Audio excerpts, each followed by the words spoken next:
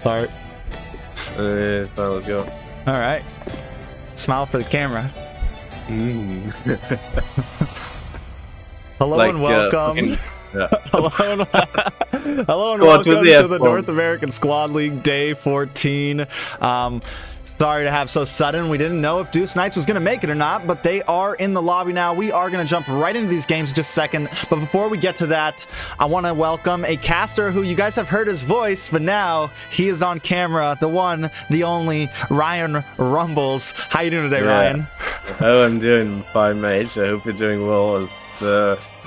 Yeah, I did find a camera, which is apparently attached to my phone, so here I am. And right, the plot thickens, and yeah, we are ready, very soon ready to jump into the game between Deuce Knights and Team Sexy, the first series of tonight, and promises to be an interesting one. Deuce Knights were just practicing; they were in the game, so let's hope they are all warmed up now.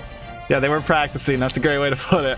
They're gonna need it against Team Sexy. Team Sexy right now completely undefeated in this season. They have taken some game losses, but have not lost a single series yet. They are the fan favorites, the one, the only Team Sexy. I mean, and they are a star-studded team. You got BTK Shark, BTK Zia, Nicolette, one of the best mages in all of NA. Then you got Sir Bossy in EXP lane. I mean, they are definitely some monsters, so I'm excited for this game. But Deuce Knights, also a underdog team. We didn't see a whole lot of gameplay from them in the beginning of the season. Most of their games were more huddled towards the end of the season, and as we've been watching them play other teams, they are definitely a dark horse currently, just coming in, been playing very well, easy peasy on jungle, we've seen him on Ling, we've seen him on Lancelot, we've seen him pick up some of these assassin picks, and he does them very, very well. So I'm excited for this game. We're not going to waste too much time since we have had some of a late start. We're going to be starting in just a second, and we're going to be jumping right into this draft. I know you're still kind of new to the league, Ryan, but if you had to give it to any team, who do you give it to right now? I mean, it has to be Team Sexy, right? They've been just so good. They just pretty much annihilated the Val as well. I think it was just last Sunday. So I'd expect a very similar game, to be honest. I mean, Team Sexy, yeah, just as I expected. Deuce Knights is they're gonna take out that Fanny, which was punishing the Val as well. So that's definitely something. Just taking out the park immediately. Shark cannot contribute with the Fanny.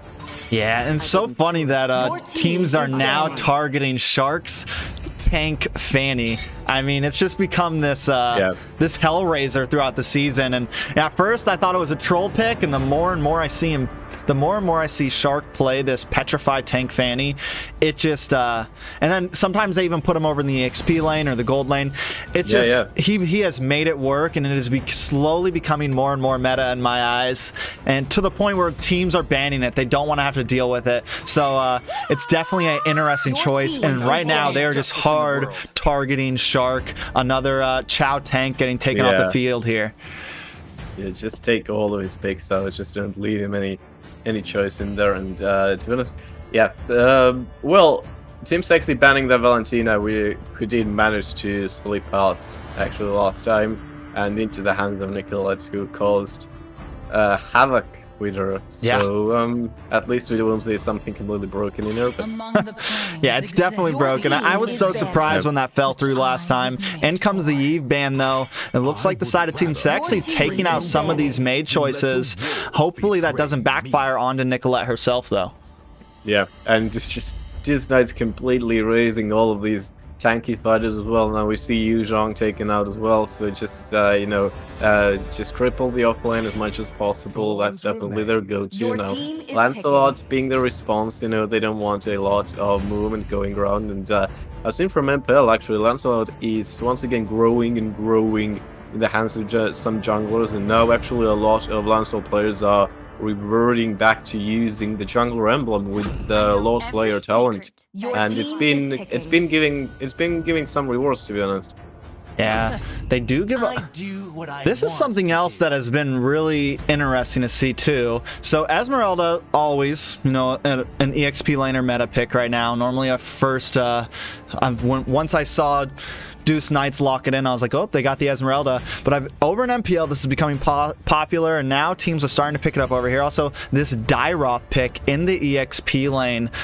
Some people are saying that it kind of counters the Esmeralda, especially in the late game. And I watched Aether Explicit. Dairoth wasn't winning in the early game, and I don't know if that's just because of the player having inexperience on it. But towards the late game, Dairoth was destroying Esmeralda whenever it was just one-on-one. My guess is Sir Bossy's probably a little better on this Dairoth than some of the other people we've seen. So that's going to be something I think we need to keep our eyes out on this game.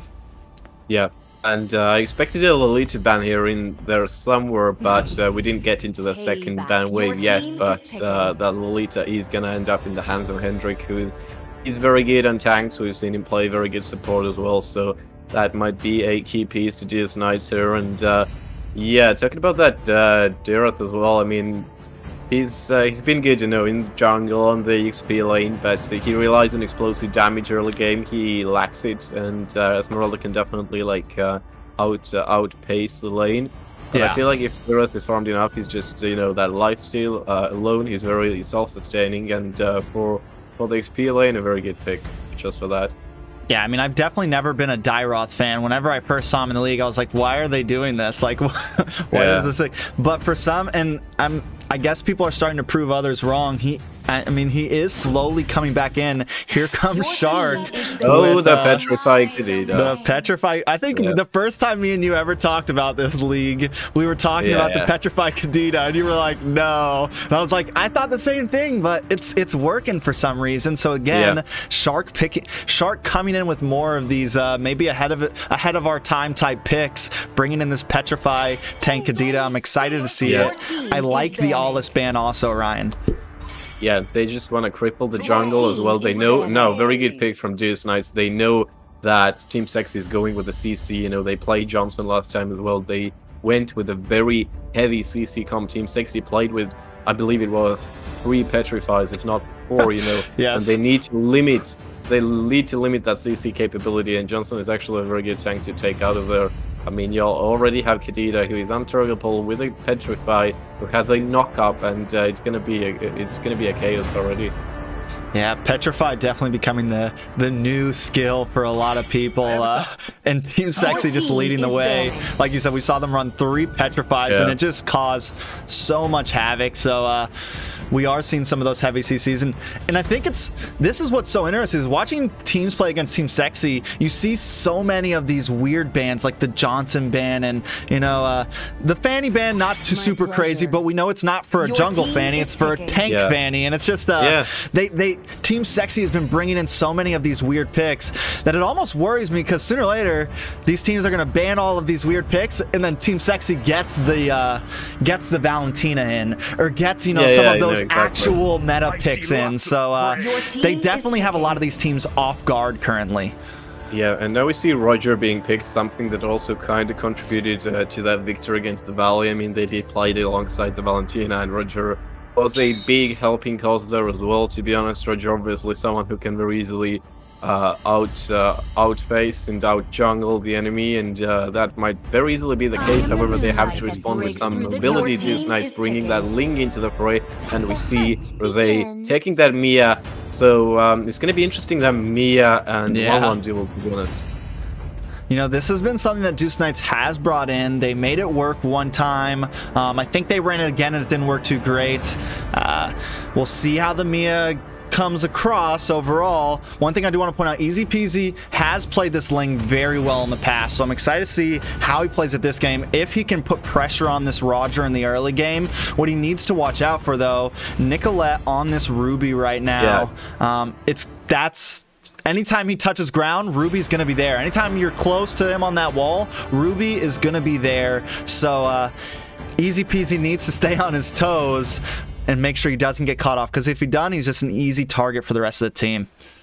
Yeah, exactly. And, like I said, going with the jungler emblem as well, like I said, it's becoming more popular. You know, it's actually somewhat sufficient these days. And yeah, like you said, I don't think we're gonna see a lot of invades early on, but they might be going for it, to be honest, because yeah, Nicolette, has the CC in hand. Ruby is obviously a very good harass support tank fighter. Everybody knows how many roles that she can fill, to be honest. And looks like Rose trying to maybe surprise Z actually on the bot lane there. And yeah, looks like buffs won't be contested for now.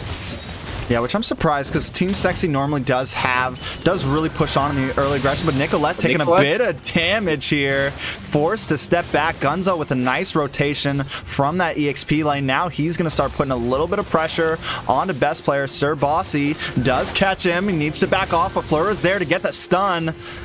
I like the aggression coming from Deuce Knights onto Team Sexy right now. Not something a lot of teams try to do against them, Ryan.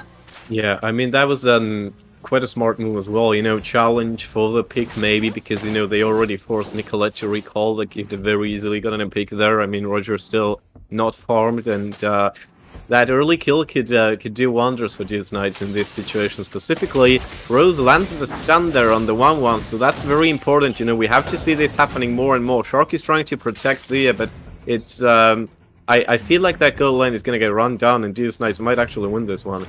Yeah, they need, and right now up in the top, though, it seems like best player's exerting a bit more of his things. Back in the bottom, though, Zia does get stunned by that Wandon. In comes Hendrix with all easy peasy with the Tempest of Blades, able to get first blood onto Zia. A nice play. Now Shark all alone under the tower. He's going to need to go back to base and try not to get caught off and have another death go down, but that is huge. I think this is the first time we've seen Team Sexy take a first blood, take a first death.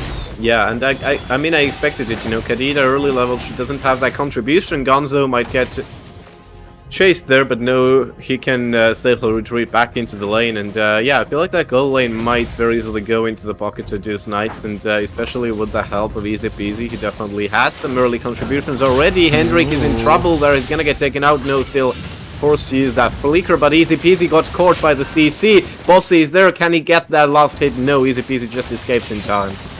Yeah, good play. I like the disengagement from both teams. Easy peasy. Like I said, he does well on this lane. He's able to get in, able to get out. So as long as he can stay on his toes, not get cut off in this early game, he can definitely scale correctly. In the middle, Nicolette with a nice I'm offended onto Fleur, but she's able to wing by wings out. But still, currently, Deuce Knights keeping this gold lead, kind of keeping pressure on the map overall, Ryan.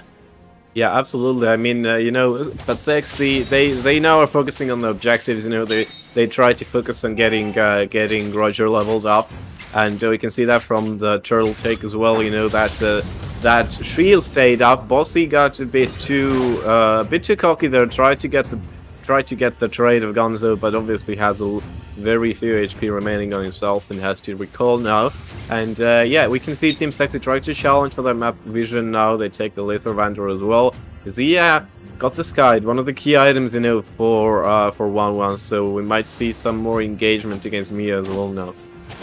Yeah, I think with that death on Zia, it is a bit of a harsh weight. Back in the mid lane, Nicolette trying to get something, not quite able to. Deuce Knights once again just keeping their distance and doing it well. But Zia's definitely going to be a little bit behind. She is. I mean, and Mia just does such a great job. Her. Oh. Yeah.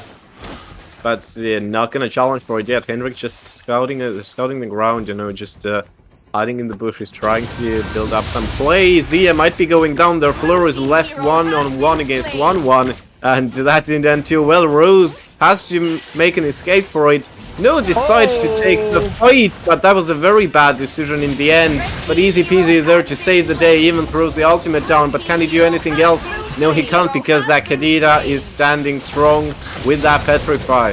A nice play from both. I mean, at first I thought Easy Peasy was coming in to save it. Wasn't quite able to. Then Team Sexy, Shark, best players show up in just the nick of time. Able to turn that to a 3-for-1 trade over the map. Team Sexy slowly stepping back into a lead position here. Able to take a tower, catch up in this gold. And all the while, Sir Bossy able to defend Gunzo. He hasn't taken a death. Neither has Esmeralda. But he's at least able to hold his lane for the time being. Yeah, they lost the gold lane turret already, partly because Fleur got to be greedy there, wanted to take that kill by himself, but it did not work out. You know, it's try to get that burst damage, but if you're like face to face with a marksman, you are gonna lose out. You're just forced to escape. Now that turtle is gonna be contested. Gonzo throws himself in there actually, but he's forced to escape as well, forced to help his teammates, and well, Hendrik's still looking for it. He's gonna get chased, but at least that turret is welcoming him. But Rose is gonna get full. Oh. In the bottom, Sir Bossy able to get a kill on Rose. That's a rough day. Now Shark just kind of popping the recalls, keeping vision. And you know, like you said, Shark did have a bit of a rough time in the early game. Wasn't quite able to put a lot of pressure on. They are able to take some more towers. In comes a bit of a fight though. Hendrik was all able to get stun on a Shark.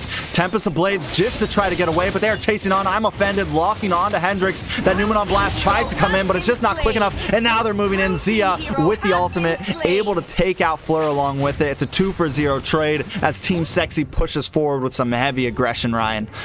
Yeah, that's gonna be a rapid fire coming in from them now. They are taking turret after turret. We see the minion wave on the bottom as well, clashing into the turret already, and you know, they are positioning themselves in two open areas. These Knights, we can see Fleur, you know, got taken out once again, pretty much dived under the turret already, and it's really difficult. We can see it again. I mean, Easy Peasy has to force that ultimate to escape, not to attack, because they don't have any control over Team Sexy right now. Nicolette falls down to very low HP, but Zia is still focusing on them. Might be falling herself, trying to dash away from the skills, but it doesn't work out. Rose is dragged in there, but doesn't even get the trade. A nice pick. I mean, in the way Easy Peasy though, from the wall takes out Zia. A nice snipe coming in out of nowhere. I mean, Deuce Knight still keeping up a little bit here. The gold lead is not too far ahead, but they need, I don't know if it's vision on the map, exactly what it is that they're falling behind in right now. But I mean, look at Shark here right now from the behind. He's going to get the knockup onto Fleur here, stops that feathered airstrike just in time. And this is going to give Team Sexy the ability to push in. Numenon Blast does come down with a nice flicker though. And a big pick off Best player down along with Shark. Easy Peasy pushing in onto Shark now. He's forced to run away, but Sir Bossy and Best player off the map. Deuce Knights now responding with some aggression of their own. They're going to take this turtle and possibly this mid lane tower, Ryan. Yeah, I mean, I just love some crisp leader plays, and Henrik is just so good on the tanks. That ultimate hit almost all of Team Sex's players, and you know, it definitely won them that team fight. We could see that Best player was already jumping in there. I mean, he's had a free farm so far, and he is doing pretty well, but he hasn't gotten the kills, so he doesn't have any real bank building up right now, so he needs to get more involved in these team fights, but it looks like Team Sexy is moving too fast forward for him to really get engaged, and Zia might be going down once again. You know, Gonzo is throwing himself in there a bit too early, but Shark as well didn't go in to capture that kill, might get taken out himself, just retreats into safe distance. Now Zia is still running away as well. Obviously Team Sexy do not want to lose that lead they have going on right now. Just a slight goal lead, but a very sure turret lead, I believe. Yeah, you know, it's been something I gotta point out. So this is the second time they've done this. They put Shark on a mage, she picks up the roam item, and then Nicolette picks up a tank, right? Like we saw her do it with the Johnson. This time she's doing it with the Ruby. But she doesn't pick up the support item. She just goes for regular build, and I just think it's so interesting. Shark doing so well at targeting Fleur now, but Zia taking a bit of damage. Rose able to get the kill. She's also starting to scale Gonzo now into this back line. Does get caught up by Nicolette's second skill. The Numenon Blast does go down, and Easy Peasy's there to clean up with that Tempest of Blades, doing a bit of damage. The double kill goes in. He wants to make it a triple on the chase, make it a quibble, make it a maniac. A full team wipe onto Team Sexy as Deuce Knights pushes forward. What a turnaround, Ryan. Easy Peasy absolutely stomping in this game at the moment, 8-1, and they are really closing in on these inhibitors now. But that Hendrik with the Lolita ultimates, man, it's just amazing to see. You know, he hit it second time in a row straight from the bush. With rogue ultimates really destroying the spirit of Team Sexy right now. They are desperately trying to pull up once again now, trying to challenge that lore take, because it's gonna be difficult. Nobody's gonna back away either, really, and if that lore knockup comes into play as well. But that ultimate once again, Nicolette is gonna get full, and Zia is going to follow up. However, they did get one trade back. Gunzo is a big part of that attack.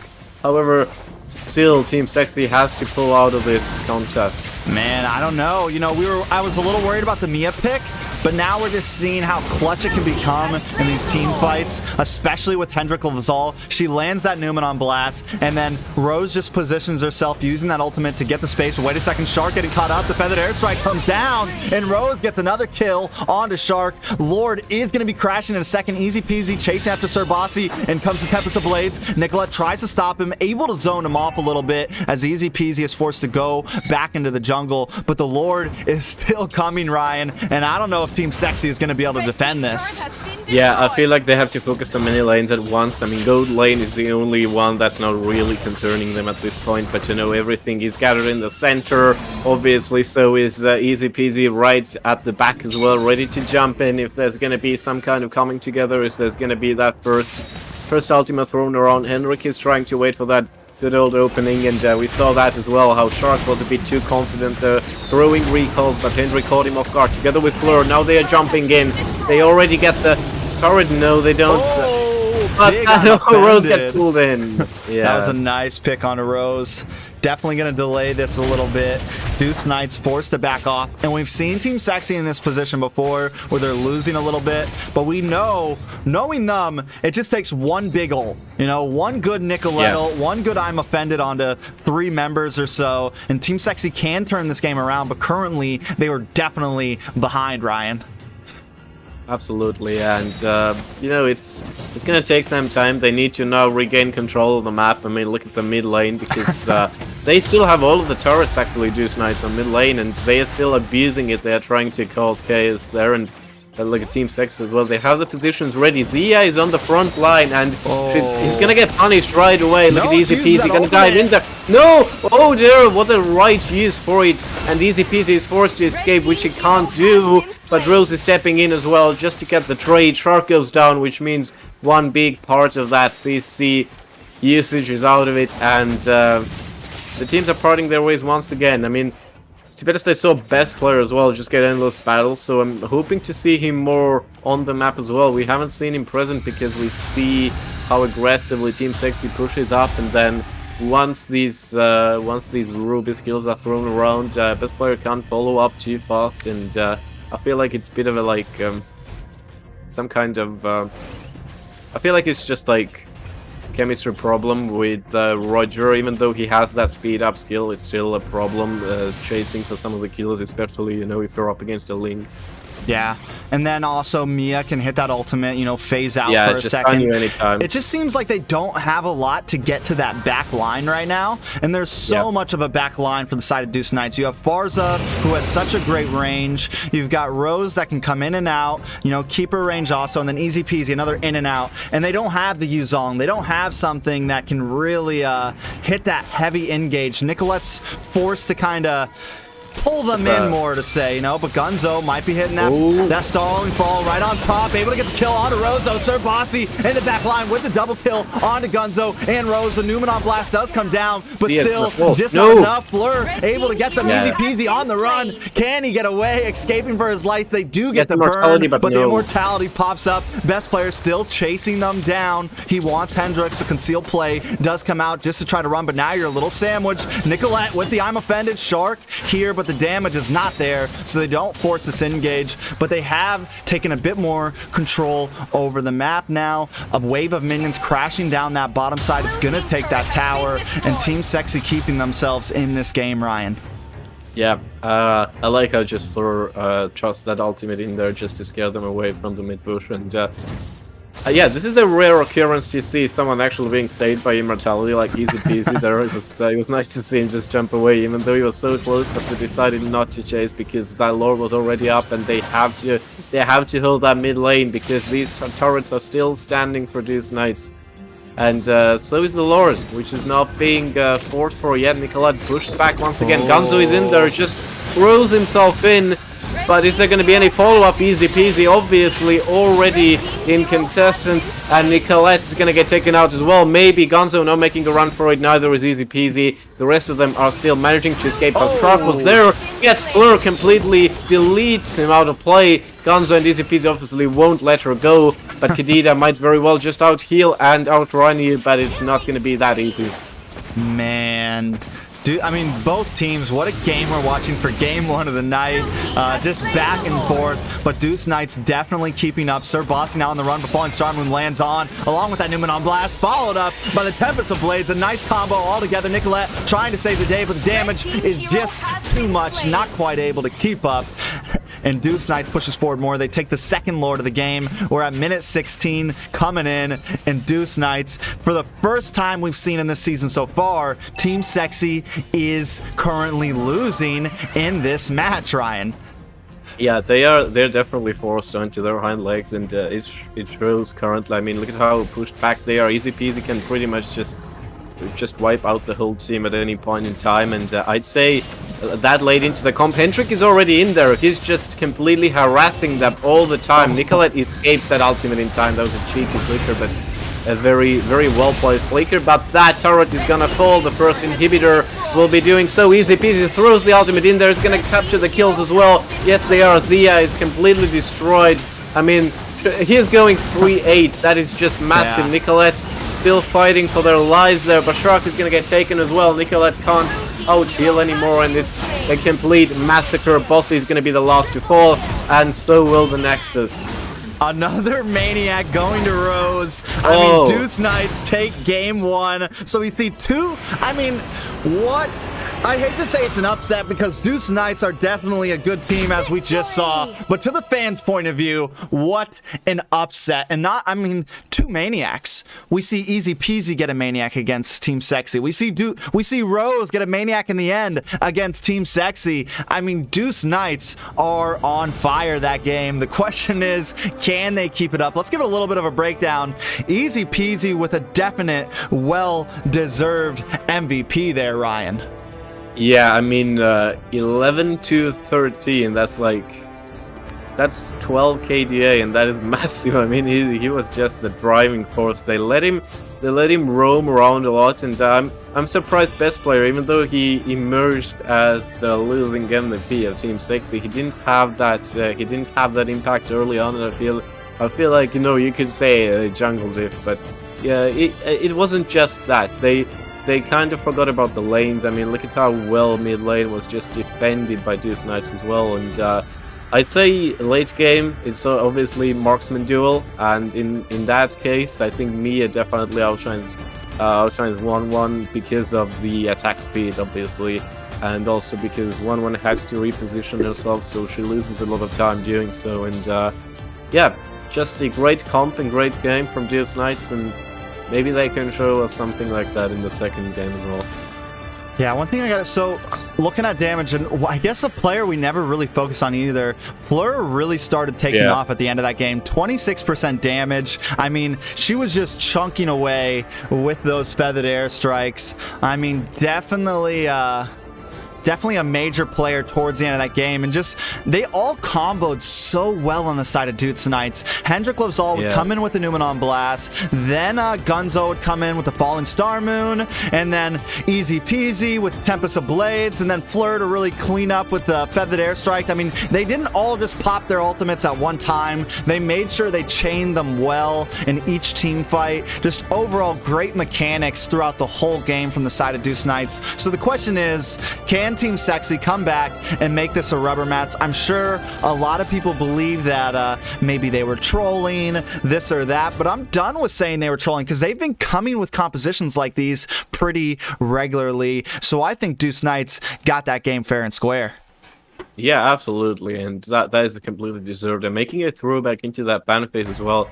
I said early on that, you know, that Lolita should be banned, and here we go. Hendrik was one of the driving forces of that game with that Lolita, and we saw Team Sexy focus on banning a lot of a lot of junglers, but in the end, you know, that Ling escapes, and it was the driving force as well. So, you know, there's always something escaping that could be the turnaround of the whole game.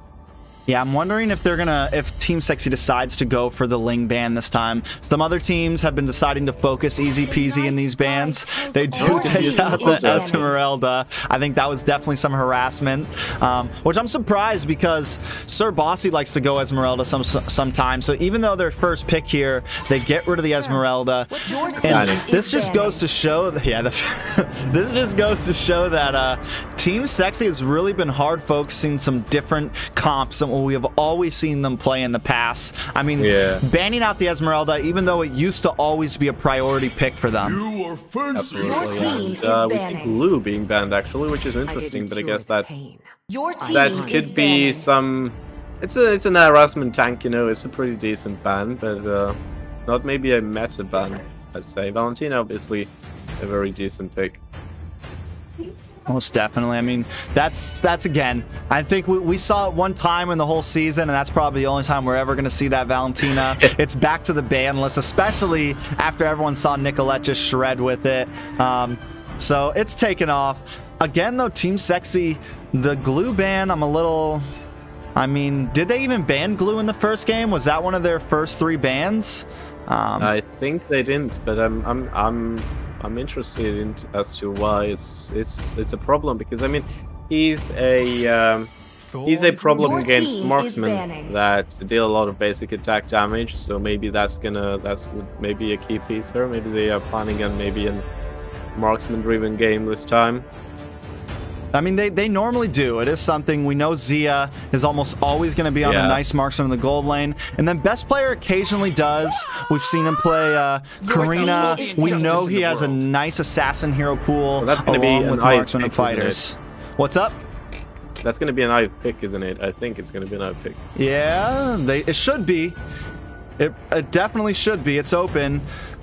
You can definitely tell it's something they're thinking about here.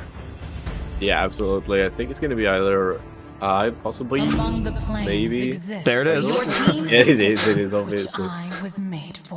You can think about it as long as you want, but I mean, if she's open, you gotta take her, and Olus also escaped the ban, at least in the first wave, so there's going to be Olus, and there's going to be Mathilda in the hands of Fleur, and I'd love to see a mage Mathilda. We haven't been seeing it a lot, but either a second support or support Mathilda with a mage build is really deadly.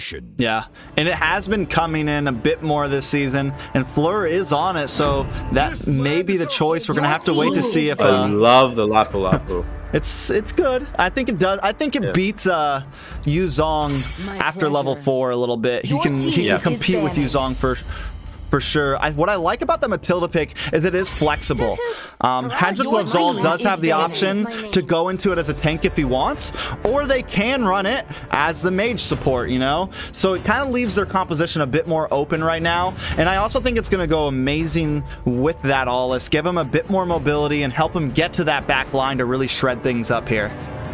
I feel like Team Sexy has some PTSD from some previous games, whatever they played, because that Diggy ban coming in as well. I know Diggy got buffed, but it's, you know, you have some more prioritizable heroes definitely in the mix, and I don't recall Hendrik playing Diggy, so.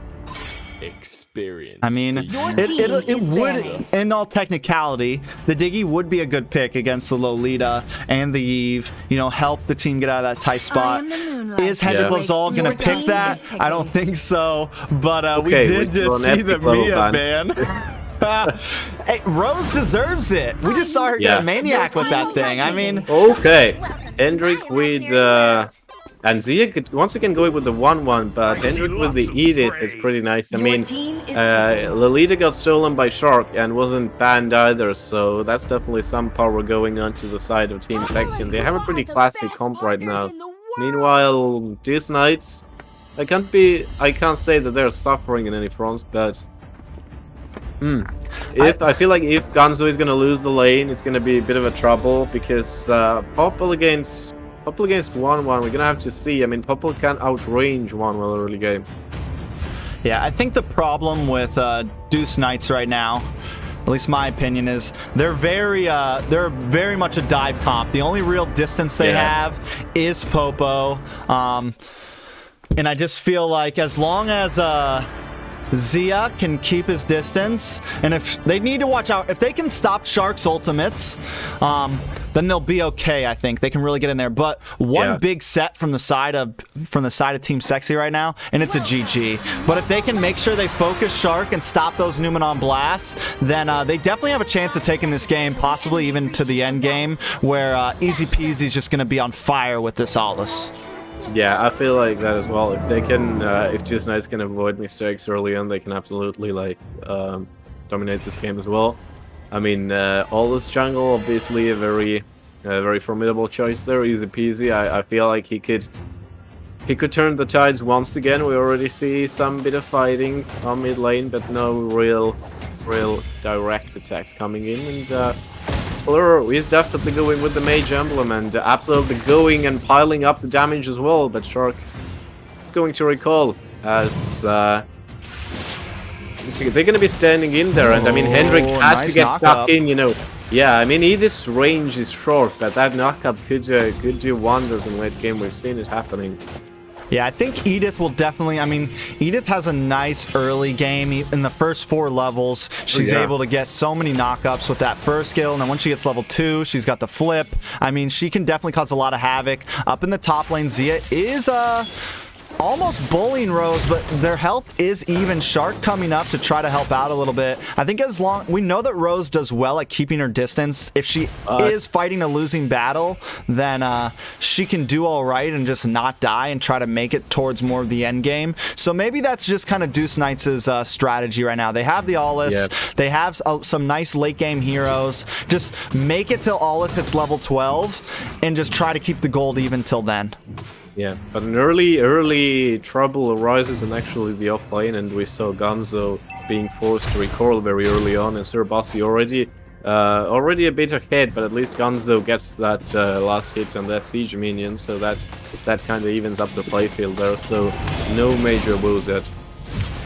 We will see, though. The first hurdle is up, and it looks like Team Sexy is going to take priority on this thing. They want to hold down. It looks like Aulus doesn't even care. He's going to go straight to Team Sexy's blue buff and try to steal that. I do like the play. Let's see how that turns on. Fleur coming in onto Shark, trying to make sure they keep a distance. Easy Peasy does steal the blue buff, and because of this, we're going to see Team Sexy go and try to steal theirs, and this is where I think we're going to see the big fight happen. Gunzo keeping them at distance as the rest of Team Sexy hovers around. Easy Peasy gonna move on to his blue. They do get a nice stun, but a big knockup. Gunzo taking a bit of damage. Real manipulation does go up, but Team Deuce Knights able to get out of that real manipulation and stop it. Fleur able to get the first blood on to best player, though. Deuce Knights once again taking a first blood on Team Sexy.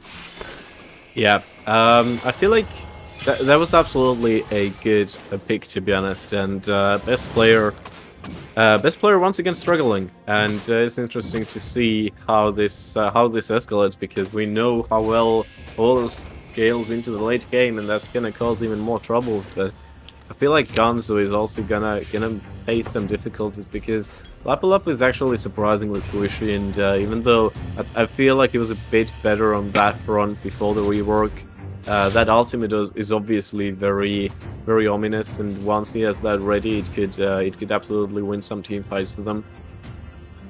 Yeah, I mean, Lapu Lapu's gonna what I think Lapu Lapu's gonna do well as is targeting that Eve. Anytime she pops that ultimate, he's gonna hit that ultimate dive, just like he would a Farza or anyone with some sort of long-range zoning thing. His job is to take her down while the rest of the team pushes elsewhere in these 5v5s. The problem, I think like I said before, the major problem that Deuce Knights is gonna have in this mid game is Shark and Zia. With this heavy dive comp that they have, as long as Zia can dance around correctly, she may be able to get some nice ultimates, and if Shark can land a Numenon Blast, it's going to be trouble, and this is exactly what I'm talking about. A nice stun onto Rose. They do get the kill. Hendrik Lazal taking a bit of damage here. Shark able to disengage. Easy Peasy's damage, that's not enough. In comes that real manipulation. Hendrik Lazal on the run, trying to get the knockup, but taken out from Nicolette.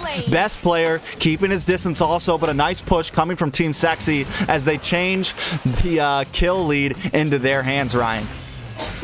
Yeah, it was I feel like it was an unfortunate fight for this Knights there. I mean, obviously, you know, once 1-1 gets that ultimate up and Fleur is going for it, is he gonna get Zia? Yes, he does. That is massive. That is massive. She gets Zia down, and you know that mage build Mathilda. That is really something. At 2-0 right now. I mean, definitely making it work, and with leading the kill board. Exactly. And I mean, is this something we definitely don't see a whole lot of teams doing it right now, but Fleur's making it look good. Fleur's been on fire these past 2 games. In the mid, though, a nice pick on to Easy Peasy, best player. Nope, Nicolette able to steal that kill away from best player. Not the greatest play, I think. I think we want best player to get a couple more kills, but Nicolette, I mean, the mages leading the kill boards. Yeah, best player, the support jungler like he was the last game as well. But yeah, you know, they saw that Easy Peasy was roaming around the map a bit too easy. I think that was just an accidental conflict there, but you know, he just ran into them and obviously had no escape there. Rose picks up the hell you call it again?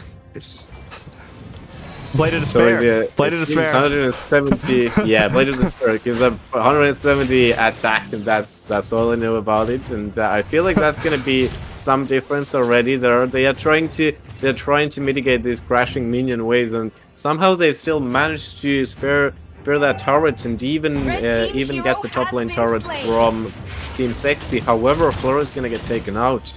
Yeah, a little overextended in that blue buff. I know, you know, normally Matilda does play aggressive, but that's normally Matilda tank, you know? You run into their jungle a little bit, you get vision. Fleur's going to need to be a bit more passive, not too crazy. Best player doing a little damage on a Gunzo. In comes Hendrix. Loves all with the conceal play, decides not to go for it. Finally does commit, gets the flip on it. Sir Bossy, but not able to get the knockup. Best player under the tower. Sir Bossy trying to get the knockup. Hendrix loves all, forced to pop that ultimate back to the mid lane though. Bit of aggression. Gunzo hitting that ultimate, not quite able to get the stun, but by focusing on the mid, Team Sexy able to get their first tower of the game in that EXP lane. Zia, though, taking a bit of damage. Rose rotating down, able to get a steal. They are back and forth once again, Ryan.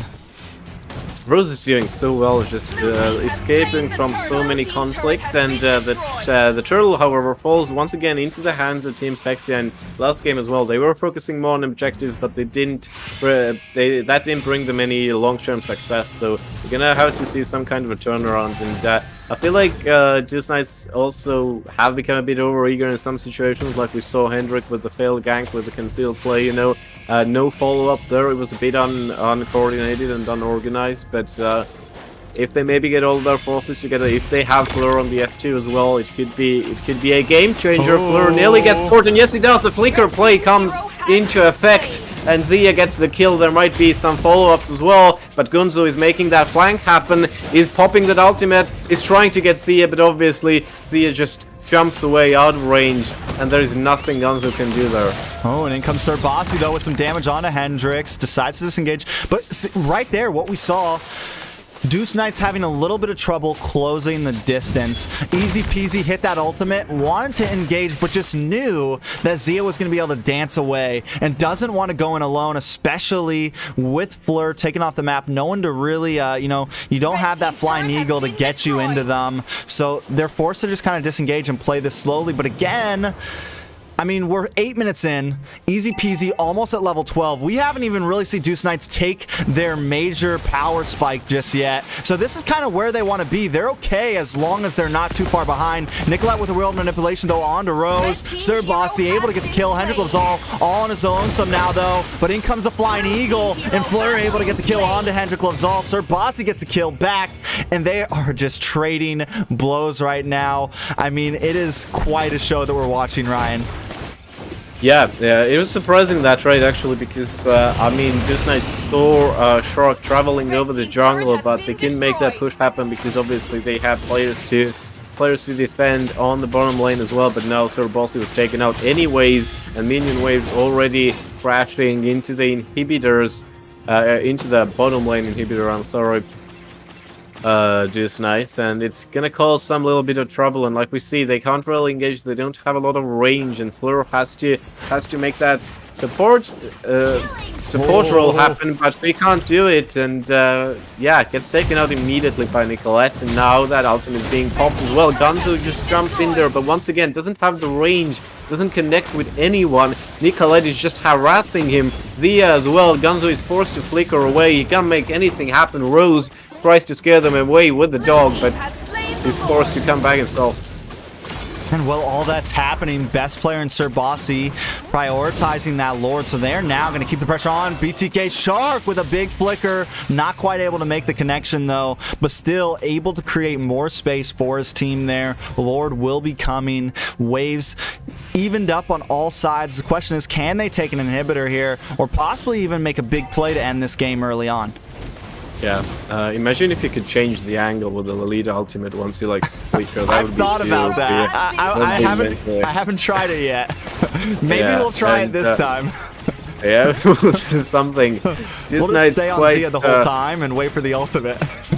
Yeah, and they've been farming a lot. I mean, look at best player. He's already almost max level, to be honest, and he's shredding these turrets, even though he's not contributing a lot on the kill board. He's still jumping in there. Now they might be chasing Rose, but I mean, it's very close to Fountain as well.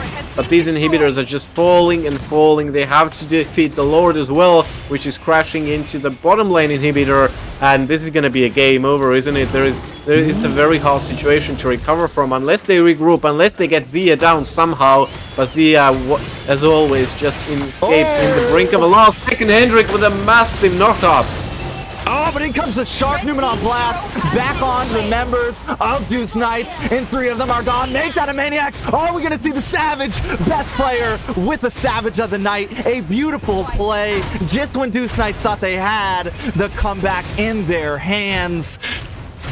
BTK Shark with a nice response, a nice bait, luring them in. They will take game 2, and we're going to game 3, guys. Oh dear, I'm gonna become colorblind after these recall fans, but yeah. It was definitely a nice game. I mean, Deuce Knights definitely poured a lot of passion into this one as well, and I feel like just a bit of an overextension in the end there. If they could have played more passively, they maybe could have won a fight under their fountain, but just unfortunate end once again. And I feel like the kill board doesn't represent how the game went. Yeah. We're with 3 kills. That's 75% of the whole team's numbers. Definitely. I mean, they looked good in the very beginning, and then I think they were just playing a bit too, like you said, a little too aggressive for the composition that they had. You know, when you have that Aulus, you really just need to play it cool, play it slow until he hits level 12, and then start pushing in. Not only that, like I said, Gunzo never able to connect, you know? It just seemed like they had a lot of issues making the fights happen, getting to that back line, and Team Sexy continuously able to keep their distance. And even that final play, Hendrik Lovzal jumps in. We think we see this huge flicker play, but Shark is sitting in the bush waiting for that move, hits the nice Numenon Blast, and then it's just a huge comeback for Team Sexy to finish the game right there. Yeah, it's hard to say who played the better Lolita. Shark definitely contributed a lot here as well, but I feel like, you know, Nicolette obviously poured a little bit in there as well. Best player was shredding turrets, and Zia constantly harassing them, baiting Gunzo out, who couldn't do nothing in the end. I mean, look at his build as well. It just it can't complement anything really, and yeah, Fleur as well. Even though we're looking at a post game, he was falling a lot behind Nicolette already as the natural output, damage output on the field is already weaker, so.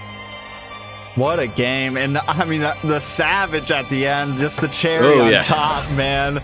Best player just got, they knew the time, they knew it was there, they knew they could finish. The blood was in the water, and this is what you see from Team Sexy all the time. One play can just change everything. And they already had the lead the whole game, but they make that one play turn into a team wipe so fast. So we are now jumping into game 3. Let's get back to this caster's desk. The question for everybody is, let us know in the chat, let us know what you guys think. Who takes game 3? We saw Deuce Knights play an amazing game in the first one, completely dominate Team Sexy, and this time we see Team Sexy completely dominate Deuce Knights. So it's up in the air for me, Ryan. How about you? Yeah, it's been really fun, and I'm interested to see what the third game brings, and especially the ban phase, honestly, because we've seen some targeted bans, we've seen some stuff slip by, which have caused troubles, and obviously the tank and support picks, which have been very important as well in the big picture. So easy peasy this time being the first to ban, and I'm guessing it might be it's still the Fanny ban. I was hoping a mage ban, but it's hopeless. It's all the usual. So, does Team Sexy just keep doing the same things? You know, yes, they did amazing that game 1, but they did have first pick. They were able to get Shark on the Lolita. You know, they also got the Eve in. I don't think they definitely don't just want to they don't want to let Deuce Knights catch them off guard. Deuce Knights definitely proved themselves in the first game. They need to bring their A game to this ban phase here. And Lolita is banned altogether now, so no Lolita whatsoever, and we might be seeing some kind of variation now. I'd love to see what kind of tanks are being brought into play. Maybe we'll see Johnson again if he's not getting banned. That would be some nice spanner being thrown in the works there. And that Mia is gonna be the first ban from coming from Team Sexy, actually. They're really scared of Rose. I mean, I don't know. I don't even know what to say about that. Like, I don't think I ever expected to see a Mia ban here. To see a Mia ban in League, but I guess Rose has proved a competitive Mia ban. But the Maniac did, you know, it was scary. Rose does make it work. She's able to hold off in the early game, and you know the problem with Mia is you're worried she's not going to be able to hold her own solo in a gold lane. But Rose is able to complete that task and complete it well. Your team Valentina is going to be the last ban. They are squeezing her out. Just might be scared that just maybe somehow they are gonna steal it. Deuce Knights being the stealing side, but no, Ive is gonna be the first pick for Fleur. So at least one meta mage is being stolen. Yeah, that's scary. Honestly, I feel like Eve or Ive or whatever you guys want to call her. I feel like she's a big she is a playmaker no matter what team she is on. I've seen plenty of games go back and forth, and pretty much whoever had the Eve was able to take the game in the end. So this is what I meant. Team Sexy needs to be careful about what they give up in this banning phase. They do give up the Eve, but they get the glue and Shark on the Chow, so that is kind of big. Yeah, that Chow escapes, and Lancelot also escaped from the banning phase, at least the initial one, so Easy Peasy is gonna lock that in nicely, and yeah, a bit of an out-of-season skin, to be honest. I hope he's gonna change that. Your team is picking. We are, but the Phobius response for that Chow. And not only this is really going to limit what Zia can choose and what best player can choose for their picks. I don't think we're going to see a 1-1 this time. We do still have Clint open. We still have plenty of other marksmen open. I honestly think a Popo would do decent against a Phobius. He doesn't have any dashes. Popo so we'll see how it goes. And Beatrix are very strong against Phobius because not only they can outrange him very easily, you know, they have that burst damage in the end. And I feel like Phobius is a very hit or miss hero to choose so early on, but they might be able to hit the mark with this one. I mean, Rose will be most likely going into the goal lane straight against the marksman with this, so let's see how this is going to be played out. A Franco ban is coming from Team Sexy. Again, Team Sexy really doing these different picks. What I can say is Franco has started to make some popularity, not only here in NA, but over in MPL. Some teams have been occasionally banning him. And I think maybe we're going to see best player pick up an assassin here, maybe pick up a Ling or something like that, and he just doesn't want to get hard countered here. Yeah, they were scared of that Brotherhood double tank setup like Gunzo and Henrik. Gunzo and Henrik might play it, you know. You never know what's gonna happen. But... I love the dry humor from you, man. I love it. Your team is picking. But yeah, like I said, Beatrix is an excellent counter for Phobius, and we will be seeing that. We've seen that in the pro play as well, and that's gonna melt Phobius down, and he won't have the range early on. And unless they're gonna support him, unless they have great support and tank now, it's gonna be really difficult to make anything happen. But Gonzo is gonna go with the Clint now. I mean, So it's a good pick. Yeah, so which begs the question, will Rose be the roamer instead? But Hendrik already locks in the Mathilda, so honestly that comp is all over the place. Rose is gonna go EXP lane. Yeah. Most definitely, and since the whole Yeah, marksman Cho, yeah. gold lane thing came in, Cho's gonna be tank. We're gonna see that. We're gonna see Sir Bossy in the XP lane with that glue, which has become like glue's almost always been the XP lane recently, everywhere. Phoveus also, especially, you would think that Phoveus may be gold lane possibly, but ever since Marksman took over in the gold lane, some of these offlaners that used to, like even the Esmeralda, who you used to put in the gold lane, has now moved on to the XP lane because there's just no space for them when you got a Clint or you got a Beatrix or something that you need to get the gold, and the teams make it work. But honestly, I think this is going to be a tough game for the side of Team Sexy. Yeah, definitely. And I'm in the boat of like playing heroes like outside of their usual lanes. Like I'm gonna be the grandpa on this, but I remember when Guinevere used to be played in gold lane, and man, she wrecked it there, and now she's gonna get like a slight rework as well. So we might be seeing Guinevere actually some kind of a meta change, some kind of a push in the meta as well, where we might see a bit more like ranged fighters on gold lane. But yeah, I'd say it's an equal matchup. The more scaling one might very easily be I think Juice Knights because of the jungle, but we have to see. Yeah, I mean, both teams, it's definitely, I think when it comes to early to late, both teams have nice, I mean, you got the Phoveus and you got the glue. Ooh, Shark trying to get something here, takes a bit of damage, but we're definitely going to see Shark play aggressive on this Cho. But you got the Phoveus and the glue for late game sustainability. You got Clint and Beatrix for late game damage. You know, both mages, definitely, I think we're going to see took so much damage actually there from Sir Bossy, but just manages to escape, and that's definitely going to be abused. But Zia already being surrounded, gonna get taken out? No, not yet.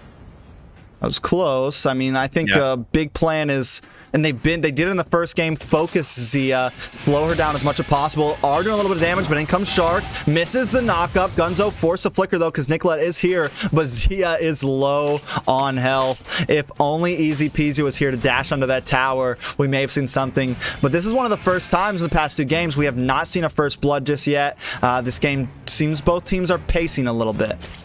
Yeah, instead of first bloods, we've seen first recalls up and a lot, and we've seen it every game now. Shark actually rotated all the way back towards goal lane now to help out Zia a bit, who is playing on the sniper rifle, so at least it gives her that range benefit, but it's slow on the reload. She could be caught off guard there, but right now they are rotating off from it because Gonzo is making his way back there. Oh, we have got a pause. Wait 1 second. Pause from the side of Deuce Knights. We're going to see exactly what's going on here. But while this is happening, it will give us a bit of a time to break things down. And I think, you know, you said that Deuce Knights kind of had a bit more of a late game opportunity, and then I responded with, I feel like they're both pretty even. I think one thing that might actually give Deuce Knights the late game advantage is Fleur on this Nicolette. I mean, it's Fleur not on this Nicolette. Fleur on this Yves, because I feel like Lilia has a bit more of an early game advantage, to where everyone else on each team kind of has even scaling lane wise, but I really think that Yves is going to be possibly one of the most pivotal points in this match right here. Yeah, I feel like that as well, and I like seeing like these long range tills on mid lane with a lot of wave clear. Like, you know, Lilia has obviously like Ive has to some capability if she's standing back, and it's definitely a nice matchup. And also Nicolette going with the early game advantage as well. I mean, we see the shop talent actually, magic shop talent actually being used by Nicolette, so trying to get that early advantage, trying to win the lane, trying to get a lot of damage there, and I'd like to see if they actually establish that early dominance as well. And now the game is being resumed, so We are back in the game. Gunzo now all alone in this gold lane. Shark coming in. Is he going to be able? He does get the knockup. This is going to be bad for Gunzo. They are on the chase, and they're going to get that first blood. This is the first time in the last 3 games we've seen Team Sexy get first blood, and it looks like Deuce Knights deciding to opt for the turtle instead, zoning off Sir Bossy as Team Sexy closes in on this tower, and they're going to take a lot of gold plating, possibly the whole tower with this push. Man, they really used Gunzo as the bait to get the turtle, huh? That's really sad to see. But I mean, maybe that brings him some kind of blood. And Nicole falls, doesn't know, still gets away, does get the heal as well. Zia running away together with Shark. They're all dwindling on their HP side, but they get away in time. And still, with all of their bits and pieces intact. All their bits and pieces intact for sure. Back in the bottom, though, Zia does get a nice sniper shot onto Hendrik Lozal. And back in the top, Sir Bossy gets a kill against Rose. So a member on each side of the map does go down for Team Sexy. We're now looking at a 3-0 lead to the side of Team Sexy here. Oh, and Easy Peasy was put under so much pressure there. He's gonna get slowed down and gonna get harassed under the turret. Sir Bossy is gonna tank the tower shots, but Easy Peasy completely outplays him. That was a nice play. I mean, with the phase out, tricks them both into it. But in the bottom, we have to point out, Team Sexy responding with a kill of their own onto Gunzo. And I personally feel like at this point, you're putting Zia very ahead. You've gotten all that gold plating onto Zia. You're sitting at 1-0, and on this Beatrix scaling early, it's going to look good towards Gunzo on this Clint sitting at 0-2. Your endgame security for the side of Deuce Knights is not looking too hot right now, Ryan. Yeah, I feel like Deuce Knights, they don't know which lane to focus on. It's all over the place. Zia, obviously frustrated from the last games as well. Even though did well on the 1-1, wasn't so high in the kill board, couldn't do much to contribute really, and now has got the farm already, doing very well on the sniper rifle, from safe distance from everybody, and Gunzo really unsupported as well on the bottom lane. Now we see Hendrik trying to make some initiation happen, but obviously Team Sexy has everybody in position already, and it's really hard to make these picks happen. Nicolette trying to pushing that Gloom and Doom up and up towards them, but nothing really following up. They are trying to get the turtle at least, but their jungler is not there. Best player is all the way back, still trying to make his way onto it. Deuce Knight's not really contesting it either. Now Zia has moved all the way up to top lane and gets Rose down, and that's massive. Like I said, Beatrix can so easily outplay Phoveus, it's not even a question. Yeah, now they're pushing in this jungle. They're going to eat up this red buff. And this is a spot you don't want to be when you're facing Team Sexy. A 1-5 lead. Even when they have a deficit, they're able to keep up. So them with this gold lead right now is going to be a scary position for the side of Deuce Knights. Not only that, but we now are, like you just said, Zia's in the XP lane now. And she's just going to keep pushing that lane until she can take the tower. And then we're going to see her all over we're going to see Zia all over the map, which that's when things are really going to kick off. We're only 5.5 minutes in. Let's take a quick look at some of these items. Zia has locked in that Blade of Despair. Chow working in. He picked up that first part of Anti-Cuirass, but now it looks like he's going to switch over to Dominance Ice and start filling out on that. Eve hasn't even gotten in any of her first core items yet, so Deuce Knights definitely a little behind on some of their builds here. Yeah, absolutely, and they are really suffering right now. It needs to be some kind of critical turnaround for them to really make something, to make them get something out of this game. I mean, they've only lost 1 turret, which is a good sign. Hendrik put under a lot of pressure there. Nicolette really plays nicely around with the Doom and Gloom, but it's so hard to get around everyone and get that damage onto every player. So yeah, I feel like there's still a certain amount of map control in the hands of Deuce Knights. We can see them pressing up mid right now. They could challenge for a pick even, but Shark is so good on the show. It's just pushing them back. No real follow up needed. Just yeah, I think they need to buy a little bit of time.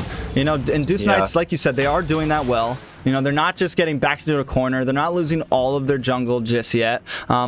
Turtle is going to come back up. Team Sexy is definitely going to claim this. But if they can buy a little bit of time for Phoveus to really wreak havoc onto this show, wreak havoc onto this Roger, They might be able to do something here and then try to get Clint back to even. He is at 0-2 right now, but once he gets that Blade of Despair in or whatever else he's assigned to work on, or he's got the Endless Battle, we are seeing a bit of a fight though. Sir Bossy in the back line. Nicolette might be overextending, hits those black shoes, back to full health, and Phobius decides to not use that ultimate, being very, very patient with it right now. Yeah, I wanted to say that a bit of a fight was an understatement, but there was really nothing happening there, but we can see something happening now. Rose is gonna get taken out. He's 0-3 and he hasn't been contributing really that much, and he was struggling already on top lane, and a nice dive coming in from Easy Peasy. Just get Nicolette out of the fray, who has been harassing them a lot, just creating these open spaces and funneling them into certain areas. Easy Peasy tries to get someone else, but best player just getting out in time, getting that roll, and meanwhile the follow-up is coming along. Easy Peasy can't find anybody else, and yeah, it's looking very difficult for these Knights to get the damage up, because Gonzo is far behind as well. I mean, comparing to Zia, it's difficult. Yeah, it's definitely difficult. And I mean, that sniper shot, wait a second, Rose taking more damage, tries to use that ultimate, hits the flame shot to proc it once again, but it's just too much. Sir Bossy on top of him right now. Fleur does come in with the roll manipulation, but Shark is there to stop it instantly, immobilized, and now you're going to get taken out, but Easy Peasy doing a bit of damage, able to take out Sir Bossy. Nicolette goes down 2, and Deuce Knights now putting the fight into their hands. A nice comeback. Zia and Shark a little low on health. Best player forced to go back to base. Deuce Knights trying to survive into the long haul of this game, Ryan. Yeah, this is it was a pretty bad, it was a pretty good short-term comeback from Deuce Knights right now, and I feel like, I mean, Rose, you know, it doesn't have the damage. Phobius is one of these fighters who is really much build dependent. You have to balance out the defensive and defensive items, and right now he doesn't really have it, even though has the magic shop talent, you know, could unlock them earlier, but just can't contribute that much. Even if you have the ultimate, you know, only a few knockouts here and there is not much, and there is a big fight going on. At least Easy Peasy gets the lore, still has a sliver of health left, but that's gonna be taken out by Nicolette, and rest of them might be falling. Nicolette still bullying them, and Zia follows up, gets Rose out of fray as well. 0-5 for him, and it's looking very depressing for Deuce Knights right now. They are being harassed everywhere. Shark is still trying to sneak up in there as well. Best player chasing them away. Yeah, I don't think they did get the Lord though.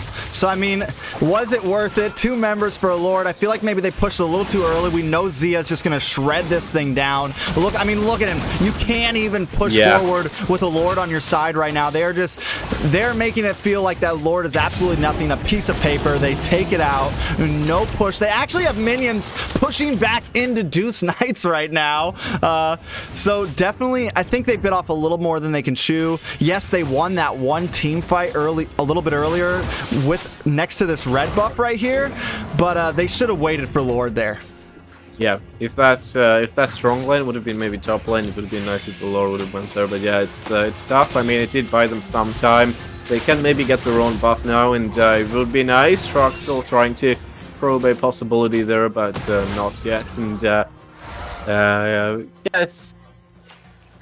it's difficult. I mean, Deuce Knights pretty much standing strong right now. They are in a standstill. Hendrik really trying to bait them out. That no working out too well. Z is still on the sniper rifle, and these shots so late into the game, they can really leave a mark.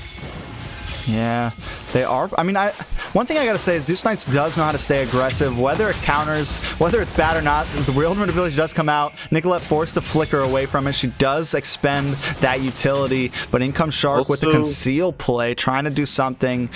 Deuce Knights still keeping up, though. I mean, I don't want to just call the game just yet, Ryan. Yeah, Nicolette was also forced to use her ultimate, actually, surprisingly, so she can't contribute too much. This actually has to be in the back line now. Sir Boss is getting in there, puts that ultimate onto them, but he might get out damaged. Meanwhile, the fight is broken into separate parts on bottom lane, and Sir Boss is not being falling yet. He's gonna get chased down by Hendrik there, as we can see. Rose gets taken out. Zia is just relentless right now, but they don't even get Sir Bossy, so there was really no resolve in this fight. Yeah, I mean, Zia's just... Rose did a great job there, able to split them up, but he just wasn't able to get the connection with Zia enough. The dash, the flicker, Zia able to keep the distance and then eventually take Rose out. So yes, you get the kill on Shark, but that's not enough for these fights right now. Someone needs to take out Zia. He's sitting at 5-0 right now. I mean, just a complete monster on this Beatrix, and we can see that it's starting to become a huge problem. And looking at Gunzo on this Clint, I mean, you've been practically useless this whole game, and that's definitely an issue. He needs to step up a little bit. We are getting into this 13-minute mark. The second Lord is up, and I'm wondering if Deuce Knights is even going to try to contest this. Rose keeping him a bit of a distance. Does hit that ultimate, comes into the back line, easy peasy with the puncture through. Able to steal the Lord. A nice play from Deuce Knights. Zia does take out easy peasy, and it looks just like last time. 2 members do go down, make that 3 for the price of 1 Lord. I don't think it's a good trade. More like 4 members. Fleur all on her lonesome. Team Sexy may be able to finish this game, but Fleur Lord can even push back. Yeah, and they're definitely going to put that turret under pressure as well. Obviously, Fleur cannot stand her own ground there, and I mean, yeah, that was a massive fight. As soon as they saw Rose putting that ultimate up, they just stood still, waiting him out, just taking him out because he doesn't have any damage there, so it was very, very easy, and still trying to fight for a second, their lives, and he was close. No, too much damage, just too much damage coming in from Team Texas. Yeah, Team Texas. Team Texas. No. Team Texas. Team Sexy have won the series 2-1, and what a series it was, to be honest. Yeah, a great start to the night. Definitely epic. Zia, a well-deserved MVP for that last series in the night. 7-0-5, Ryan. I mean, just played a phenomenal game. Yeah, and I mean, Gunzo was completely banished from the bottom lane as well. He got harassed so much early on into the game, it was really difficult for him to make any sort of comeback happen. We saw him resort to like single jungle creeps trying to clear a very stray minion wave, but it was really difficult. And you can see from the goal lead basically of Team Sexy as well how far they managed to go, even though the game ended in 14 minutes. Yeah, I mean, they tried to keep up. And Rose did start doing some damage towards the end, disrupting those fights, but the problem is everyone else on our team, you know, Gunzo, one of the major, like you said, a lot of the other players just weren't able to scale with him when he needed them to. So it just kind of felt like the composition fell apart a little bit. They weren't able to keep up, and once Team Sexy got that lead early on, they just capitalized on it and kept pushing forward, rotating Zia around the map, and just slowly picking them away piece by piece by piece. Team Sexy with a well-deserved win there. Yeah, I feel like Nicolette did a good job as well. I mean, gotta be control of a lot of areas. You know, easy peasy can't make these dives happen with Lancelot, because as soon as he gets out of his skill form, he's gonna get damaged, and there was a big problem as well, because Easy Peasy just didn't get a lot of kills,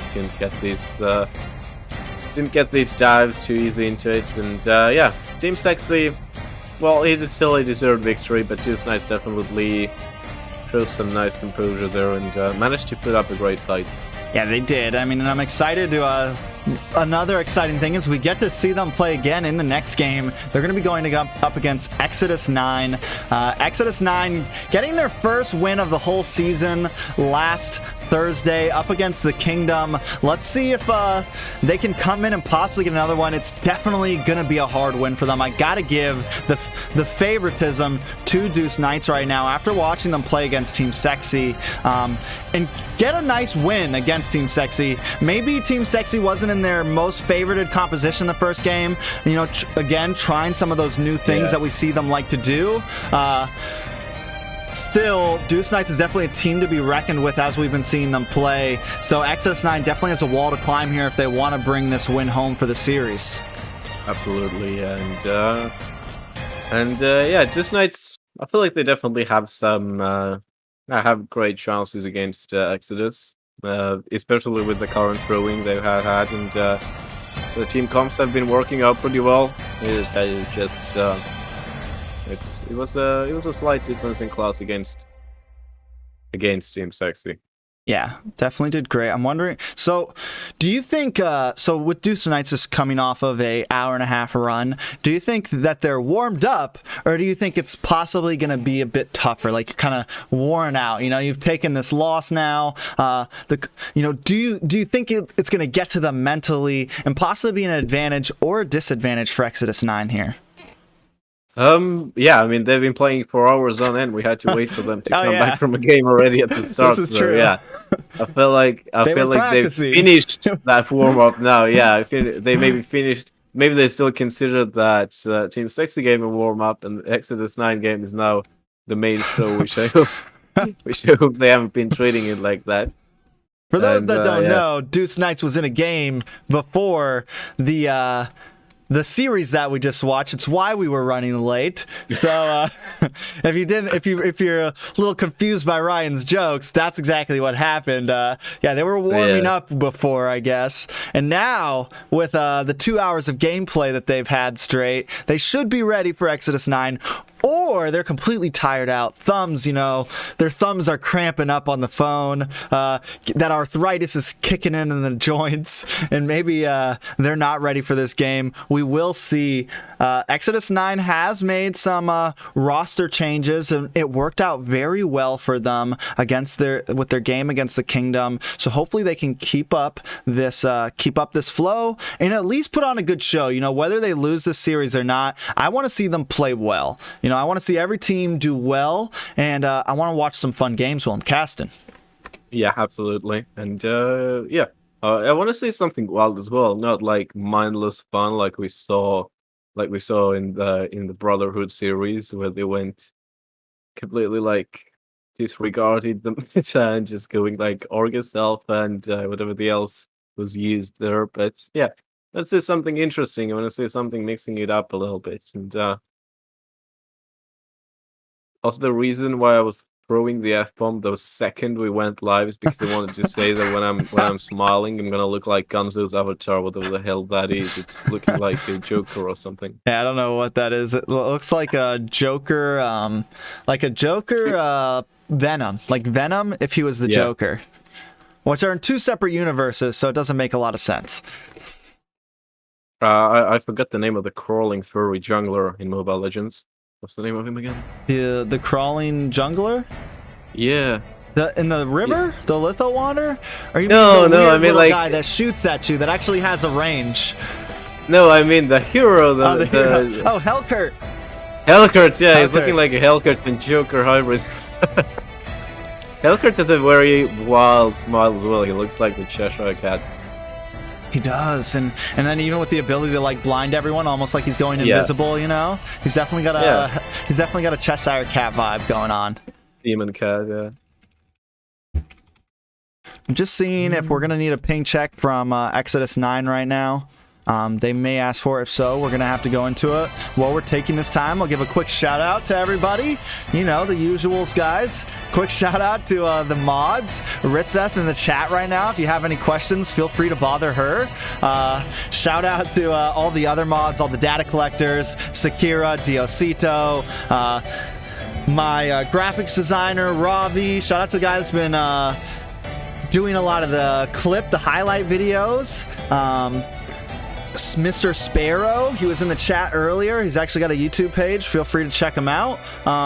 Shout out to the casters, Ryan, Ben, G the Akayo. All you guys, I really appreciate it. And most of all, big shout out to our major sponsor this season, and that is United Farmers X. They are a cryptocurrency company that are trustworthy, if I could say. They're completely transparent. They can They're made by a group of people who are tired of getting rug pulled on, betrayed, tricked, lied to. And what they bring to the table is a very transparent company. They have a Discord channel, a subreddit, pretty much any social media outlet you can think of, you can jump on and ask them plenty of questions. So if you're into making some passive income, feel free to check them out and ask them some questions. If you don't know anything about crypto and you want to learn, they also have people to answer that for you. So they have sponsored the whole prize pool this season. They are interested in getting involved in esports and other charities to donate to. So make sure you give them a check out. Make sure you give them a shout out. Thank you guys for supporting. We are going to be jumping into this game in just a second. The team's just getting their lobbies set up. I'm ready for it, Ryan. I'm ready for it. We had a wonderful first series of the night, and I'm hoping we keep seeing that fire as the night progresses. Yeah, absolutely. And I'm hoping for a fight from Exodus side as well. I mean, they've had some inconsistencies. They've had a forfeit recently, so let's see if they can continue that climb as well, because they have a big victory, even though it was against the Kingdom. I'm not downplaying the Kingdom right now, but you know. You're downplaying the Kingdom. It's like, I'm not downplaying the Kingdom right now, but anyways. We're the casters. We're supposed to be true neutral, you know. Very true. As we what is? Someone from the chat said a shout out from the Philippines as well, and I'd like to say shout out to Philippines as well, because without Philippines, Mobile Legends wouldn't be probably half the size it is right now. So. This is true. Big shout out to the Philippines. Bring some more viewers in from there, that side. Big shout out to everyone who's to the viewers and the fans, man. Thank you guys for watching. We do have a GoFundMe going on also to everyone that's donated to it to help support the league. We really appreciate it. Seriously. We had a person become our first member of the YouTube channel. Thank you for that. So yeah, thank you guys. We really appreciate all the support. We are going to be jumping into this ping check right now. And then the game will be starting. Ryan, if you need to take a water break or anything, feel free to do that now. Yeah, I have my monster poured into a glass right here. Oh, he's fancy. Put the pinky out. Put the pinky. Your team is banning. Well, okay, I nearly choked on my drink because the first thing we see is a Raphael. This isn't the real. This isn't the real. Okay, yeah, I was so confused. This is the ping check. Yeah, you even warned me, but I was so focused on it. He was like, "What's going on? Export me a ban." Hey, we've seen Rafaela played a lot, to be honest, and not sure what series it was, but we saw Rafaela being the chasing role a lot. I don't think it was Team Sexy, but it might have been. We have seen Rap. Well, honestly, I'm surprised we haven't seen Rap. I mean, we've seen her played, but not as much as I expected this season. You know, we also haven't seen the Estes played as much this season. It's just, I feel like those two compositions with the Rap or the Estes just never really made the full connection over here in North America as they did overseas. I mean, some teams did play it occasionally, but just not as much as you see in MPL or as we saw in M3 from teams like Blacklist, you know? Yeah, I mean, going with like two true supports, it's always tricky. You need very good team understanding, and you need some complementary heroes here and there. Let's go out and relax. Your team is picking. So, as we're jumping into this, if you're in the chat and you have any questions, feel free to ask. We have a little bit of time before we start this next game. Yeah, we're just gonna kind of bide some time right now. Let's take a look at the standings real fast. Some people were asking about it earlier. I haven't sent it to you yet, Ryan, which is something I should have done and I forgot to do. Sorry. Which thing exactly? The standings of the league right now. Let me just send it over to you so you can at least see it also while I have it up. So currently, we have seen Area 77 finish all 10 of their games. So the points... Oh, that's the wrong standings. Sorry, that's week 1. I sent you the standings at the very beginning of the season. I was just looking at teams who have like dropped out, and I was like, "Holy what? Magical unicorns! Who is that?" So as you can see, Team Area 77 has finished up their season. Technically, they're gonna have a 2-week break until playoffs, essentially, and they have finished the season with 22 points. Team Sexy close behind.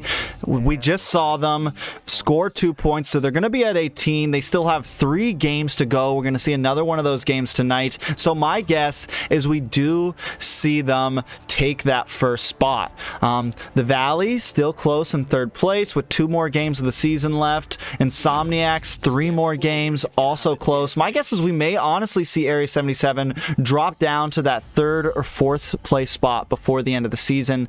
But the real positions that are up in the air right now are that number 5 and that number 6 spot. The Simpsons really fighting Aether Explicit for this position, both of them sitting at 11 and 12 points.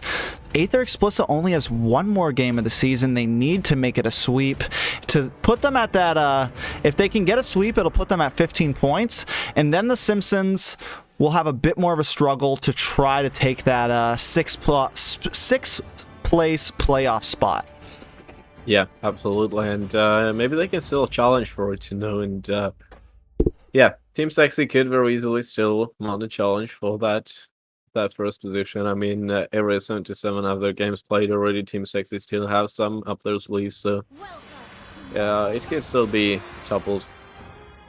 Now, in the bottom of the standings, we got, like I was, the team that we're watching right now, Exodus 9, finally gets their first win, puts them at, oh, I got confused because of the ping check. I heard First Blood, and I was like, what?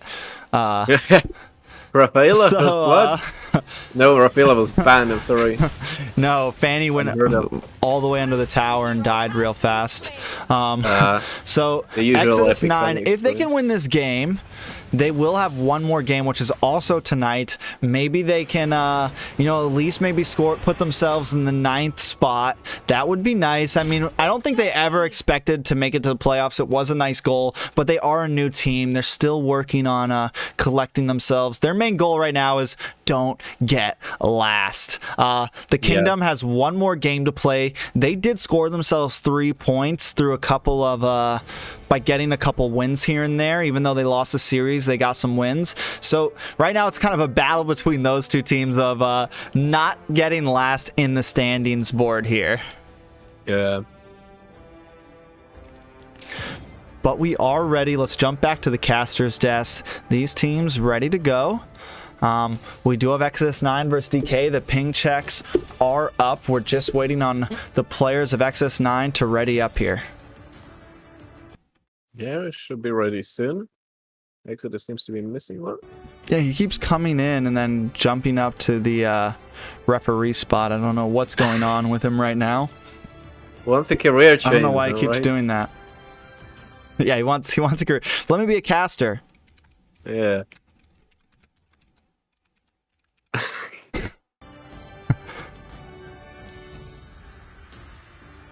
Get it together, X9. We don't have all day. Yeah, please. I've already forfeited 1 game, they could be standing higher up in the table, possibly, to be honest. I mean,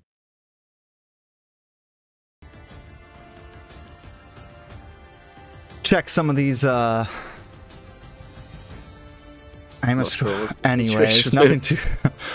Is he still sitting in the ref spot? Yeah, he's absolutely sitting in the ref spot. They have a subreddit, apparently. They do have a subreddit. I don't know what's going on with Walker right now.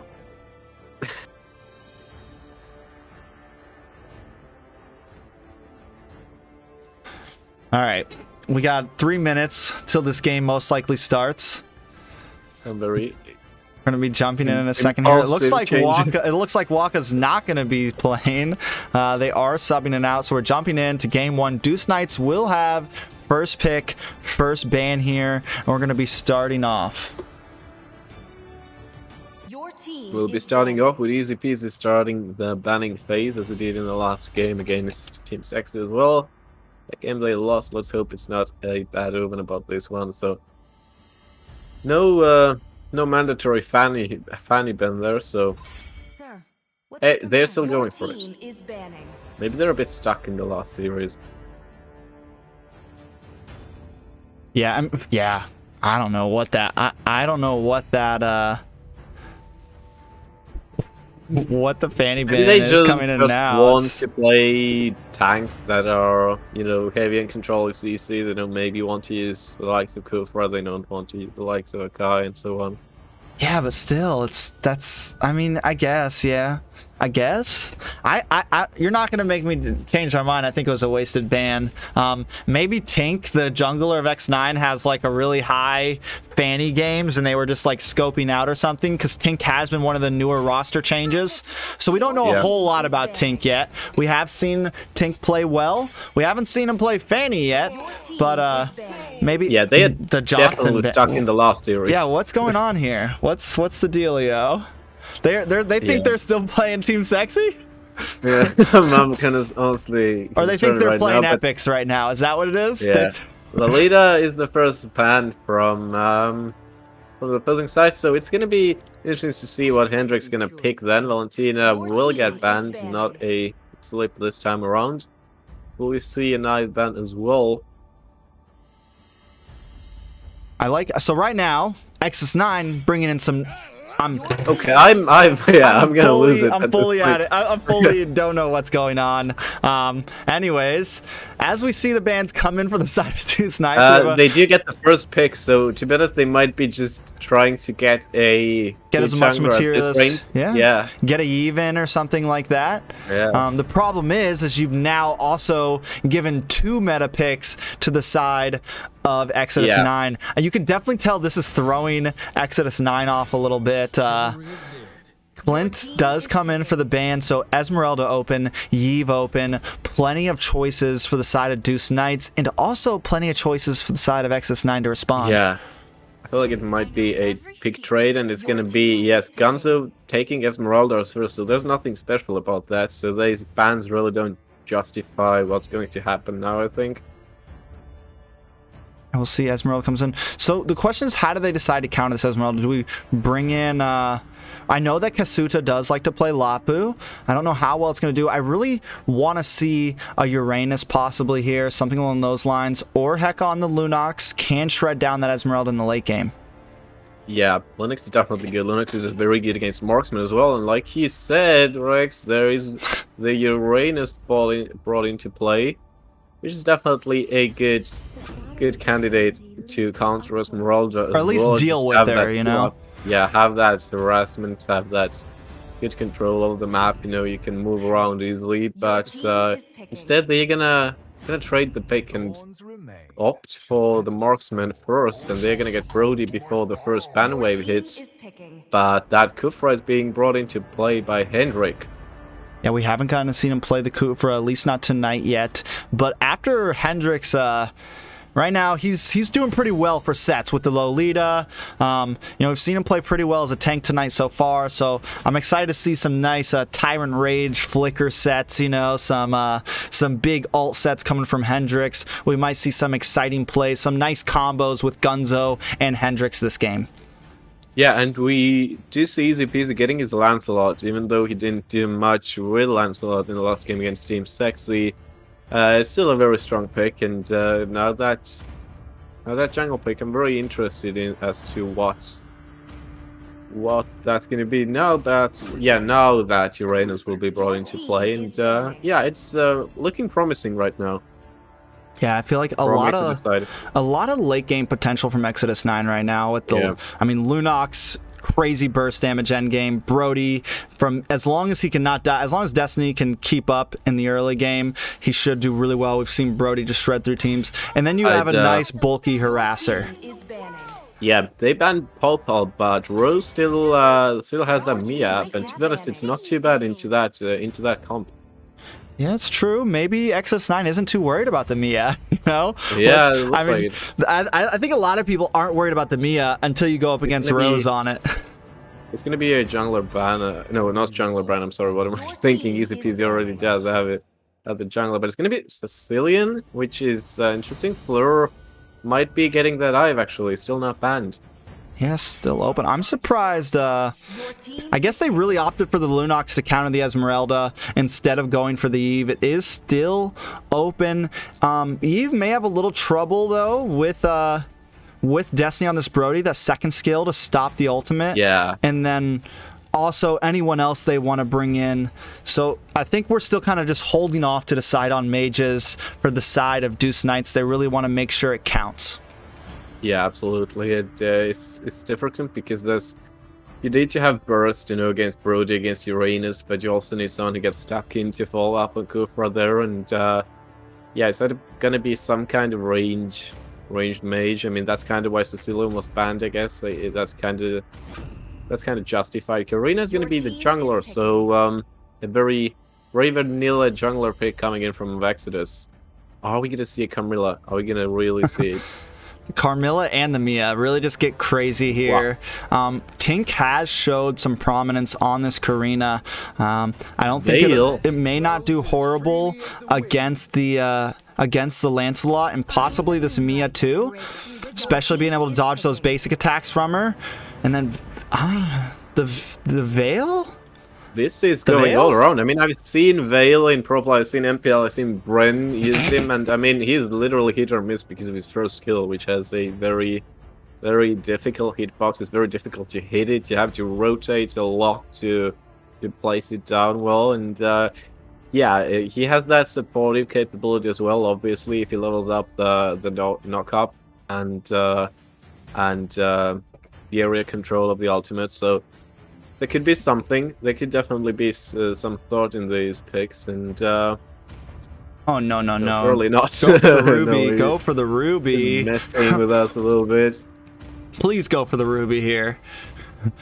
All right. Yeah, just running the clock down. I think Tigreal has like a 0% win rate right now in the league. We're gonna see what happens though. You know, when I look at these compositions, I do kind of have to give it to the side of Exodus 9 here. They have a nice. They have their early. They do have a little bit of early game with Karina, but their end game right now just looks so vicious. Especially comparative, I think the major thorn in the side of Deuce Knights is, like you said, is gonna be that Veil. Yeah, Veil could be a very nice mix up there, to be honest. And if they do get this combo, if they do get Kufra Veil combination and Esmeralda in there as well, it's gonna be tough to really recover from. I mean, only real CC is coming in from Destiny, so yeah, let's see. Let's see how time tells. We are going to start to see some of this laning progress come in. Hopefully, you know, Rose has always done such a good job at staying alive. I think a major priority for XS9 here needs to be Rose. Make sure Too Sleepy gets some early gold lane action, just like what we saw Zia do in the last game, you know, really just try to dominate in that gold lane here. Yeah, and they're just throwing themselves in there, already trying to make a challenge for it. Destiny and Heka both lose some health, but so does Hendrik and Fleur, so there's some coming together. Tink very aggressively jungling, trying to play for that vision first off, trying to get that little Wanderer, and easy peasy just jumps in there, gets Destiny all too easy. Still challenges for Heka as well. These are very early fights we see here. Tink trying to get the reply, and Karina. I'm stuck in League of Legends with Katarina. Oh, a nice flicker though. Can he get the pick? Can he get the finish? Doing a little bit of damage, but not quite enough. Too Sleepy, a little too deep. Does get the kill. Trying to respond back. Kasuna with the flicker, able to get the kill on easy peasy. A nice response from XS9. It looked like they were falling a little behind there, but able to come back and even out this gold play. Man, Uranus is just nasty. I mean, he just builds up these jacks. He can tank like 3 turret hits, get even a 4th one, and Gunzo might get taken out. Kasuda and Tink both running him down, but no, Tink doesn't have that first kill ready anymore, so they aren't going to make that challenge. And yeah, like you said, Uranus, maybe he can tank out so much damage, then heal right back at it out of combat. And there are so many fights going around the map. Now Destiny once again put under pressure, but that gold lane is still under challenge. A bit more gold gained from the gold lane for Deuce Knights, but still they are losing out on the gold slightly right now. Yeah, Sleepy needs to be careful here. He knows he's getting focused on 3 members down there. They need to watch out. And XS9 opting to go for the turtle instead of the gold lane. They do take it, and now they're going to move on to Gunzo, possibly? No. Easy peasy, stealing the blue buff easily. Easy peasy. A little bit of a set, though. Hendrik Gloves all comes in. The ultimate followed up by Fleur, but they're moving on to Easy Peasy. Easy Peasy now on the run. Heka with the dash in, with that dark mode ultimate, able to get some nice burst damage onto Hendrik Gloves all, and Tink still following in. Can he get the finish onto Easy? Under the tower, able to get the kill, but Tink taken out from the tower shot. Make that another kill onto Hendrik Lovzol. Exodus 9 does come out on top with a 2-for-1 trade there. Yeah, but Fleur finds the reply, gets Tink out of the play for a little while. Gonzo still chasing Destiny, tries to go for it, but gets that speed boost away, Destiny, and just retreats nicely. But Fleur, you know, obviously just hit level 4, just unlocked the ultimate, so it doesn't do much yet. But once he gets that area control, you see how they can turn the tides with it possibly. The only thing I'm kind of worried about right now is that Tink gets a little bit too much free farm, and Rose could get taken out too easily by Tink. And you know, they do have a few very squishy heroes like Vale and Mia, and obviously Lancelot as well. So there might be some free food for Tink. It's true. I mean, Tink's sitting at 2-1 right now. Easy peasy on 1 and 2 right now, and they're trying to gank Kasuda on this Uranus, and that's just not gonna happen. In comes Tink doing a little bit of damage.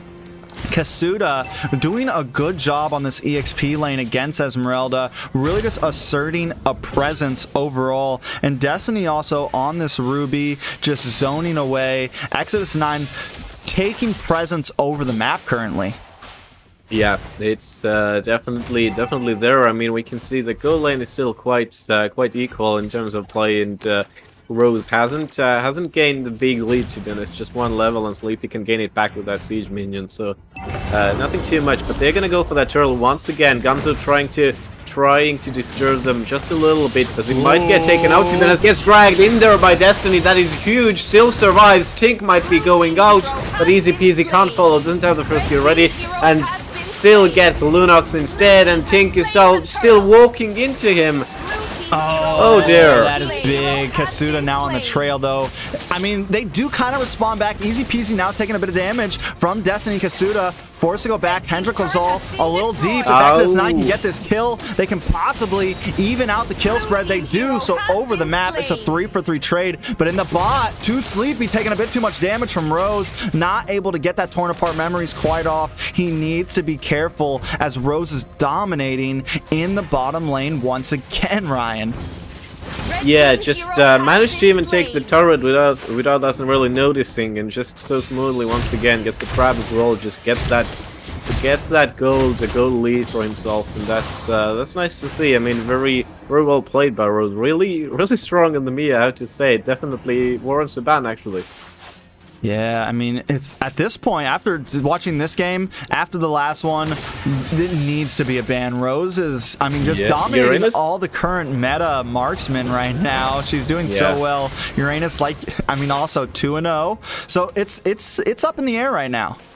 Yeah, Kasita being that nice disturbance there on top lane. They can't, just Knights can't really put too many forces on there, and now they are just regrouping in the middle, just congregating there, trying to get that minion wave into the turret, possibly get that first in mid lane. But yeah, it's gonna be difficult. Fleur doesn't hit the S1 as well, but he's level 7 and level 8 already gets that upgrade as well, and it would be very important to see that, and that's where it happens. But they managed to escape from his ultimate. Destiny is definitely going down, but none of the rest yet. Hendrik is walking into it. He's gonna be free food for them, but just flickers away in time. No, nice torn apart memory. He's able to get the kill. You can go in a bush, but you can't hide from that ultimate. Yeah. Nice response. One thing we do have to point out, though, Deuce Knights has been keeping the gold lead, even though they've been losing in kills in some of these team fights. They have been farming very well over the map, Ryan.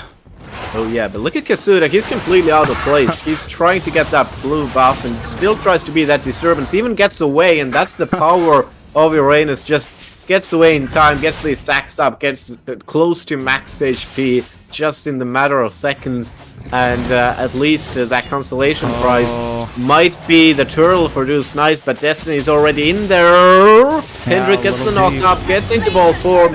But now Easy Peasy steps into play, gets the turtle. Destiny is gonna fall. Sleep is still fighting for his life, but They aren't going to commit to that dive. Sleepy already on their turrets, and Heka is in there as well, so too much to risk. Yeah, I mean, Deuce Knights, I mean, even though now we're starting to see them shine in some of these team fights. We were worried about that Veil, but Fleur has been placing that second skill so well, getting the knockups on the right people. Kasuda may finally be going down here. Rose, just a little bit too much to handle. Hendrik Lavzal with the dash. Easy peasy comes in with the puncture into the tower, able to get the kill. Deuce Knights now bringing the game into their hands here, Ryan. Very well played. That's the Lancelot we wanted to see against Team Sexy, but we couldn't really. And they are chasing still Destiny and Heka as well. It's going to be difficult to get Heka really hugging that turret. Destiny trying to ward them off, being that first line of defense, but he's not going to last long like this. Neither does the turret. Oh, Too Sleepy gets knocked up into the air, but there's no damage to follow it up. Man, I mean, Deuce Knights now sitting, we're 8 minutes in. Deuce Knights sitting at a 5,000 gold lead. Rose sitting at 0-0 and 2, already locked in the Berserker, locked in the Wind Talker, working next, I'm guessing on Scarlet Phantom here. It's a problem, and just Destiny walks into Fleur, into that second skill, knocked up in the air, and bursted down. They have no one that can really even check bushes right now and give them vision currently. Yeah, just playing with the tank emblem actually, so get some damage output from that talent as well. But you know, rather still have fighter emblem on Ruby despite the house claws, making a bit of damage. But Hendrik is stuck in there now. Destiny gets taken out, and that's why I said that Veil pick might be the difference. You know, that damage output late game is going to be massive. That area control is going to be massive, and Sleepy doesn't have a word to say in there. And just look at Deuce Knights. They are inching closer. They are creeping closer to the base of Exodus.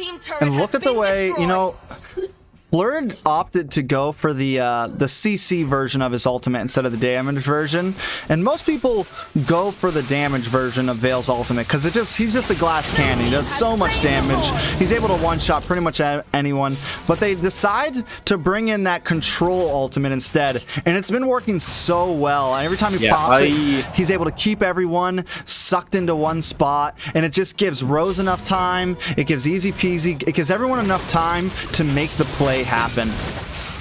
Personally, I always use the area control ultimate of Veil because you know it slows the enemies down so massively. It's pretty much like the leader's ultimate.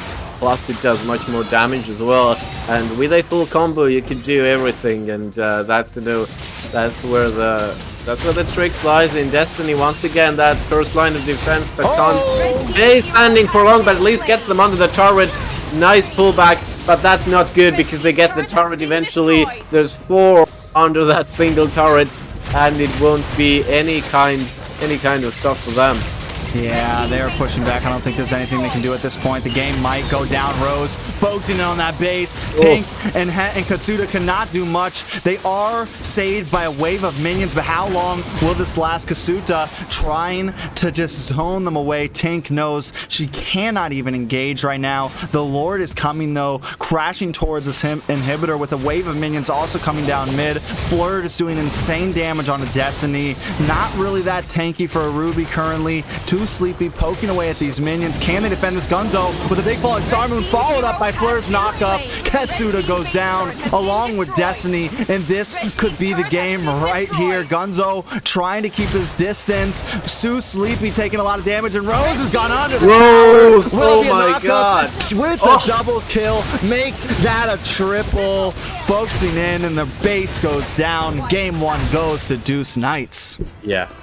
You know, if you out-damage someone who's just standing in the fountain, you know you've just established yourself and you're in the alpha mode. And Rose, you know, actually it was the first skill actually, I think, and the last of that game.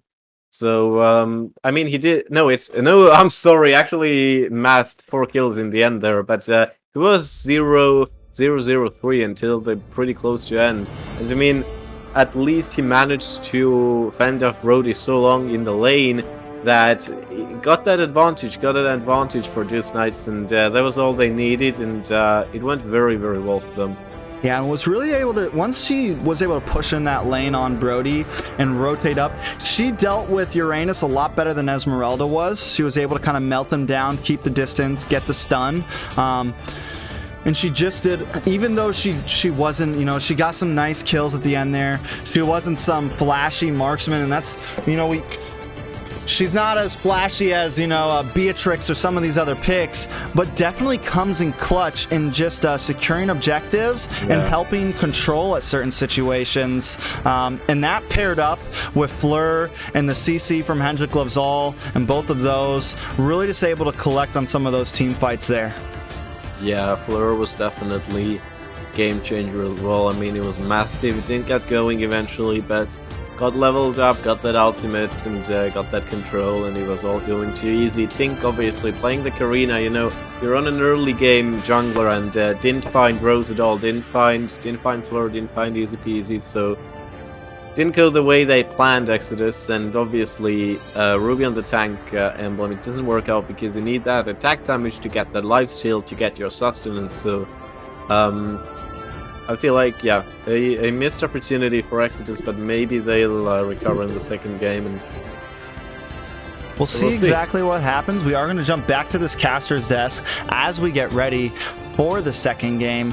Can Exodus 9 turn this around, or will it be a 2-0 sweep? I'm hoping we get to see something. They did put up a good fight in the beginning, and then it just kind of, once Mia got the advantage on Brody, it just felt like the game fell into the hands of Deuce Knights. And this has happened to Exodus 9 before. They win on some team fights, but it just kind of feels like they fall behind on gold. Some of their farming rotation just seems a little off overall, and Deuce Knights may have been losing fights in the very beginning, but they consistently kept a gold lead almost the whole match. Yeah, absolutely. And yeah, that Mia is doing wonders, and we're gonna see if that Mia is gonna get banned now as well.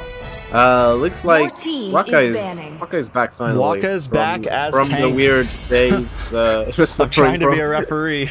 Yeah. Let's see if this makes a difference. Waka is known to be a pretty aggressive tank, and he was another roster change on Exodus 9 that I think made a nice difference now that he's actually in this game.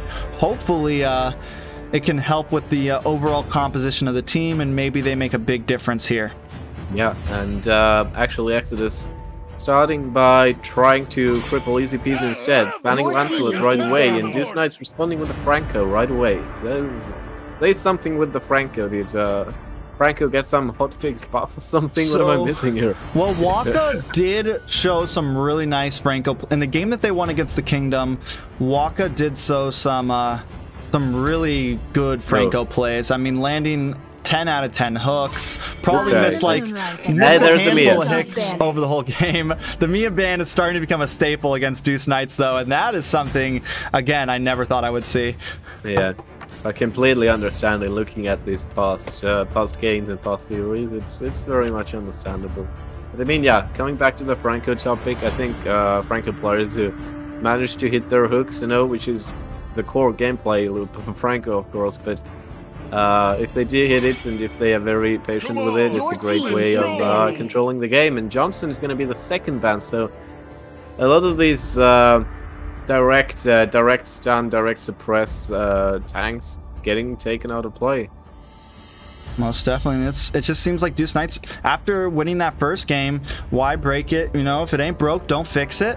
They're just going to keep going the same way. We are seeing some change from Exodus 9, though, and that's something I like to see. You know, take out the Ling, take out the Mia. Those are two picks that you don't want to have to deal with. I feel like leave the Valentina open. You have it available. Your first pick. Leave it open. They do have the Eve, though, this time. Let's see if they opt to actually go for it.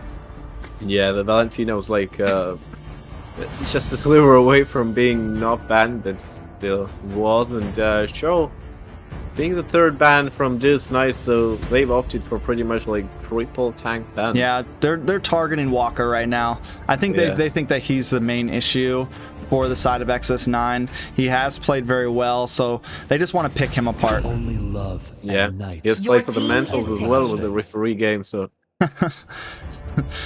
He didn't even play first game. Now he's coming in second game. They're still target banning him.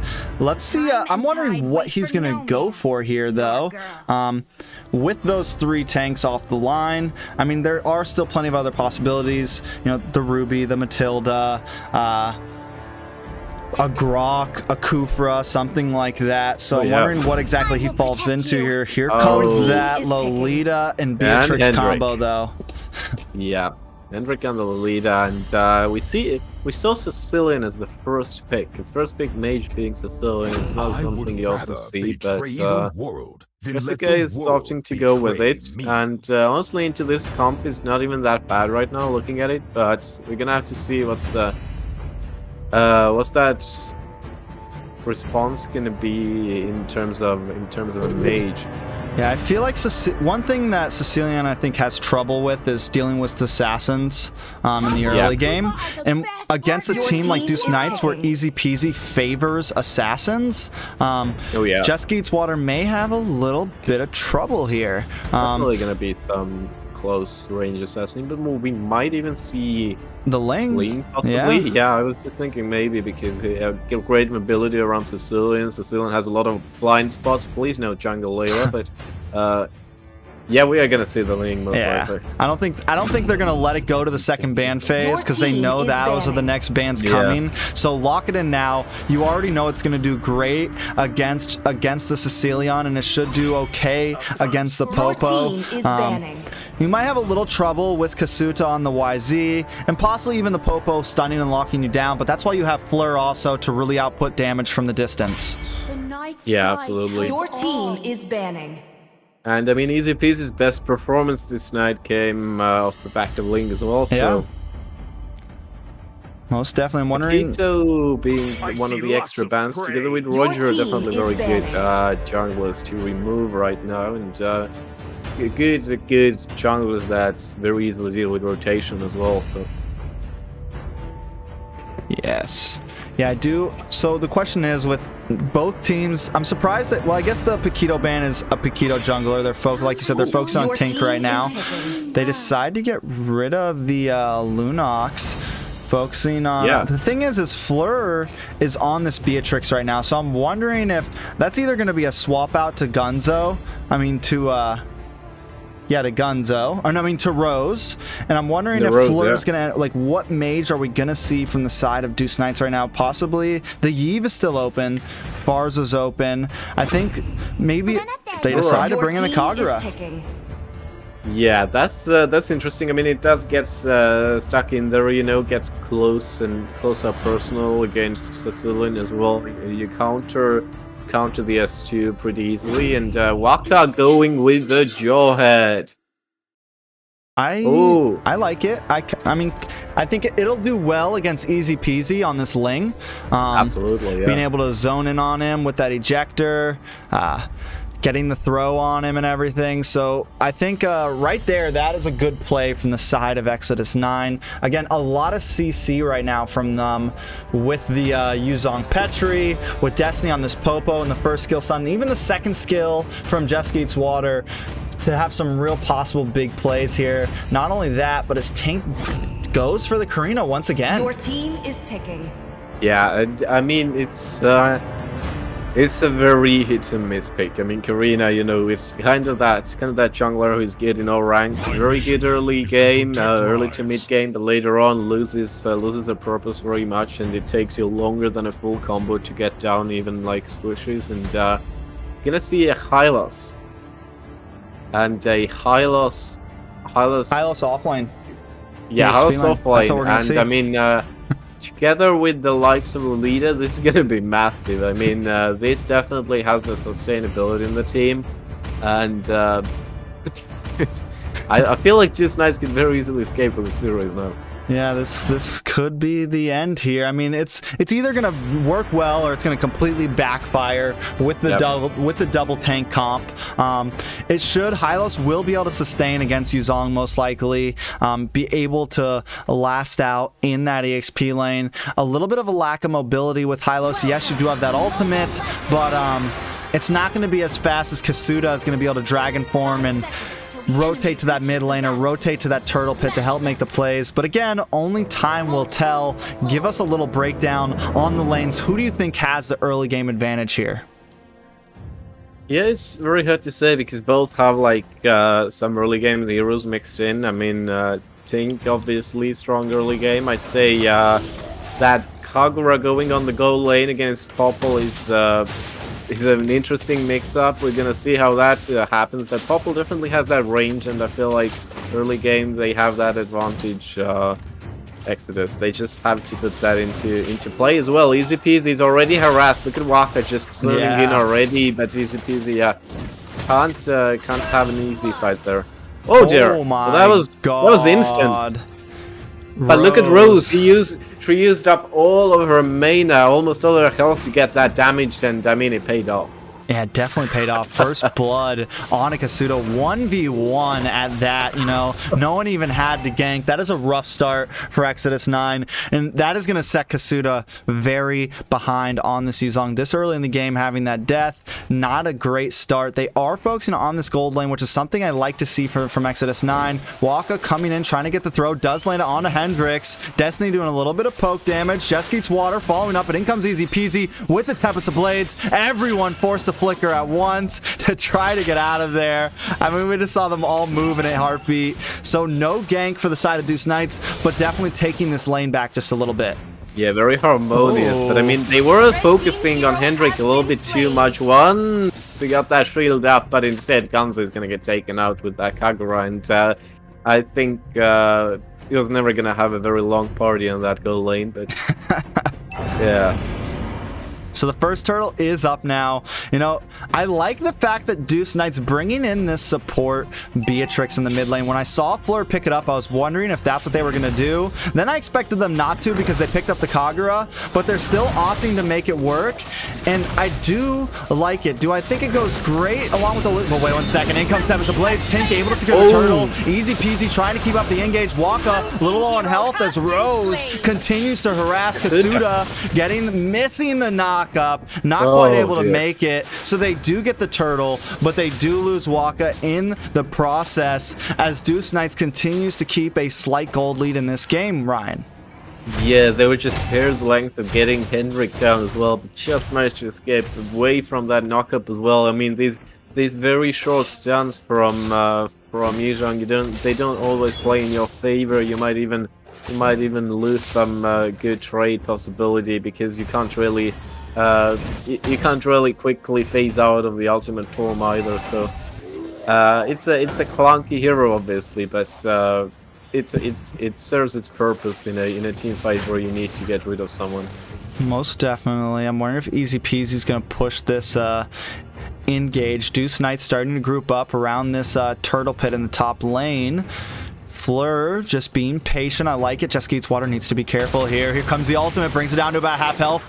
Just Eats Water forced to use that Bat's Feast as we're seeing Waka try to engage onto Gunzo with that ultimate. Not quite able to get the lockdown. Hendrik Loves re-engaging. The ultimate does come in from Gunzo though, and down in the bot lane, Kasuda having a rough game. Another pick in that EXP lane currently. Yeah, just it's massive what Rose is doing. I mean, it doesn't matter what kind of hero she's even using, it seems, but Tink is closing in on Easy Peasy, but already wasted the S1 as well, and just couldn't find the pick on Easy Peasy, who gets away and continues farming. So obviously, Deuce Knights still have a bit of a goal lead, a bit of a lead in kills as well. Nothing major happening around towers, but Waka is going to get taken out by Fleur, and yeah, that's Nibiru spam, that classic play on Beatrix, even though on mid lane, is working out perfectly.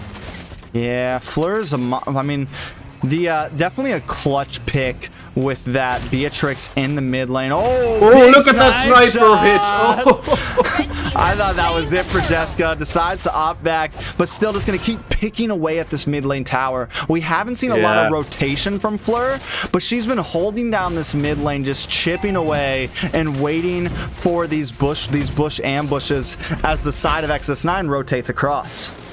Yeah, imagine if Beatrix's sniper rifle would hit turrets as well, like Layla does, like outside of the range. That would be That would be completely broken. Ooh. I'm not giving Moonton any ideas here. Meanwhile, Jessica a bit of a trouble, but they won't dive yet. That turret is their priority, and they are rotating back towards top lane because Waka is a bit under trouble there. And trying to find someone to throw yet. Maybe Gunzo once again is trying to throw that umbrella in there, but still nothing yet. Yeah, and they're just losing mid more and more. Fleur able to finally secure that kill on Cecilion in the mid lane, flickering around, flickered under the tower, I'm pretty sure, was able to secure it. Back in the bottom lane though also, Kasuda just having a tough time against Rose right now, not able to do anything. Tink does come in, flickers past, Rose gets away unscathed once again. Deuce Knight's really taking control of this game right now. I absolutely love what Rose is doing here. The fact that he's playing offlane doesn't matter at all because he's still playing completely tank build with tank emblem, and it's just massive what he does. I mean, look at his health as well compared to you, Jean. Like it's just massive, and he can easily survive a 1v2 situation as well. Oh man, I feel so bad for Yuzong right now, for Kasuda. They're really just picking on him currently. It is a rough game for him. 0-3. The lane goes down. The tower goes down. Xs9 getting pushed more into a corner. I mean, the only opportunity that they really have right now is this Cecilion possibly scaling in the end game. A nice engage. Destiny rotating down, able to get the stun onto Hendrix, but still not enough as the rest of the team just doesn't have the damage to output Rose. Keeping distance. Yeah. Destiny setting that trap nicely. Hendrik has that ultimate ready as well, so the moment they gather close up and the moment they spot Jessica out of position as well, it's gonna go down. Hendrik is looking for these opportunities, and it's definitely gonna happen some point. I mean, for Waka it's difficult as well, you know, you should seclude Hendrik, but you also have to get rid of the damage dealers. They are trying to focus Hendrik now, but it could cost them a little bit. Jessica doesn't hit the claws either, so. Oh, Destiny though fighting back, able to get the kill. Tink secures it. Rose now for the first time on the run may go down here. Tink trying to close the distance as Hendrik Lazal though with the conceal play. Here comes the Newman on blast. A nice throw though from Waka, able to disrupt it, but they still don't get Rose. Waka now taking a little bit too much damage. Fleur is here to capitalize and get that mega kill. The sniper's now out. A nice second skill though, pushing Gunzo, and Hendrik Lazal back, but look at that sniper. Fleur knows who she needs to target, closing in onto Cecilion. Yeah, nicely done. I mean, they're definitely targeting you, and it's very clear. Hendrik this time gets stunned and locked out, but still escapes with just a very, very slight, like 1 pixel of health remaining on the bar. Fleur as well, and they are being scared away now. Gunzo trying to help them out there, but yeah, it got a bit nervous.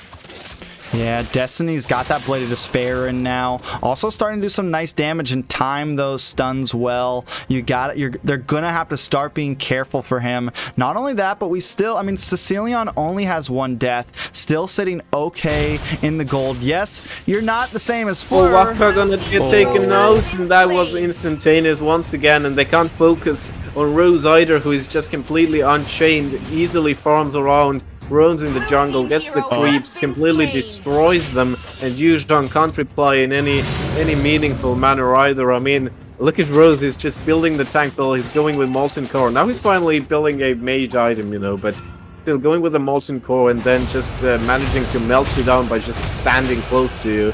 And rushing in as well, puts that ultimate down, you know, easily heals up, can just stand there and tank all of those hits coming forward. It's mental. Yeah, the way he just created space to make sure they secured that tower was just I mean, it was a great play. It seemed simple, it seemed like not a lot, but it was great. Yeah. In comes Walker though, taking a bit too much damage, right into a trap, able to get throw Auto Rose on a tower, but he's just too tanky. Walker does go down. Kasuda maybe a little overextended here, trying to get the play onto Fleur, does get locked up from Hendrix, and now the damage is coming back, not quite able to finish it. Kasuda goes down. A bad overextension coming from Yuzong. Yeah, just Waka throwing Rose into that turret, it did nothing. Like, reminds me of that meme, you know, from that Kung Fu Panda where the villain goes like, finally our battle will be legendary. Just Rose, literally that turret will do more damage to him than Kasuta will. I mean, he's 0 to 4 and there's no damage output whatsoever right now. Gonzo might be going down actually, and that was a good initiation. Hendrik has the shield up, poops the ultimate, but most of them will escape it. However, Waka still is standing, but Easy Peasy throws himself in there as well, and that was a good time to jump in. Gonna get Tink down as well, and just a good retaliation, just in time. Only Jessica and Kasuta standing, and they've been having minimal impact on the game anyway, so there is no problem for these Knights to get this series. Yeah, they do push in. The stun comes. Rose able to secure the kill there. The tower is pushing Kasuta on his lonesome. Does get the kill, but does get the kill on Fleur, but he's taking a bit too much damage. In comes the Tempest of Blades right on top of Destiny. A nice throw from Waka, but still not quite enough. This could be it. This is it. Rose. The game is going to Deuce Knights. Oh dear, I was thinking that maybe Rose is gonna die, but their focus was drawn more on the base, and Rose went 6-0. 6-0 as an off-lane Hylos. Well, that just puts this into perspective. Yeah, definitely, pulled that pick out of their pocket. Let's throw it in the offlane up against this Yuzong, and they made it work so well. Oh dear lord. Yeah. Exodus being forced back into the bottom few of the table, and yeah, it's definitely hurts a little bit. I mean, they had their opportunities. It looked as if they had the early game. Waka also pushed up, tried to harass Easy Peasy early on, but it just did not work out. And all of the whole lineup of these Knights worked out so well. Yeah, they were just, and I really think that. Exodus 9 maybe should have focused a bit more on Easy Peasy. Take out that Ling and take out that the Lancelot. It's something that seems to be causing a lot of teams trouble. Just take it off the table. And then we saw them ban that Valentina when they were first picked. They could have left that ban off and just picked up the, banned off the Ling. And then you force the side of Deuce Knights to waste one of their bans on the Valentina, or you secure it. So I think there was some slight mess ups in the banning phase, and then also some slight mess ups in the game overall. Yeah, Rouge just with a massive W. I mean, your Mia gets banned and they just go Hylos carry basically. It's just. Yeah, Rose has definitely come in with some clutch picks tonight. Just showing a very different but a very well played hero pool overall. Yeah.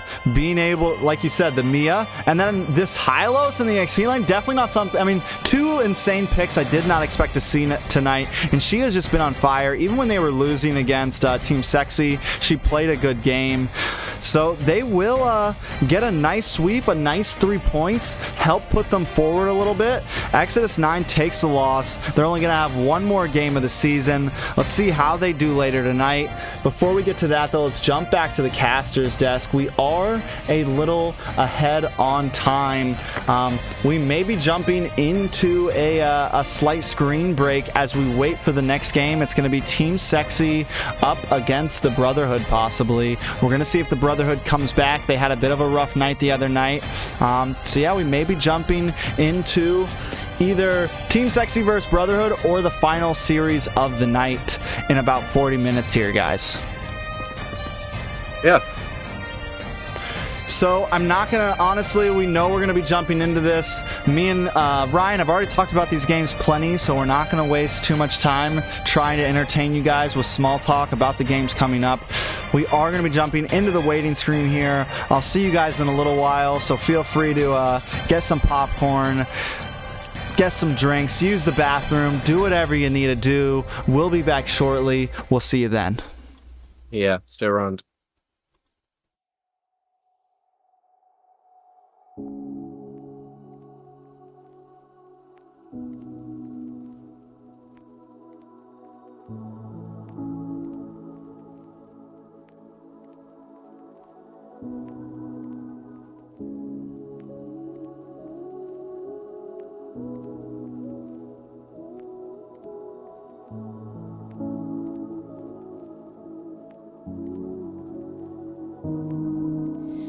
Run, run,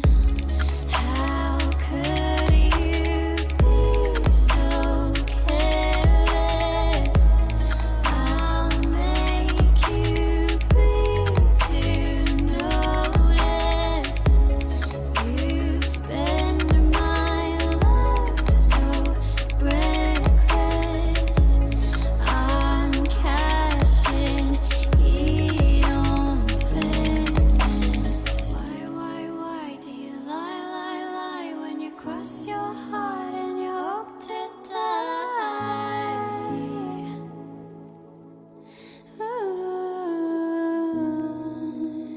Why do you lie all the goddamn time till you're 6 feet blind?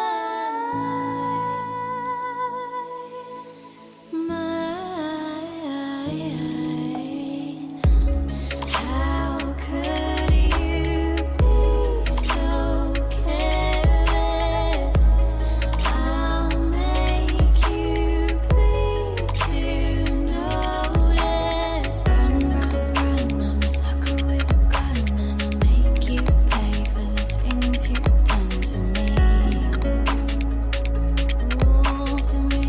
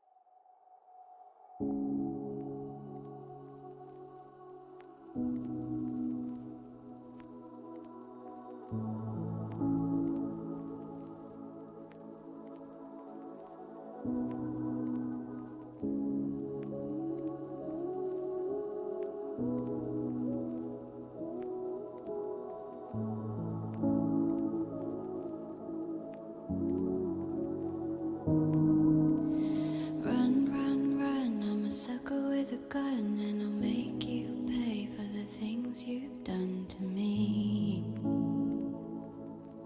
To me. On your knees, and you still blame me. Did you think I'd stay just to let you leave?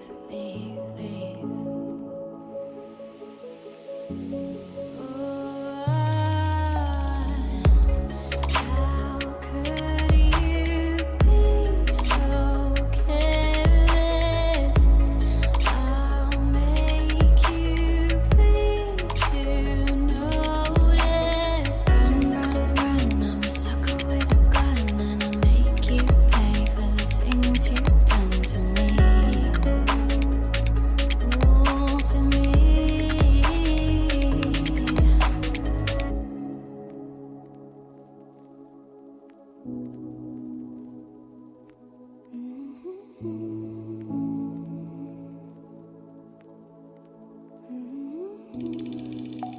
Serve your time like you wasted mine. Was it just for fun when your eyes met mine? How could you be so careless? I'll make you bleed to notice. You spend my love so reckless. I'm cashing in on fairness. Why do you lie when you cross your heart and you hope to die?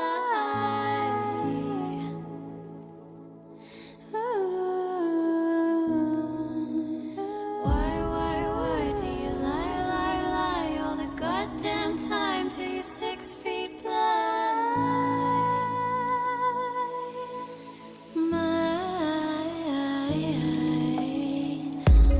How could you be so careless? I'll make you bleed to notice. Run, I'm a sucker with a gun, and I'll make you pay for the things you've done to me.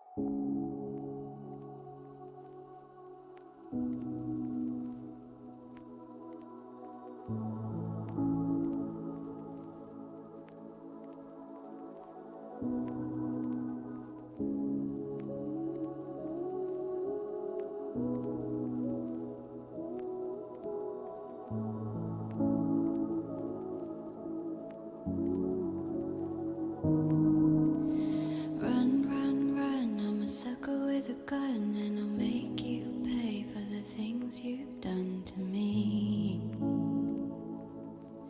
To me. On your knees, and you still blame me. Did you think I'd stay just to let you leave, leave, leave?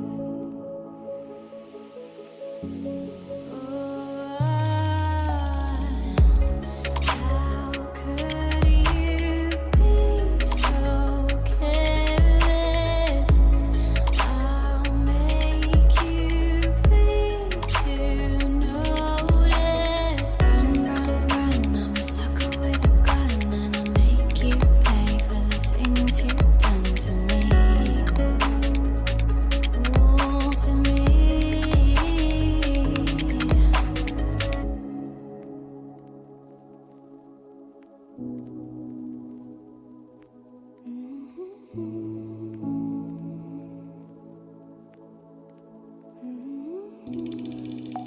Serve your time like you wasted mine. Was it just for fun when your eyes met mine?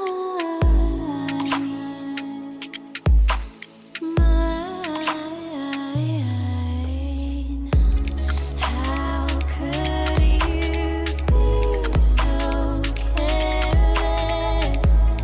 I'll make you bleed to notice. You spend my love so reckless. I'm cashing in on fitness. Why do you lie when you cross your heart and you hope to die?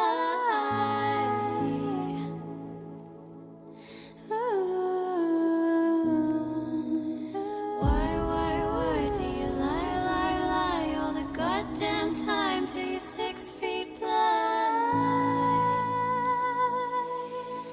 Mine. How could you be so careless? I'll make you bleed to notice. Run, run, run, I'm a sucker with a gun, and I'll make you pay for the things you've done to me. Ooh, to me.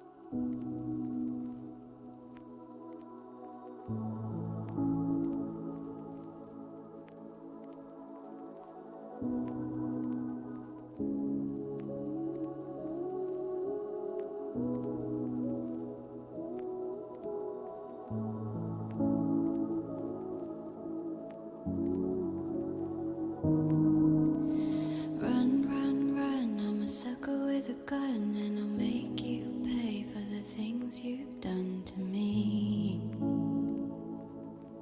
To me. On your knees, and you still blame me. Did you think I'd stay just to let you leave, leave, leave?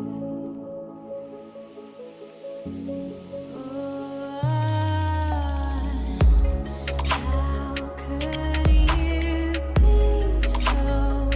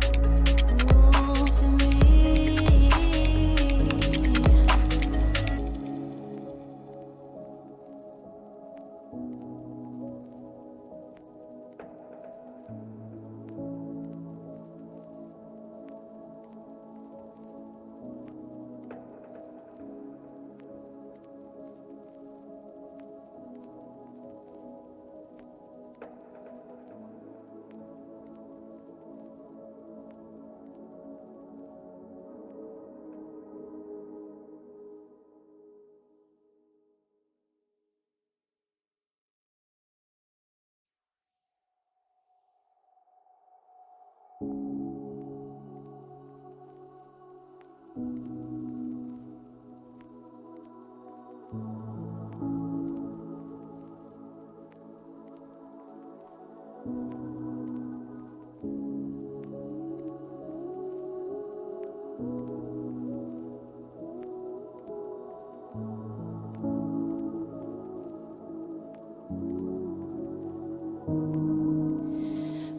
run, run, I'm a sucker with a gun, and I'll make you pay for the things you've done to me. To me. On your knees, and you still blame me. Did you think I'd stay just to let you leave, leave, leave?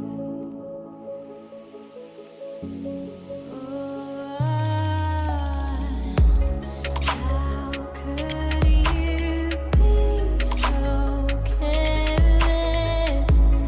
I'll make you bleed to notice. Run, run, run, I'm a sucker with a gun, and I'll make you pay for the things you've done to me. Oh, to me.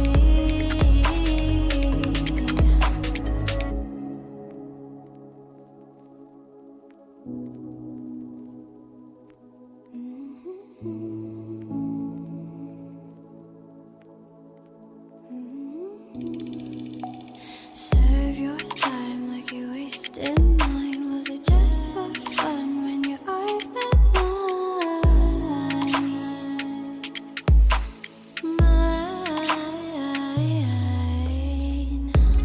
How could you be so careless?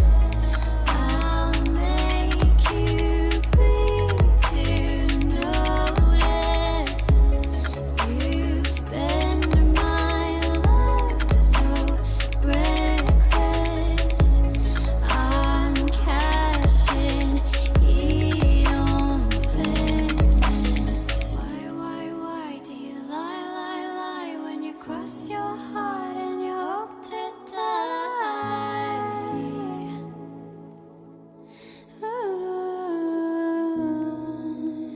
Why do you lie all the goddamn time till you're 6 feet blind? Mine. How could you be so careless? I'll make you bleed to notice. Run, run, run, I'm a sucker with a gun, and I'll make you pay for the things you've done to me. Oh, to me.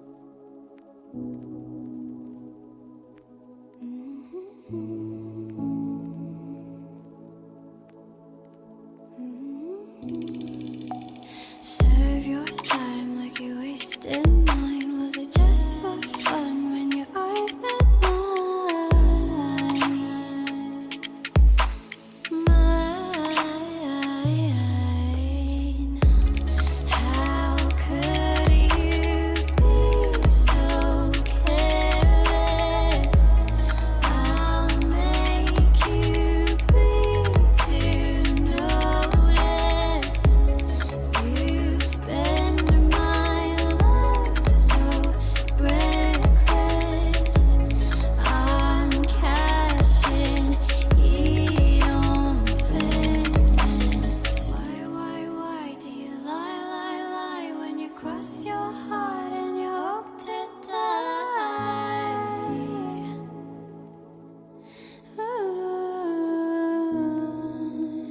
Why do you lie all the goddamn time till you're 6 feet blind?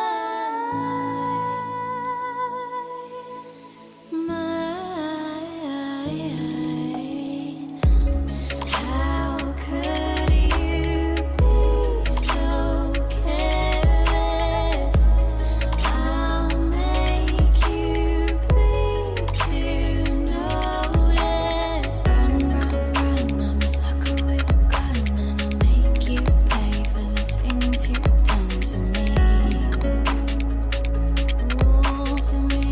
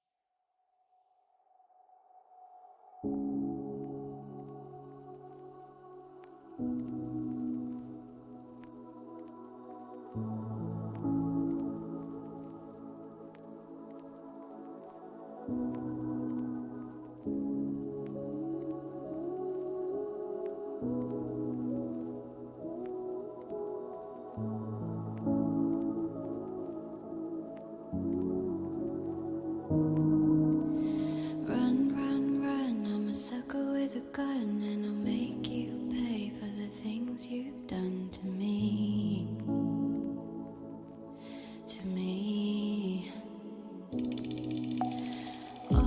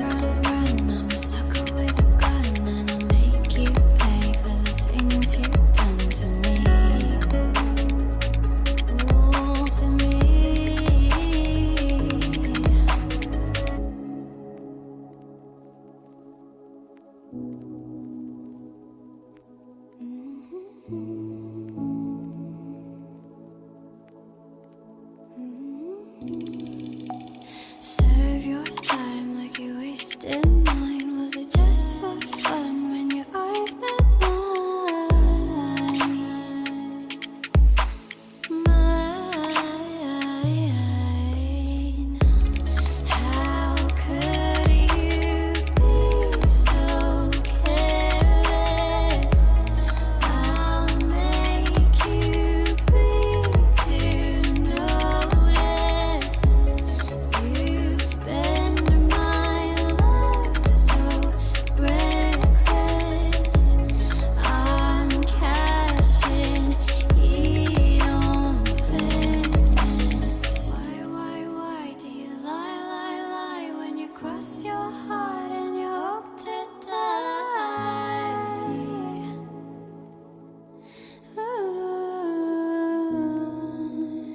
Why do you lie all the goddamn time till you're 6 feet blind? Mine. How could you be so careless? I'll make you bleed to notice. Run, I'm a sucker with a gun, and I'll make you pay for the things you've done to me. Ooh, to me.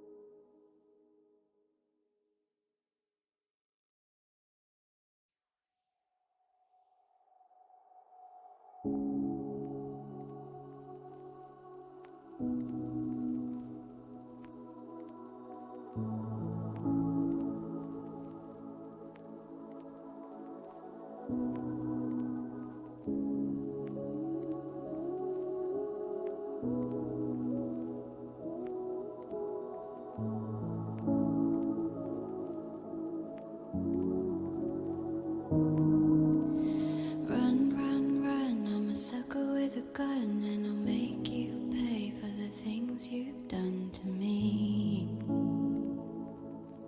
To me.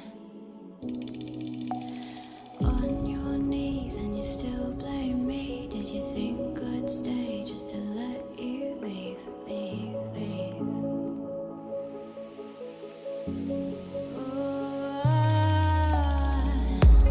How could you be so careless?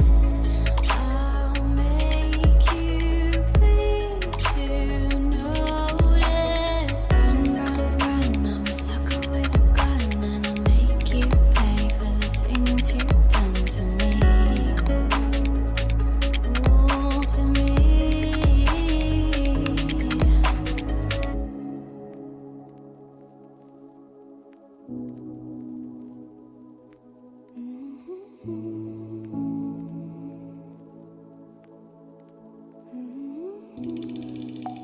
Serve your time like you wasted mine. Was it just for fun when your eyes met mine? Mine. How could you be so careless?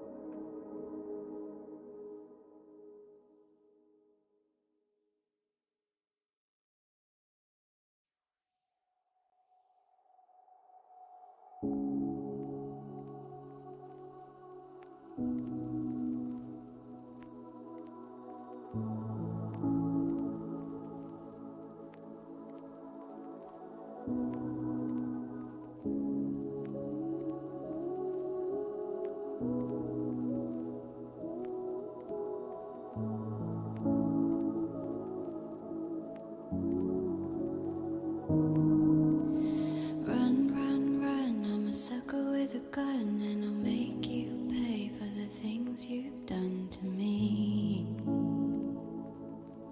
To me. On your knees, and you still blame me. Did you think I'd stay just to let you leave, leave, leave?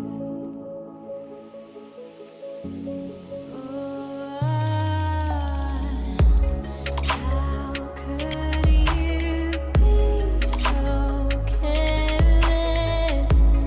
I'll make you bleed to notice. Run, run, run, I'm a sucker with a gun.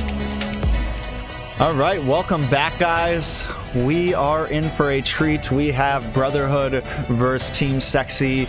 The team members are piling in as we speak. It should be an exciting series. We saw some insanity, you could say, from Brotherhood the other night. So hopefully they can give a good game to Team Sexy. Team Sexy is definitely dominating right now. There's not, there's not much else to say. They are completely undefeated, sitting at now a 7-0 record. Yes, they've only taken 3 losses, 3 single game losses in the whole season so far. They only have 3 more series to go. The question is, at this point, is not if they're going to lose a series, but will they even lose a game here, or will they go this whole season completely undefeated? Yeah, this is definitely gonna be a question. I mean, looking at the table, it's quite obvious Team Sexy should get a very comfortable victory as well, but I believe Brotherhood do put their heads together, even with like a few stand-ins, like you mentioned, I think. So we're gonna have to see, can they mount a challenge here. It's definitely not going to be easy for them. They had some issues the other night, some interior issues with their team, essentially. So it seems like some of the synergy is not all there. It's something that they've definitely had to work on. They've had to bring in some subs. I think some players honestly got kicked, so now they're on to their B squad, which is an even rougher position. From what we saw last time, and now they're up against the biggest team in the league right now. They're up against Team Sexy, who it's not going to be an easy game. So once again, just kind of like the last game with Exodus 9 up against Deuce Knights, I'm just hoping they at least compete. I'm hoping we see some good matches, whether it's a 2-0 sweep or a full best of 3. I hope they at least put up a good fight here, Ryan. Yeah, absolutely. And we're up for a spectacle, definitely. I hope Brotherhood plays seriously, even if we're gonna see some crazy pick. I hope they put do an intelligent use and won't do a Gatsit Kacha head slam into the fountain like they do. Yeah, not hopefully Gatachaka's not just jumping into the fountain, sacrificing himself. I don't know, that was a tough game to cast right there. we went from haha, this is kind of funny, Brotherhood smashing them, Hal doesn't care, he's just killing himself, to wait a second, he keeps doing it, to wait a second, now Brotherhood's losing, to what is going on? Deuce Knights takes a win because Hal just decides to completely throw the game. So hopefully I think they're definitely going to bring their A game this time. Hopefully the trees have been pruned a little bit. Some of the players, I'm pretty sure, have been completely kicked off the squad at this point. So there's definitely going to be some new synergies coming in, possibly some new compositions. Only a few more minutes and we'll be jumping into this game. If you guys have any questions, feel free to ask.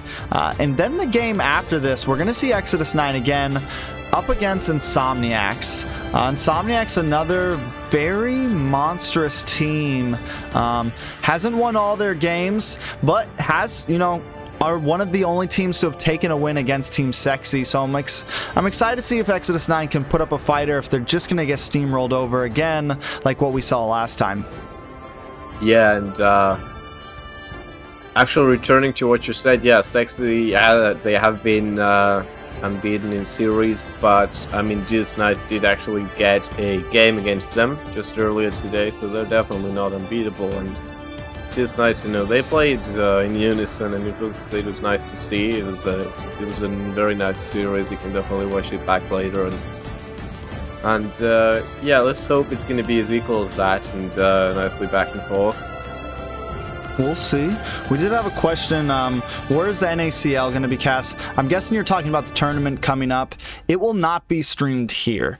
I may, if I get permission, we may do some of the prelim matches, like the first, some of the first matches before we get to like the final 8. Some of those may be casually streamed here like last time, but the final 8, like the actual live stream of the event, will be streamed on YouTube and Facebook on the Mobile Legends North American channel. That is where we're going to be pushing it out. It is out of my hands. I'd love to stream it here, though. We'll see what we can do. Yeah.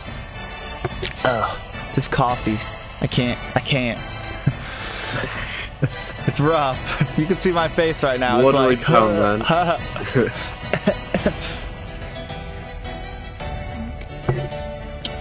So at this point, we're closing into the end here.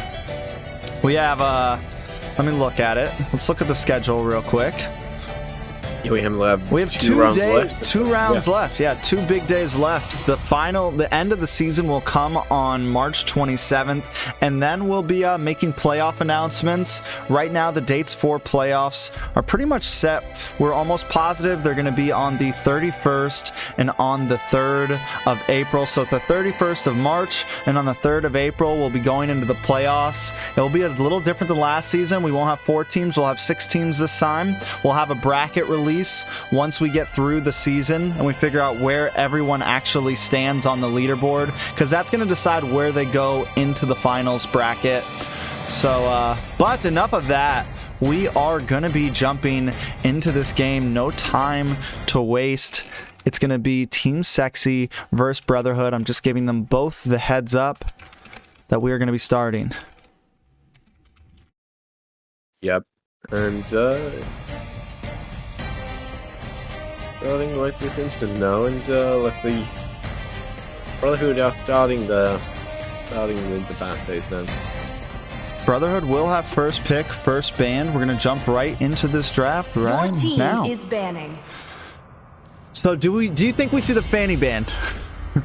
No, well, to be honest, I think if they want to take it seriously, maybe, but you know, I think it's a bit overrated at this point, and I think you can definitely play around it. Up to some extent.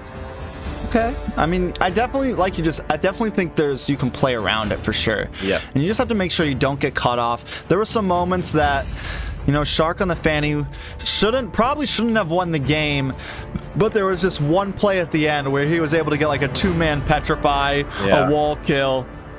So you just need to make sure you can, like you said, play around it, work with it, and you should be able to get the win overall. Yeah, and I mean, Yuzhong actually was the first ban, so, yeah, I've actually seen Mythic Glories as well, like, some actually say that Fanny, you know, is still too broken and too versatile for a hero, and even though she has, like, an incredibly high skill cap, you know, probably uncontested as the highest high skill cap hero in Mobile Legends, the most difficult one, and... Yeah, most definitely. Yeah.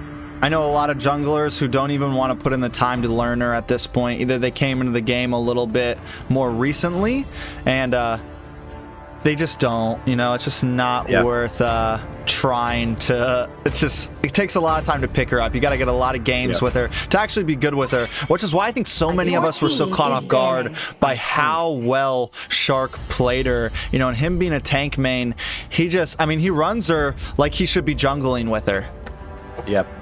I think my first Fanny game was me trying her out against AI, and I went like 1-4 against boss. So yeah, Only love. Even then, since then, I've team played her has like an maybe like 200 games or so. Just like sometimes as I feel pick if I'm have to be a jungler and I see the enemy team have no CC, but that's usually when I'm demoted into a lower rank, and there's no difference anyways in what jungler you use, and you can even be a so-called walking fanny. So A walking fanny, it's true. Yeah. I don't, and Shark makes that walking fanny not look too bad sometimes. Yeah. Because he doesn't always have the energy. We are coming, the Sicilian ban, I'm a little thrown by, and this is, again, we have some of the subs in. I don't think they all have done as much research on team. I just feel like you should know Team Sexy's plays, and Among we the haven't seen planes Nicolette exists pick up team is Sicilian, I banned, don't think, once this whole season.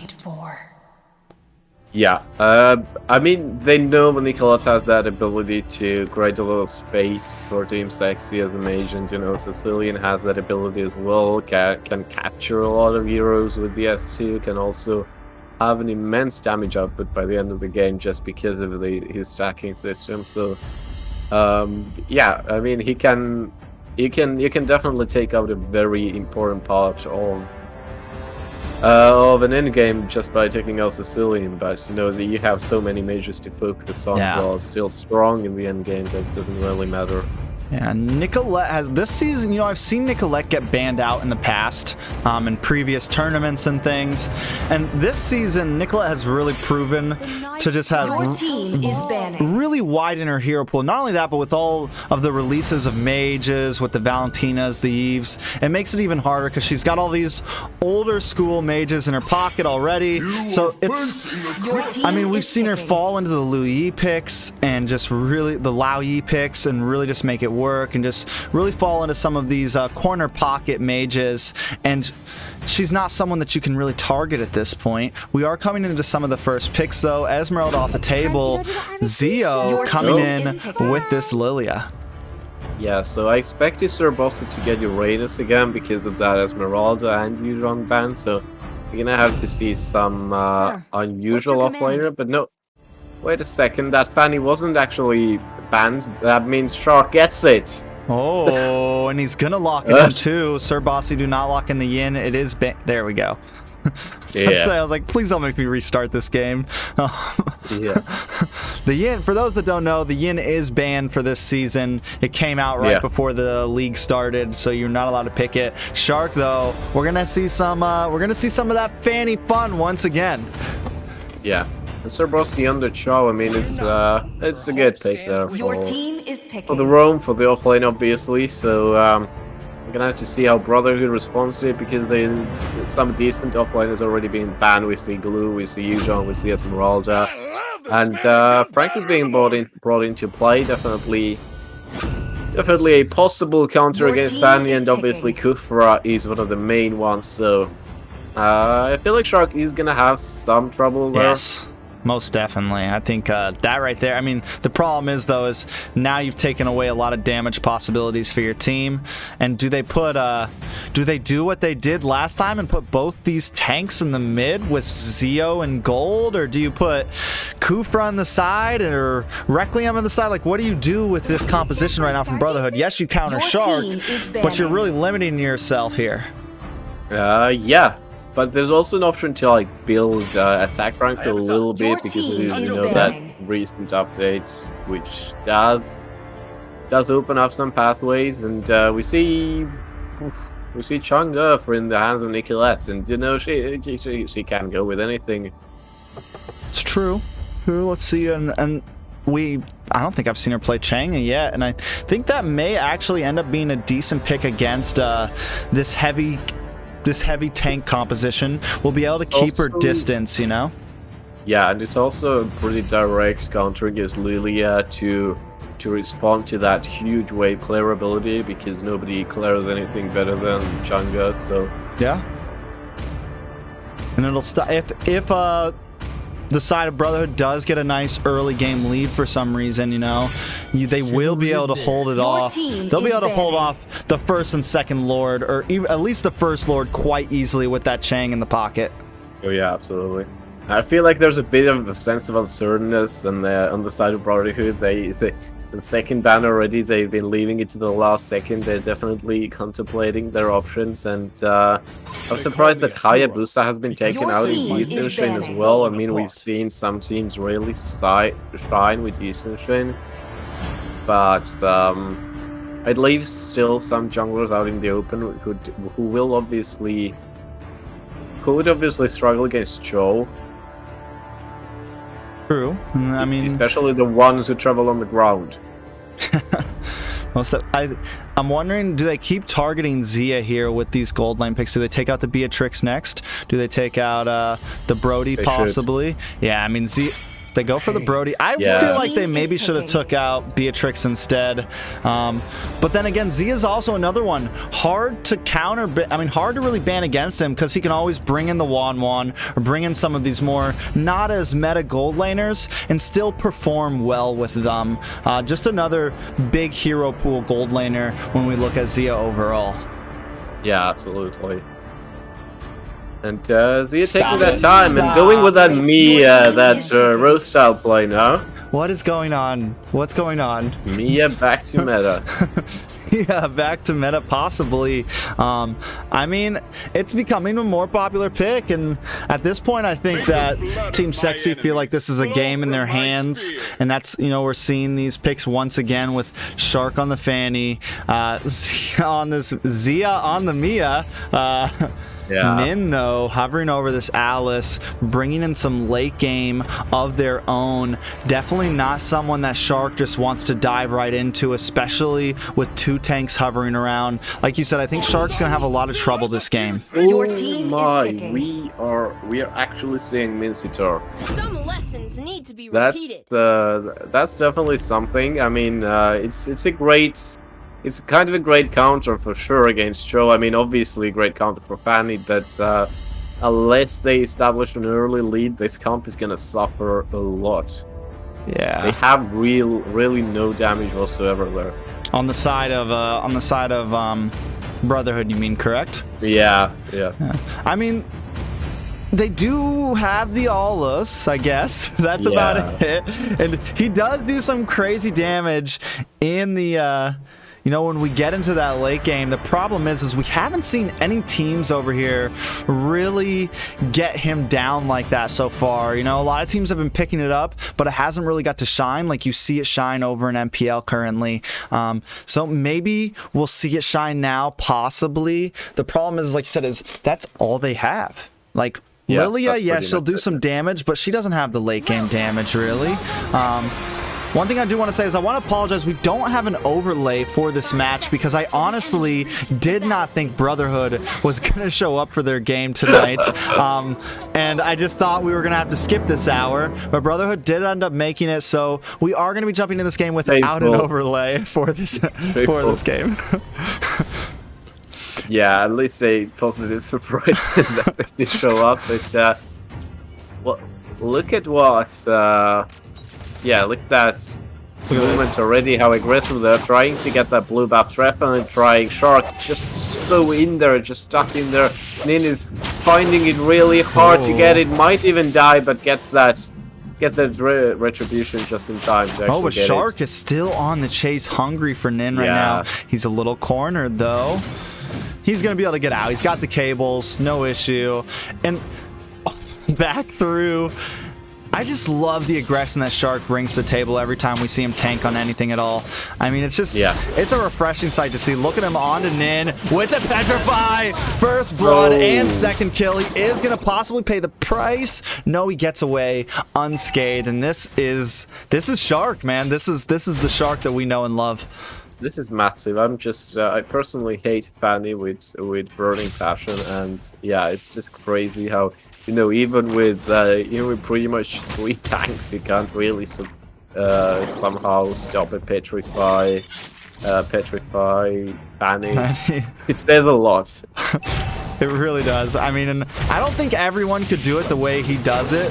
He steals And the he's red still buff. going for Nin. Oh dear, it's just, that game is lost from the start, basically. Yeah, and he's not going to stop. This is his job. Just annoy Nin, stay on Nin non-stop, and there's literally nothing that the other team can do right now. Like, Yeah. And after the first one, you put the fear into them. Like, now they're like, oh, maybe we don't even send Requiem down there. Like, Sugar and Requiem up in this top lane, being useless completely. This is a tough game for the side of Brotherhood already.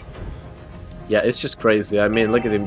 Shark is just glued and then completely always watching what he's doing. And now Chang'e gets the blue buff as well, obviously. That's what Chang'e does. And the turtle also goes to their side. So, yeah, very, very dramatic start. Nin is once again under pressure, might get taken out, and just Shark steals everything in sight. Yeah, I mean, Nin literally... Won't even let him recall. No. Gonna get... No, he will. That was close. If he had the Petrify on him, that would have been a bad...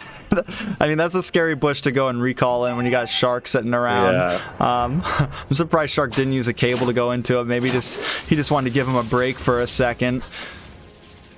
Requiem can't even hit Shark because he's just too fast off the mark. And now he does, which could be an opportunity if they can get him down. And yes, they do. That was very important. Nicolette from long range tries to get some damage onto them, but it's no use. Meanwhile, Gold Lane is suffering a little bit, and Zia not doing very good on the Mia. However, at least best player jumping in there, applying some pressure, forcing Sugar back, who misses the hook as well, but at least suppresses best player for a second, but loses himself in the process and dies. Oh, now they're pushing in, and again, Shark, right? And I think at this point, like, and this is what he does every time. Wait a second, Requiem with a nice knock up into best player. Nin, though, not able to close the distance. Zio rotating up, doing a bit of burst damage, but Requiem will go down to best player with that stiff arm of a gun, just continuously doing damage on that Kimmy. Yeah, I mean, one thing is good for you can also like supply some self-sustaining damage as well. It's the health percentage of the abilities, and there is a bit of contribution from Zio as well, which is nice because the gloom down, you can technically even damage Fanny, and there is some uncertainty in the air. Shark got highly damaged. Bossy is around, he's definitely gonna get taken out by Shark. He's gonna escape. Yes, he does. What a masterful fly over the map there. Not only that, but Bossy comes in, saves Shark's life with that kick. Just what a like, Nin should have had that, but Bossy's there to stop him and buy Shark just that split second of time to cable away. Yeah. I mean, just we saw a triple cable for a second there as well. It's just beautiful. Yeah, and Zio is put to mark Zia. Well, very similar names as well. I'm close to confusing them there. And yeah, look at that. Zia is gonna get completely dismantled there and gets taken out by Zio. Very shameful of a marksman losing out on goal lane. Meanwhile, a huge fight breaks out over the turtle, but the turtle is being forgotten as Team Sexy is going to get all of the kills for themselves. There is still a bit of a push-up at Requiem. Still taking that fight, gets Bossy, maybe. Yes, he does. An incredible performance considering playing a solo tank there is really tough. Oh dear. Oh, best player comes in with the snipe though. Sugar tries to get the hook on a Nicolette. The Purify does come in. I mean, this is not an unexciting game, a different game. Definitely a lot of action over the map right now, but Team Sexy once again keeping the lead. I will say that as the game's progression, Shark not exactly able to do what he wants, but I think his overall goal is to just stay on Nin and not let this out of scare. Nicolette with a nice pick onto Sugar there. I mean, do you think? I mean, does Team Sexy have this game in their hands at this point? They should. I mean, it's obviously the disruption. You know, Shark is just disrupting their blade this much. They can't focus on anything. They can't really focus on jungle. Look at what Nin is supposed to be doing. He should be farming at this point, but he has to play waves. Has to get that low amount of gold from minions instead. Shark already on the trail, but doesn't hit the mark this time.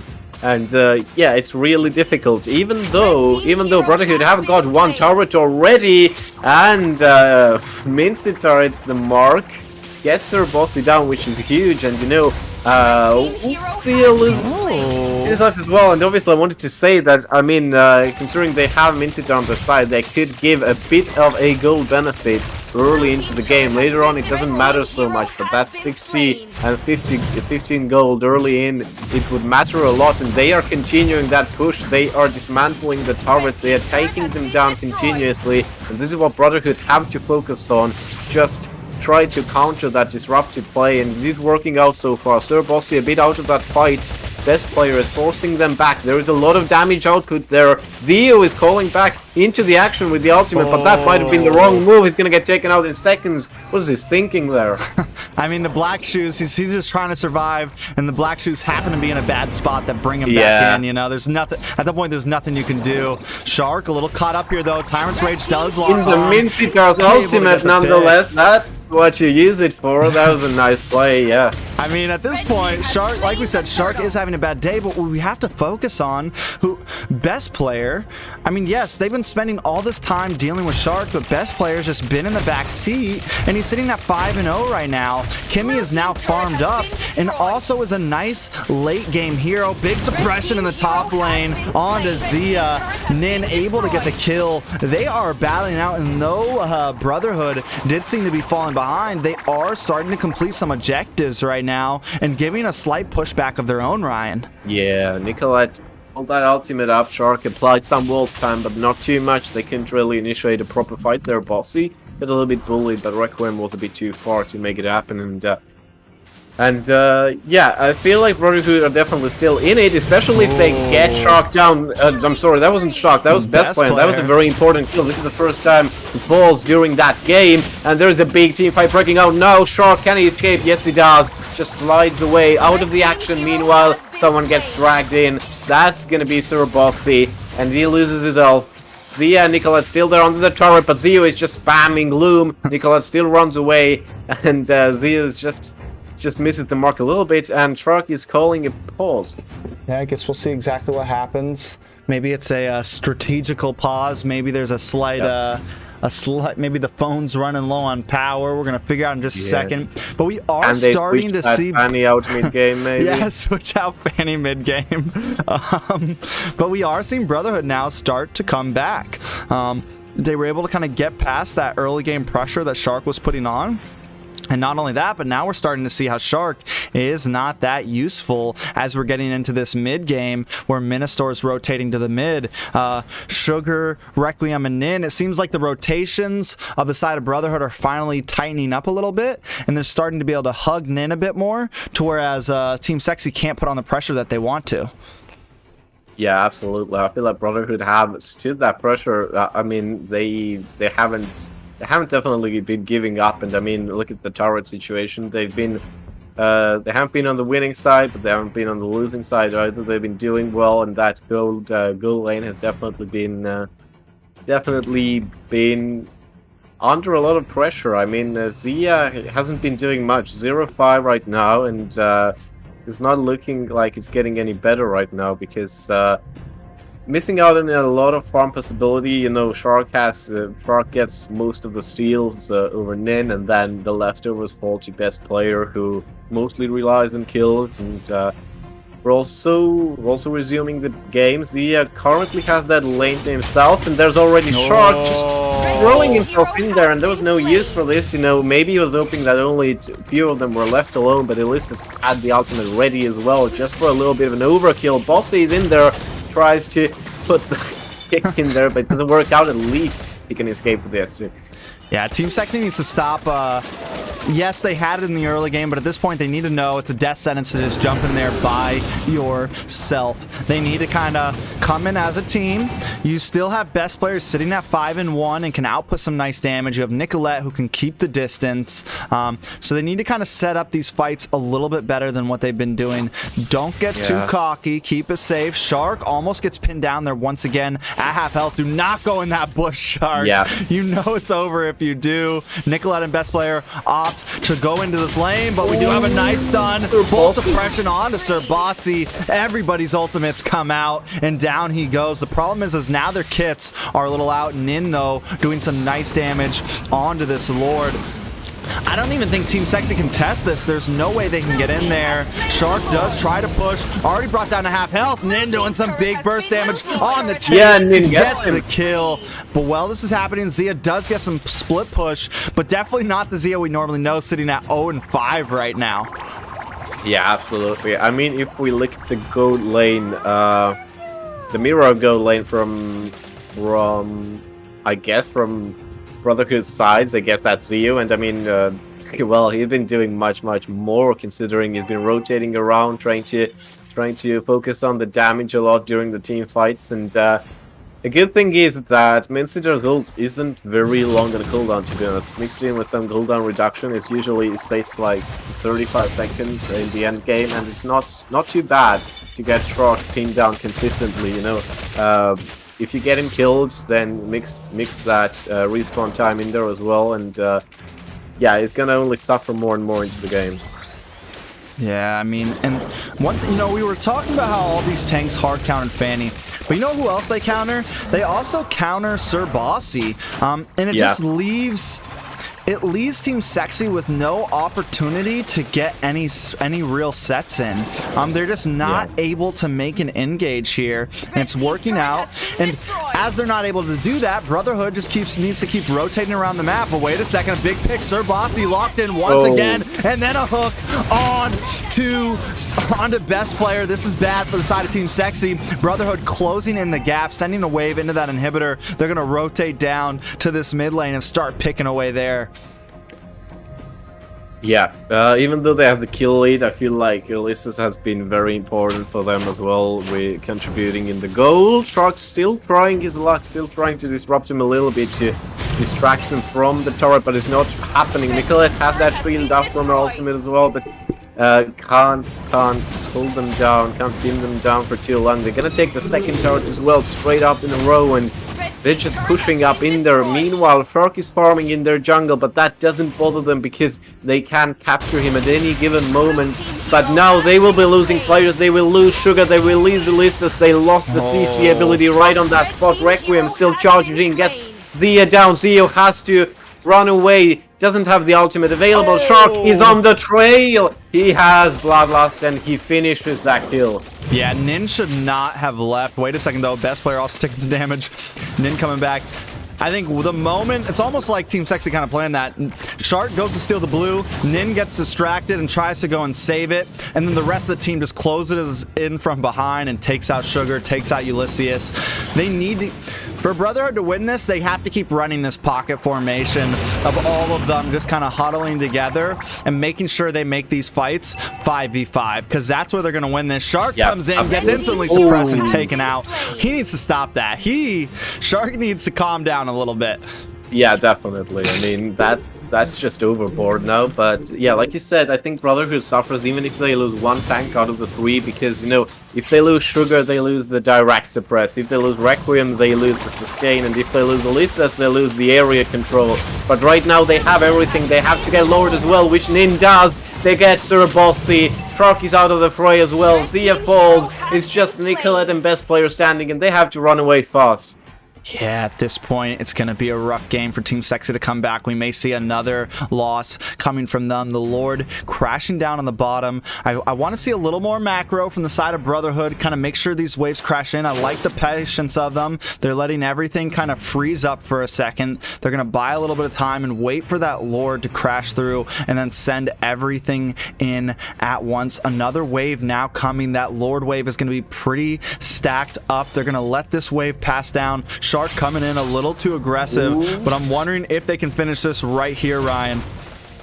Yeah, I think Frank accidentally used this. Yeah, you know he didn't use the ultimate. I was concerned for a second that he wasted it on the minion, but no. Yeah, the Lord is definitely gonna crash in, but they are all pretty much stuck there under their own inhibitors. Team Sexy, they're still trying to fight vehemently. Shark is going back and forth, inside and out, but it's not working out at all. Look at how easily Sir Bossy is taken care of. It's just happening in seconds. Shark is losing health with every dive, has to go back to the fountain to replenish it, but it's not working out. They are losing players in the process. Shark is just getting hopeless at this point. It's just devastating to look at. Team Sexy, they're crumbling apart, and that's it. Yeah. Alice is I mean, did you see this is what I meant by the late game of Alice, and we thought they weren't gonna have enough damage, but he is literally half healthing. I mean, just taking out a half a bar of health from everybody at that point in the game. Yeah, I'm also surprised, and Minster in the meta, you know, we love to see it. It counters Fanny perfectly, counters Cho as well, kills two birds with one stone. It's just very nice to see. Kind of counters Kimi in there as well. And in the end, at the start we really thought Shark is absolutely going to stomp this game, but no, he got taken care of. Yeah, they definitely, and I think maybe it was like you said, like the Cho and the Fanny both got countered by that, and even Kimmy in a sense, because Kimmy doesn't have a lot of range. She has to kind of get close to you, and once she got close, Ulysses or Sugar were there to just bring her in, and they were just able to pick them all off one by one by one. No way. And there was just no way for Team Sexy to ever set up any sort of engage. Yes, they were able to have some nice early game pressure, but once we got to about that 6-minute mark, we just saw the game slowly and most definitely turn into the hands of Deuce Knights there. We are going to jump back to this caster's desk and not waste any time and get ready for Game 2. Do you think Brotherhood can give Team Sexy the first loss of the season? Possibly. I mean, that was just a very nice counterplay. They went all in with the CC, and it actually worked out so well. I mean, Sir Boss as well, he suffered so much. He went 1-8 Your there. team I is mean, banning. your S2 counters CC, but Shunpa is still a blink skill. You can't escape Mincitar, and it's crazy to think of that. Yeah, and I mean, and even if you do escape one of them, you then have Kufra. You have 3 different people all ready to focus out. Everything's flying at you. Hooks everywhere, just all types of zoning capabilities, and they made it work. I'm wondering if Team Sexy is going to ban out that Alice this time. Because I mean, that is a scary. After watching that game, definitely he was scary. A good late game addition as well. I mean, it looked like he was struggling so much because of Shark bullying him all around the map, but eventually it's even he contributed in a lot of wave clears, and later on still you have the passive damage, and you have the ultimate as well, which slows the enemies, it damages them a lot. You have to zone them out as well, and it's working out well. And yes, that always is the first ban. Yeah, they take that out quite quickly. They don't want to have to deal with it.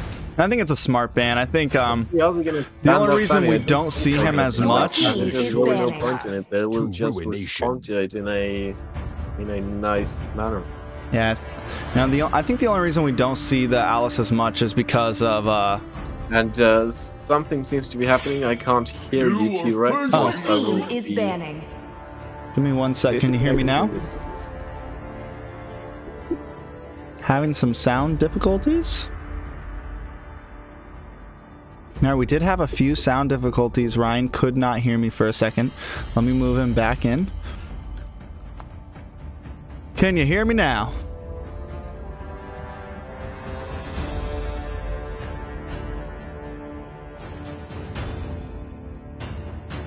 Can you hear me now? I don't know what caused this.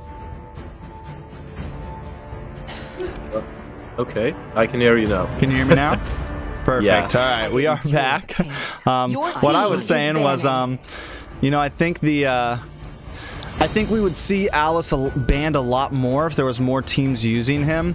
I really think he's just got so much late game potential. Literally can take it out just about everybody, any hero in about 3 hits once he's fully stacked. Yeah, absolutely. So at this point, I think if Brotherhood would have brought it in more in the beginning of the season, I think we'd be seeing it banned a lot more from a lot of different teams. Yeah, and they're gonna take out Glue as well, which is a good pick for Sir Palsy himself. But yeah, it's obviously a risk, and Glue can definitely separate some sides in late game. And Hayabusa is a 3rd ban. Is that some kind of priority? Because I don't know. I mean, we have seen Ulysses. I mean, we have seen a Hayabusa pick from the side of Brotherhood early on in the season, but I mean, I don't think it was anything enough for them to want to have to deal with. Maybe they do plan on going for, something like a double marksman comp here that's going to be a bit squishier, so they just want to limit the possibilities of getting pushed hard in the early game. And yeah, and Lily is going to get taken out as well. So yeah, we'll be seeing what's Boss's pick going to be. If it's going to going to be possible. The Esmeralda is open right now, so that's a possibility. Always a staple first pick for the XP lane. Most definitely. I like the fact that they're taking their time right now, though. Once again, I think after that first game, getting lost like that, they do pick up the Eve, which is huge for Nicolette. We know how much pressure she can assert with this pick right here. And we are seeing a possible response. I think the Kagura may end up coming in. It's been a popular counter pick for the Eve, you know, get that second skill stun in. But also hovering, they end up going with the Lunox. Yeah,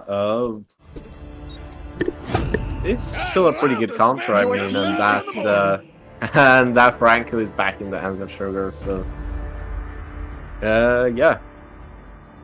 I feel like they're still trying to go for that map control and that massive CC possibly, even though Lunox, you know, doesn't have it. Lunox has excellent zoning abilities and can outplay most XP laners by herself as well.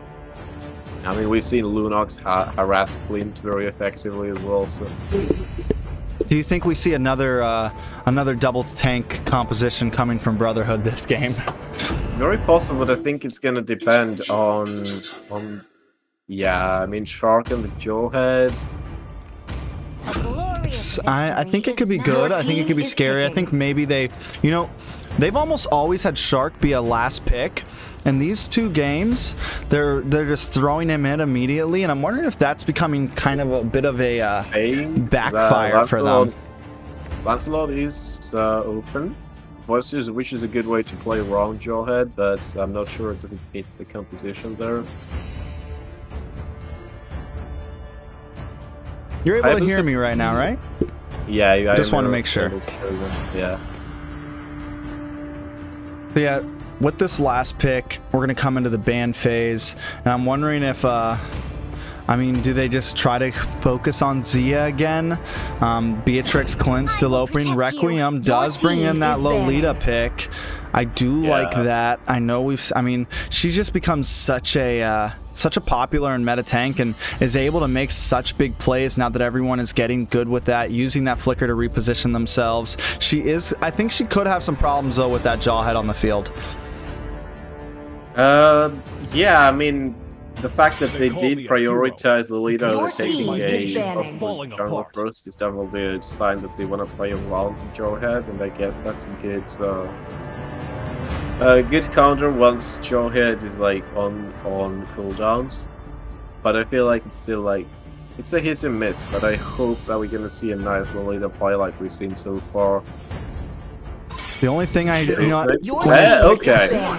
The Saber ban? Yeah.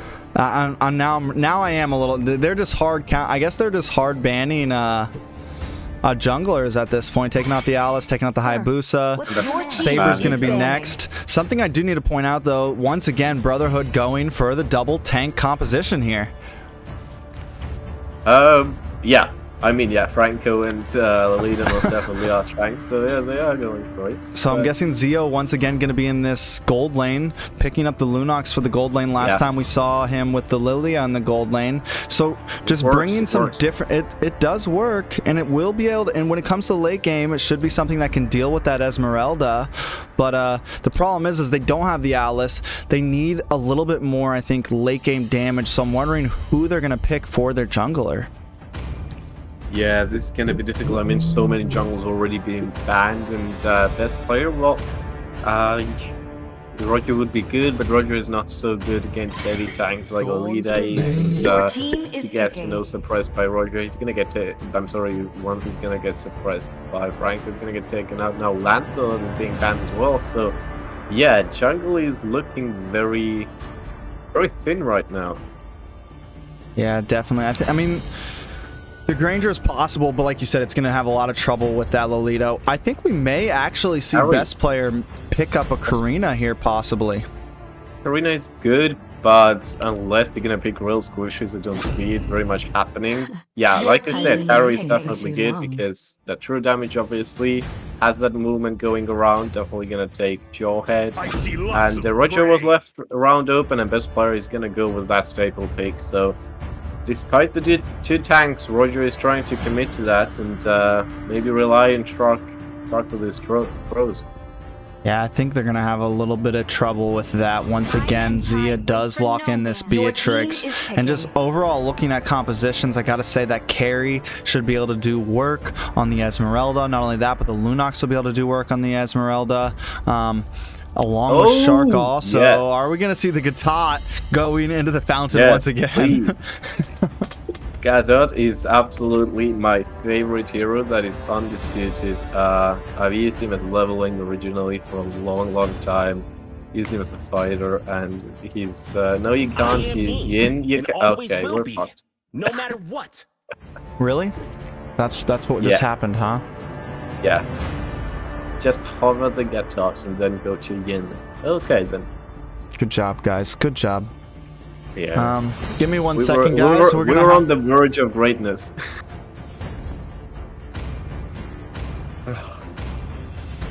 Alright, you guys are gonna have to give me 1 second while we try to reset this game. So for those that don't know, that are new here,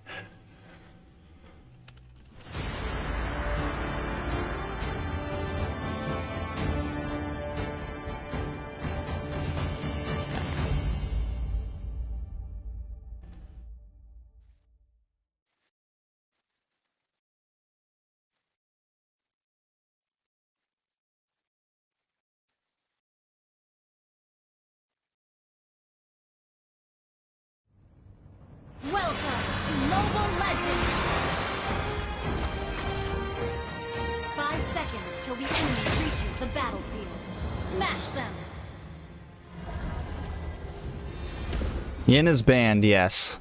And it's gonna be the same exact draft except for Yin. Victory!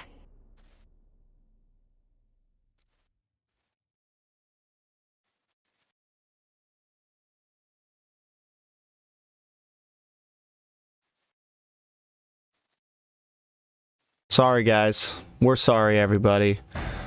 We're sorry. I don't know what's wrong with Brotherhood. False starts. It's okay. Watch them go Melissa this time. I would just DQ them at that point. Yeah.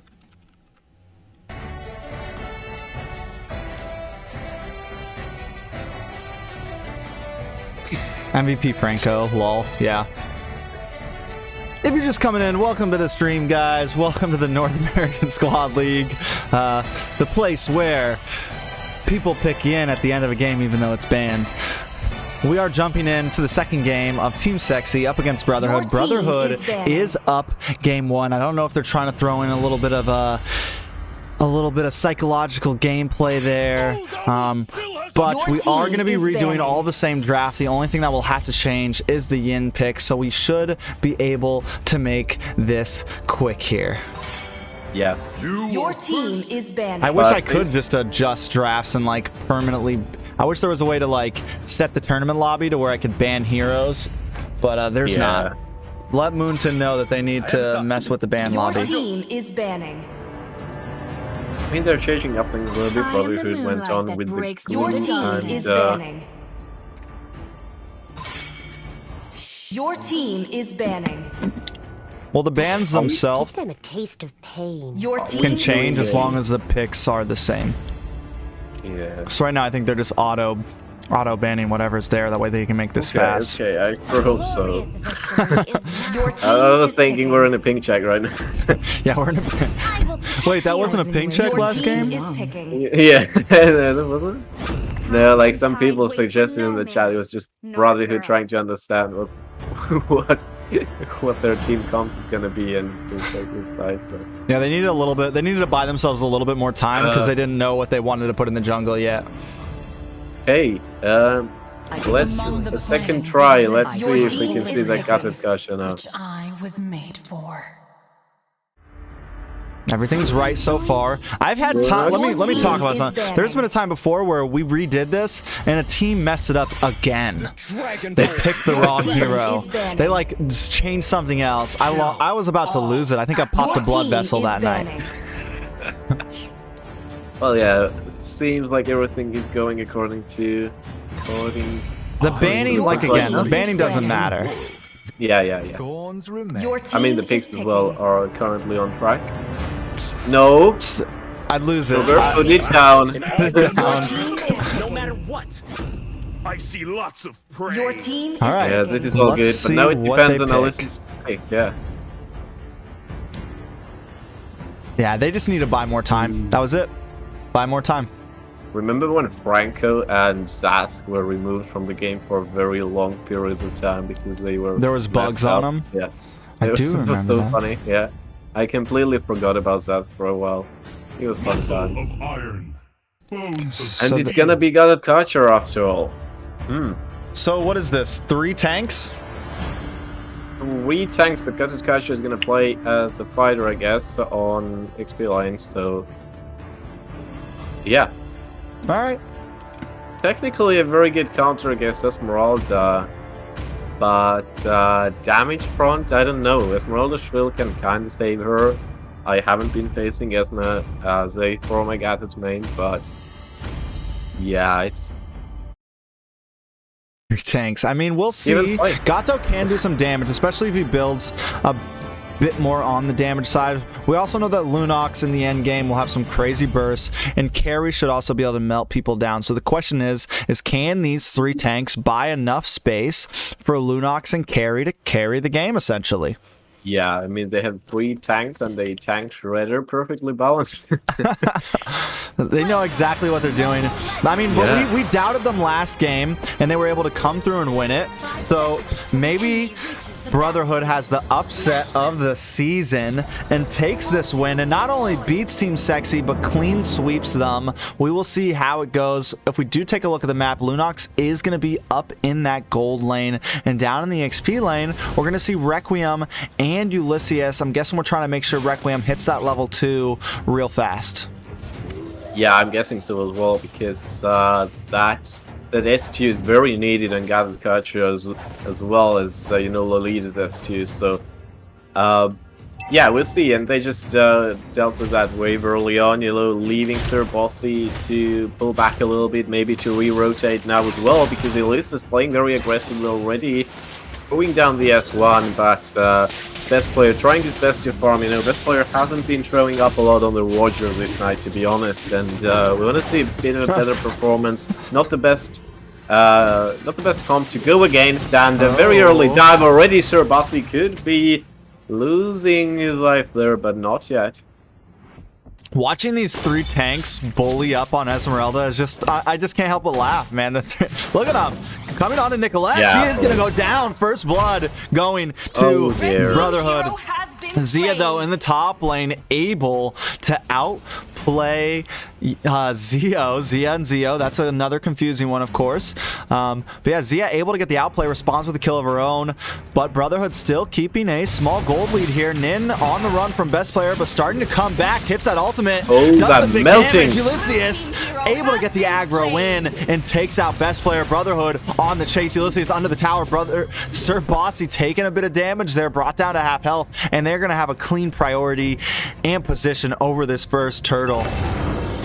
Yeah, I mean, Roger feels like a terrible pick into this comp, to be honest. Starting to look at things objectively, he can't really damage the tanks, and Nin is going to be farming very easily, and like we saw, gonna shred everyone into pieces, and that honestly might be something very easy for them. Nicolette throws that ultimate down, it's a bit too late, might get taken out himself. There is Best Player jumping in there, kind of in a support role once again, but they're still on the chase. Ulysses building up that rage bar, but has to back off himself. Yeah, that is huge, man. Right now, Brotherhood, definitely keeping people on their seats, doing something that none of us expected. Shark with a nice throw onto Requiem, though. He does bring up that bulwark shield. It's going to revert some of those missiles, but Best Player almost on the chase there. But like you said earlier, he just isn't going to be able to do anything to these tanky players on the side of Brotherhood. I mean, yeah, it's amazing, and 2 of these tanks also pretty much can be applied as fighters as well. They can sustain very easily on their own. It's going to be a tough task. Frog just sitting there in the bush trying to get a hold of someone, but it's a 3-2 situation. Zia as well has to be careful, just sitting on the sniper rifle, trying to hit distant shots, but look at the stalemate there in the bush warfare pretty much. Nin is going to be joining them as well, possibly looking for a pick on the top lane. They kind of have to if they want to open it up. But Ulysses might be facing a bit of trouble there, bit overextended. Bossy and best player are gathering him up. I mean, yeah, I got it, Catch. I love the kit, you know, you have the ultimate as a very easy disengage skill, you know, even though it takes a bit of time, and that's a good ultimate. Even gets the kills, Requiem himself. Mark is gonna get shredded. Goes away. Sugar gets him down as well, technically. Nicolette's still in there, applying some bits of damage, but won't die herself. Yeah, I mean, I feel like that's a good trade. You lose Sugar, you take half of this gold plating, able to get Nin with another kill, sitting at 2-0-2 right now. They've now taken a nice gold lead. Zio diving under, but takes some big damage from that shotgun. Zio with the flicker, misses the first shot, but able to get the second one. Nin needs to be careful, get out of there quickly. Is going to get slowed down, stopped by that real manipulation, but then responds back, able to get a nice hit onto Zia and bring him down to some low health himself, as the rest of the team pushes forward. A missed hook from Sugar, but they are going to at least relieve some of this pressure in the gold lane. Absolutely. I mean, very well played. Sugar is going to chase. Sugar is going to suppress. Sugar is going to dominate. Going to get Nicolette down a bit overextended. You just can't sit in the bush.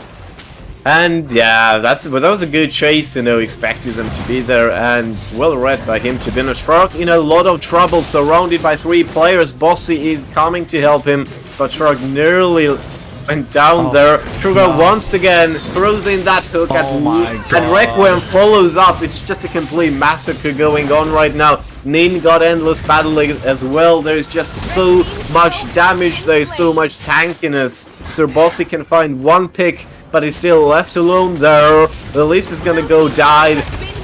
Get in with a bit of a bonk. Throws Shark into the air as well. Gonna go down himself because Shark throws him out of the battle. Oh, but Nin now on the run. I mean, Nin, the 3 tanks are definitely buying a lot of space for Nin to just bounce around, a lot of time. I think right now Brotherhood just needs a little bit more time to get Nin a bit stronger. Sugar with a nice pull onto best player, able to get the suppression onto Shark, but still just not enough time for Nin to get the finish. Bossy closing in. Zio is here now though, hits that dark mode, destroys Sir Bossy. They are battling it out right now. Oh, best player hooked by Sugar. Zio doing a bit more damage, able to keep them at bay. Nicolette here to help clear that wave. And I mean, there's back and forth up in the top lane. Zia now getting picked on by Ulysses and Requiem.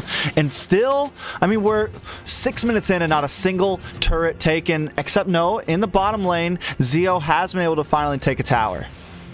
Yeah, and I mean, it's crazy to be honest, because Ulysses was alone there for such a long while. He was battling against Sir Bossy and best player, to be honest, by himself. Nicolette there in trouble, but Shark, you know, just so well doing with the throws, gets rid of Zio once again, and yeah, Zio finds a bit of trouble there, can't create too much space. Nin is going for the chase, but Shark just going out of range. Nin has that damage up. Requiem once again with the God ultimate. They get dragged in there, and nice suppression from Sugar as well. Throw that ultimate in there, but gonna go take an arm himself. Ulysses misses the ultimate, but does get Shark down, which is good enough. Builds up that rage bar, but can't go 1v2 unless he can. It's got a catcher, of course he can, but best player goes out, and he will not get that. Oh.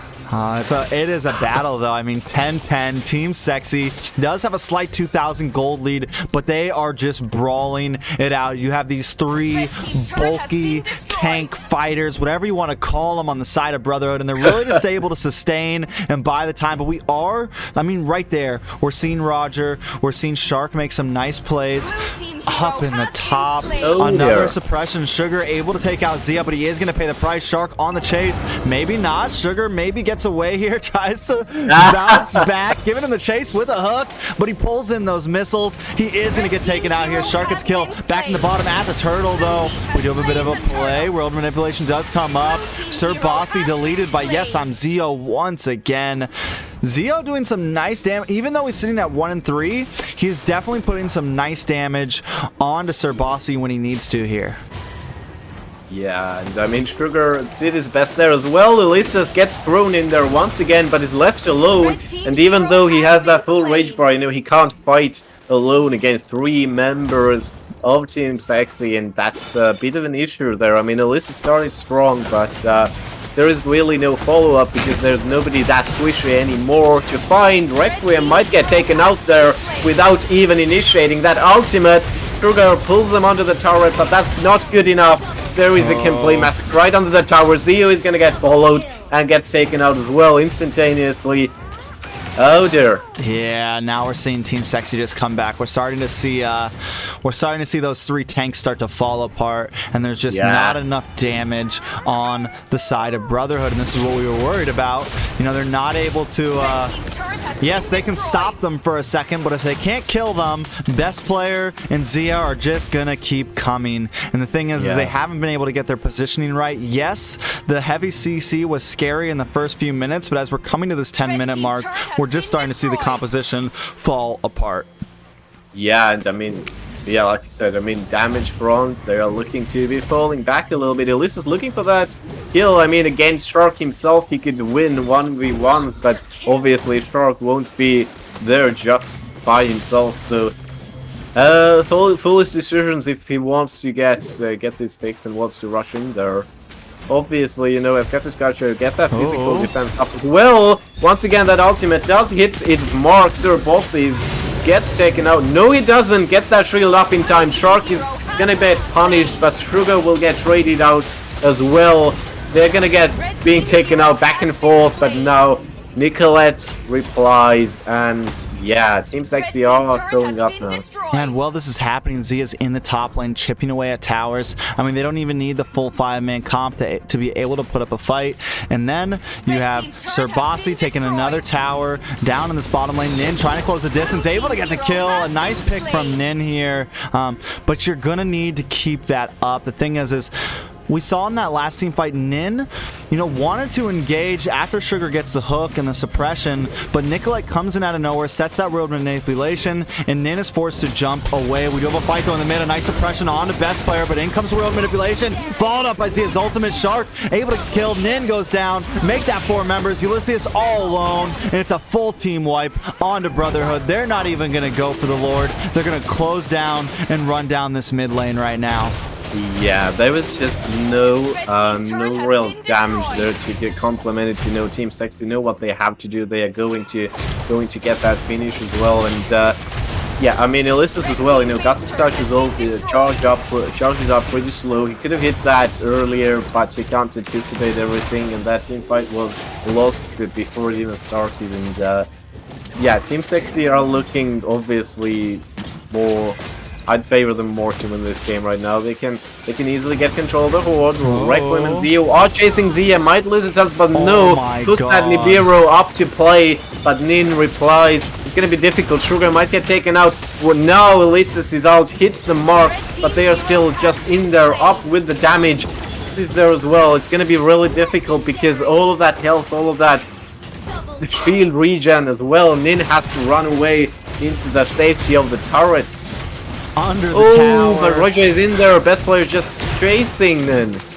Yeah, I mean, not even worried about it. And the thing is Nin that carry is going to do well against some of the tankier people, but you can just tell the troubles he's having when she wants to 1v1 Best Player right now. Not quite able to. Another inhibitor down, a huge wave crashing into the bottom. It's going to be a free Lord for the side of Team Sexy, and this could be the end of the game soon. Yeah, and we've seen all of a sudden we've seen Best Player move up the kill leaderboard, and he's occupying the first position with his 10 kills right now. Also gets the Lord and is melting turrets and is doing a very good job overall. And once again, Zia showing up now, tying the kills with Best Player, and Requiem's ult hits absolutely nothing. Yeah, and I mean, maybe I think for Brotherhood to try to hang out in this game a little bit longer, they need to stop forcing the engages. Let Team Sexy come to you at this point and try to you know, pull them into your sets instead of Ulysses just jumping in this back line, Sugar trying to get the plays. You know, just kind of let them come to you a little bit, which right now that is what they're getting, but it might be a little too late. The Lord is getting melted down. Sugar brought down to half health and instantly taken out. Nicolette gets the kill. Ulysses try to dives into that back line. Best player will get taken out, so it is a 1-for-1 trade, but a nice set. Zia able to hit that ultimate and bring everyone down to about a quarter health. Ulysses looking a little low, forced to go back to the fountain, take some of that health back. They are defending this push currently, and they're doing it not too poorly. They're able to keep up. They will lose another inhibitor here. The question is, can Team Sexy finish this right here, right now, or are we going to see another Lord? Zia coming around with the sniper, but the damage just isn't there on Ulysses. A nice falling star moon into the back, followed up by the real manipulation, and they're just able to keep going, but Sir Bossy will pay the price. Requiem able to take out Zia as Ulysses also goes down. Requiem with the Newman on blast, but doesn't have the flicker to connect, and this is going to be a disengage from Team Sexy, Ryan. Yeah, I mean, very well defended because they were at the brink of a loss, but very well recovered actually. And I mean, Nin also put that ultimate up, melted that minion wave, smashing in, and there's even a follow-up. Theo gets a kill, but gets traded out instantaneously. Best player still searching for something, has to get out of there fast. Shark still attempting something. Go there. That is huge. They are coming back right now. Yeah, gets two. I mean, now are we finally at the power spike? You know, or do they think there's a chance of Brotherhood coming back here? Sir Bossy dives in, taking a little bit too much damage. Nin is just melting him down. Does want to push forward. Sugar, Nin, Requiem all coming down this mid lane. They're going to move over to this blue buff and eat that up as Ulysses stays back to clear these waves. Yeah, Sir Bossy was very lucky that that turret was in there and they pretty much face planted into it, and they just can capture him in time. But you know, yeah, Brotherhood somehow managed to turn it around. Basically lost almost all of their base's health as well, but now it's slowly recovering. You know, it's looking good. Even though they have no inhibitors, they have to face tons of very strong minions. It's gonna look nasty. It's gonna look gnarly if they wanna somehow still defend the base. You know, they have to be very careful around the waves. Meanwhile, they have to mitigate these pushes. And that's pretty bad. There was Immortality still saving.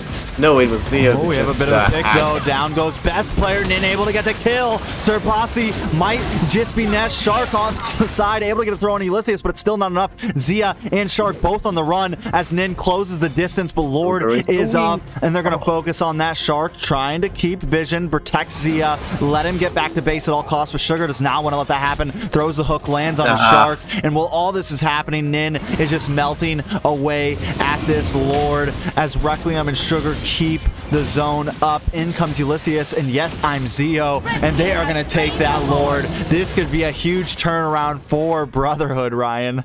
Yeah, this was massive, and you know, Sugar as well doing so well zoning with the Franco. Even though he's going 210 right now, he's doing a good job. I mean, if he wouldn't have missed that first hook, Zia would have lost a life as well there. So Shark still trying to find some kind of a redemption. They are all in there, up in that bush. Sugar is gonna get that hook. He might get melted down, but puts that S2 up and just rushes away. Obviously has to. This is big, man. The question is, will Brotherhood, you know, crack an inhibitor, even out the playing field, or possibly get a big team wipe here? Nin's starting to look pretty strong. Sugar still keeping his distance. This is for all the marbles right here. You know, they have the Lords coming in. The side, they don't even waste time for the side waves. They want to get as much of a push out of this miss wave. The Lord does crash in to that tier 2 tower, and they are pushing in. Sugar taking a bit of damage. The hook comes out, not quite able to finish it, but Zia's going to melt down that Lord, and Brotherhood I think at this point needs to back off, Ryan. Yeah, no point in continuing on with this. I mean, most of I mean all of Team Sex's players are full health as well, and you know, they have the opportunity of just replenishing their health right up the fountain, and it's very important considering Shark is constantly on the chase. But they're still trying to get the turrets. They need to get down to the inhibitors, obviously, to even out the playfield in the long run. Yeah, if we're still seeing the continuation of the game, you know, the stronger minions are still, well, they're against Brotherhood at the moment, but at least the waves are crashing in closer to Team Sexy at the moment, so they have that map control and they have the minions by their side. They can still continue on for a little while. Sugar misses the hook. Shark is looking for that opportunity to counter, but gets pulled in there. Obviously has to disengage. Requiem throws the shield up as well, but nothing to follow up on it. Sugar just messing around. They're just trying, each team trying to bait the other team right now. Yeah. Shark coming in, trying to get the throw on someone. Sugar, you know, trying to bait him into come and throw him, and then he flickers away, hoping someone else can get the stun. I mean, they're really just playing on the line right now, living on the edge right now. Team Sexy starting to come out, reclaim their jungle a little bit. I think it's going to come down to who makes the first mistake, who gets the first big pick on one member of the other team here. Yeah, and now you can see once again, you know, Team Sexy getting it all back. Alyssa's with Immortality. Is it really good at this point in the game? I mean, he's been missing the park a little bit with the ultimates, and now we can see as Team Sexy still has all of their inhibitors standing, it's going to be a bit more difficult because they have to be on their guard. Big flicker pick. In comes Ulysses, a nice hook onto Nicolette. Sugar gets the kill. Ulysses will go down, but the immortality is still there. Nin on the chase once again, and the concealed play comes in. Requiem with the stun onto Zia. Immortality does come up though. Now back in the top, Sir Boss taking a bit too much damage. Nin able to get the kill. It's a 2-for-1 trade on the map. Best player trying to play his distance. A isn't able to get the pick, but Lord is up, and 4 members are on the field for Brotherhood against 3 Team Sexy. And with the zoning capabilities of Brotherhood, I got a feeling they can take this Lord here. Yeah, I think so, unless Best Player is just gonna rush in there, but they don't have any. I mean, Shark is there. Shark and Best Player have been working together as a unit, and they've been doing it now as well. And Best Player, well, they will get absolutely Sugar down. There is no question about it. Theo still throws that invulnerability up, but might still lose his health as well. And yes, he does, but at least they get Team Sexy down completely. And Minions on the base. he's gonna run for it. He might make it, but Ulysses is there to defend it. Oh, this is gonna be an epic duel, but they have got the Lord. They have got the Lord on their side, and they were saved by the bell there. Oh my, I really thought for a second we were about to see something crazy. Luckily the minions came out just in time. Ulysses now able to push back. Lord already getting brought down, you know, losing 10% of his health. We got a big push ahead. Zia and Best Player should be up, but right when this Lord crashes in the inhibitors, can Brotherhood finish this right here and make this a 2-0 sweep? Yeah, no real damage follow-up, you know, if Shark just decides to throw someone. I think it's better to throw someone away, far away from their side. I mean, they don't have any damage close. Zia is now sprinting up there with the Wesker, tries to make something happen. Oh, I'm sorry, it's not Wesker. Then comes the Numenon Blast, able to get the stun onto Eve. A nice suppression in the back lane onto Shark. Immortality will come up and in, wants close distance. Not quite able to do the hook. Lands on the Best Player. Best Player may go down here, but real manipulation comes back. Ulysses taking a bit too much damage. A big throw onto Requiem, but still not enough. Zia is able to get the kill. This is a clash. Sugar will go down. Zia able to get the kill. Nin, and yes, I'm Zio all alone, but Zia is doing too much damage. Make it a triple. Nin will probably go down next. He is on the run. Minions crashing towards the side of Team Sexy. Can Nin get away here? He's gonna be able to make it back to base, and with enough minions, maybe there is enough time for Brotherhood to defend this push. Possibly, actually, because Shark also recalls, so I don't think they'll be rushing the base. Zia tries to hit it, and what do you know? I stand corrected. Actually, the sniper does hit. Actually, a sniper rifle does hit the goddamn buildings. Oh my god! Oh no, Nin. That's it. So that was short. I think he wanted to clear that wave. This is gonna be it. Team Sexy. Wait. Oh. Team Sexy. After all these efforts, you know, that's kind of bittersweet. That was huge. That was huge. Victory! What a game.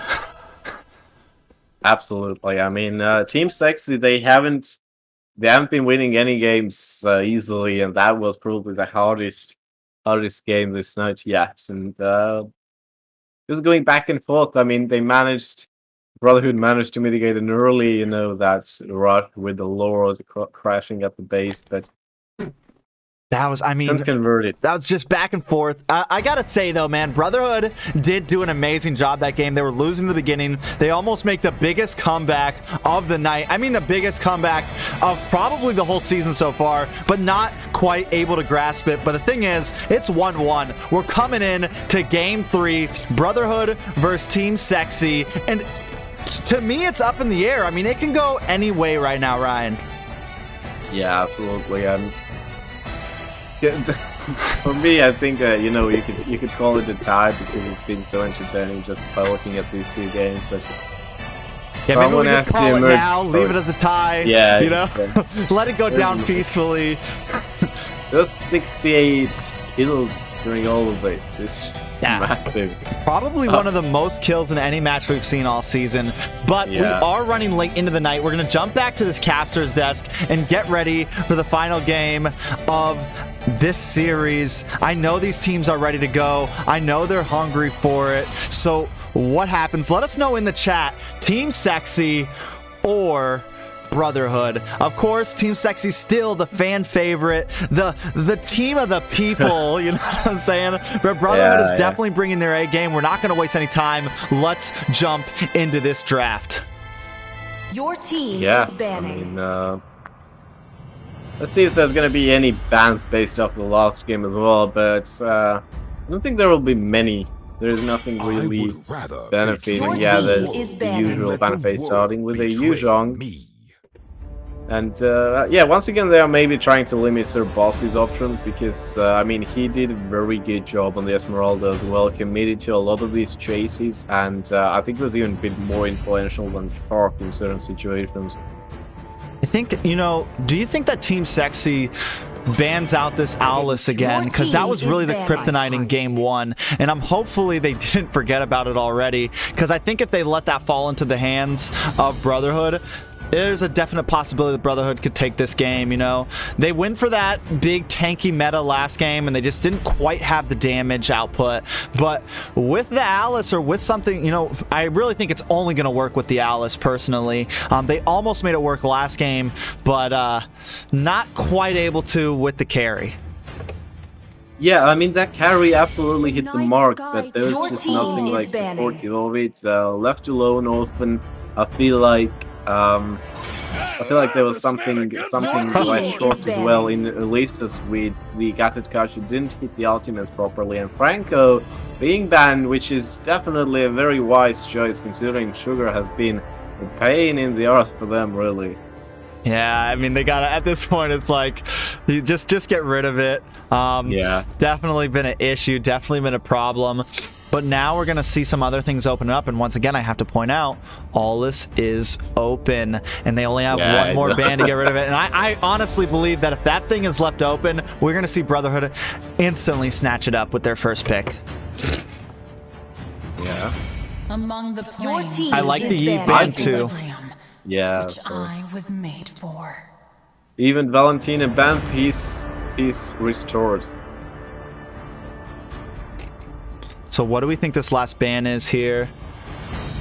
I mean, they're taking their time, being patient. Do they? Maybe they just ban another tank, right? Imagine if you accidentally ban Yin. Yeah. Would that be illegal because they're not technically picking Your it? team is picking. Glue once again. I mean, yeah, they've been really against Glue for a long time now. Yeah, but I mean, like I said, does Brotherhood instantly lock in this Alice, or do they lock in something else? The Esmeralda's not open. We do have that Lilia open. That's what they went for in game 1. I'm wondering, or they did bring in the Lilia right in the beginning. Yes, Zio ended up running it in the gold lane. I'm wondering if they do something similar to that right here. Yeah, let's see what's going to happen. Ulysses. Esmeralda is banned now, so I can't really pick anything. Maybe it could be. It's time to go There's to a the Lilia. R&D show. Your Yeah, team they're gonna is trade it picking. for Lily and Yaz.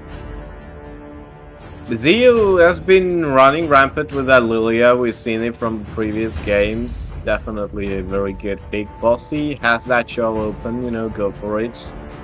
Might call once again for some heavy CC out all from the Brotherhood injustice in the side. They world. don't have Franco now, but they Time still and have the time. Your likes of team is picking. Gofra and Minsitara, if you will. This is looking really similar to game 1 though right now. It is though, yeah. And I'm wondering, I wonder if Brotherhood just locks in at least two tanks once the again. Fannies and fannies. Yeah, you're right. But maybe that's like, let him pick it. They showed that they can counter it, you know? Yes, they don't have the Franco this time. Bring it in, Bring Aulus. it in. The Aulus, the midget, as some people like to call him, in the game. Not Your only that, team but the is Phoveus picking. comes in also. Yeah, so I mean, that's a different type of CC right there. I mean, that's a very good way to counter Cho, obviously, but putting him into that Cho lane as well. So we'll be seeing what's going to be done with it. I will Park protect could you. be very easily Your going with the team heavy is tanking banning. as he is. There's the Lolita well done band, and obviously going with it. Shark played a mean Lolita in the last Your series as well. team So is banning. So, I think with that Phoveus pick, maybe they should ban the Fanny here. I mean, yes, Fanny dashes around, but the thing is now they've kind of limited. They're not going to be able to bring in a bunch of heavy counters to it, and we already know Nin gets hard countered in the early game with Shark on that Fanny. We saw how much he dominated Nin invading. So since they're opting Your to not team go is for that banning. heavy tank, heavy CC, that might be something they need to take off the table here. yeah, absolutely. And well, best player could be looking to maybe lessen some tank options or some support options, because I mean Phoveus is already in play, but knowing Brotherhood, they will definitely be going in with another tank, and maybe taking them out of fray would be good. Sugar still open to pick anyone, so I think,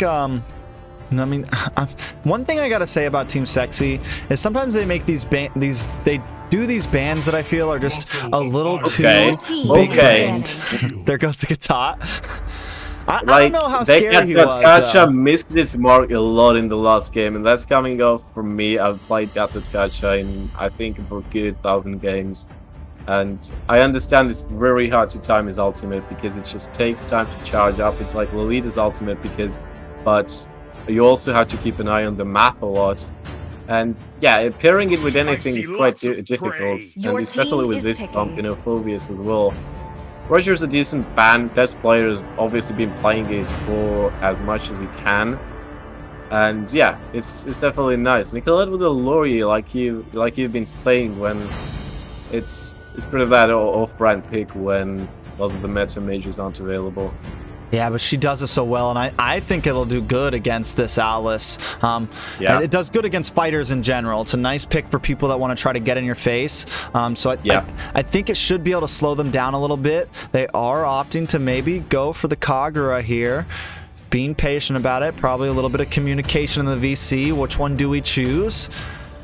I think I would have liked the Lao Yi a little bit better, maybe. team is Honestly, yeah. But I mean, Kagura very good controlling the mid lane. If we're gonna see an Atlas, I swear to God, Don't do Brotherhood it. is going to go with another face palm strategy this time. I don't think they should do that either. I think that's literally. I think Come on, he's a Sugar and Requiem, they both went tanks last game. Yes, they are gonna do it. Come on, bring it on. This is, you'd love to see it. No. Oh my God. They're doing it. We're going for They're it. doing it. Hey, live your life, Brotherhood. Change Yeah. the meta one game at a time. But Atlas, they could. I mean, I just feel like there was team other is options. picking. Maybe the Hylos, yeah. something like that. We saw Yeah, the I Hylos feel like earlier this today, time did really it, well. it lacks damage even worse with the Gato and Franco. This time it has nothing. I mean, Atlas, not really a damager. You have the passive that slows anyone, but what does it do? Kufra does damage, but you can't really build him for damage. Phoveus is gonna be their only hope together with Nin, and it's gonna be really bad. And we're gonna see Xborg jungle from Best Player, and that's something I'm a fan of as well, because he got like a mini rework as well for it, and it really suits Xborg now because of his range, because of his abilities to disengage, and obviously his ability to blow himself up.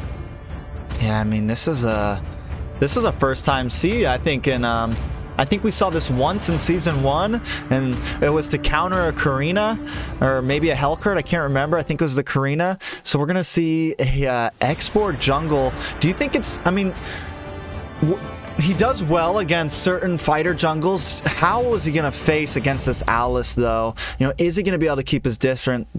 Because the thing is Alice is going to be able to... He's got that speed up, you know, and he's going to be able to get right on top of Xborg. So I'm just wondering how exactly it's going to fare against the team of Brotherhood. One good thing is it's not going to proc Phoveus' ultimate.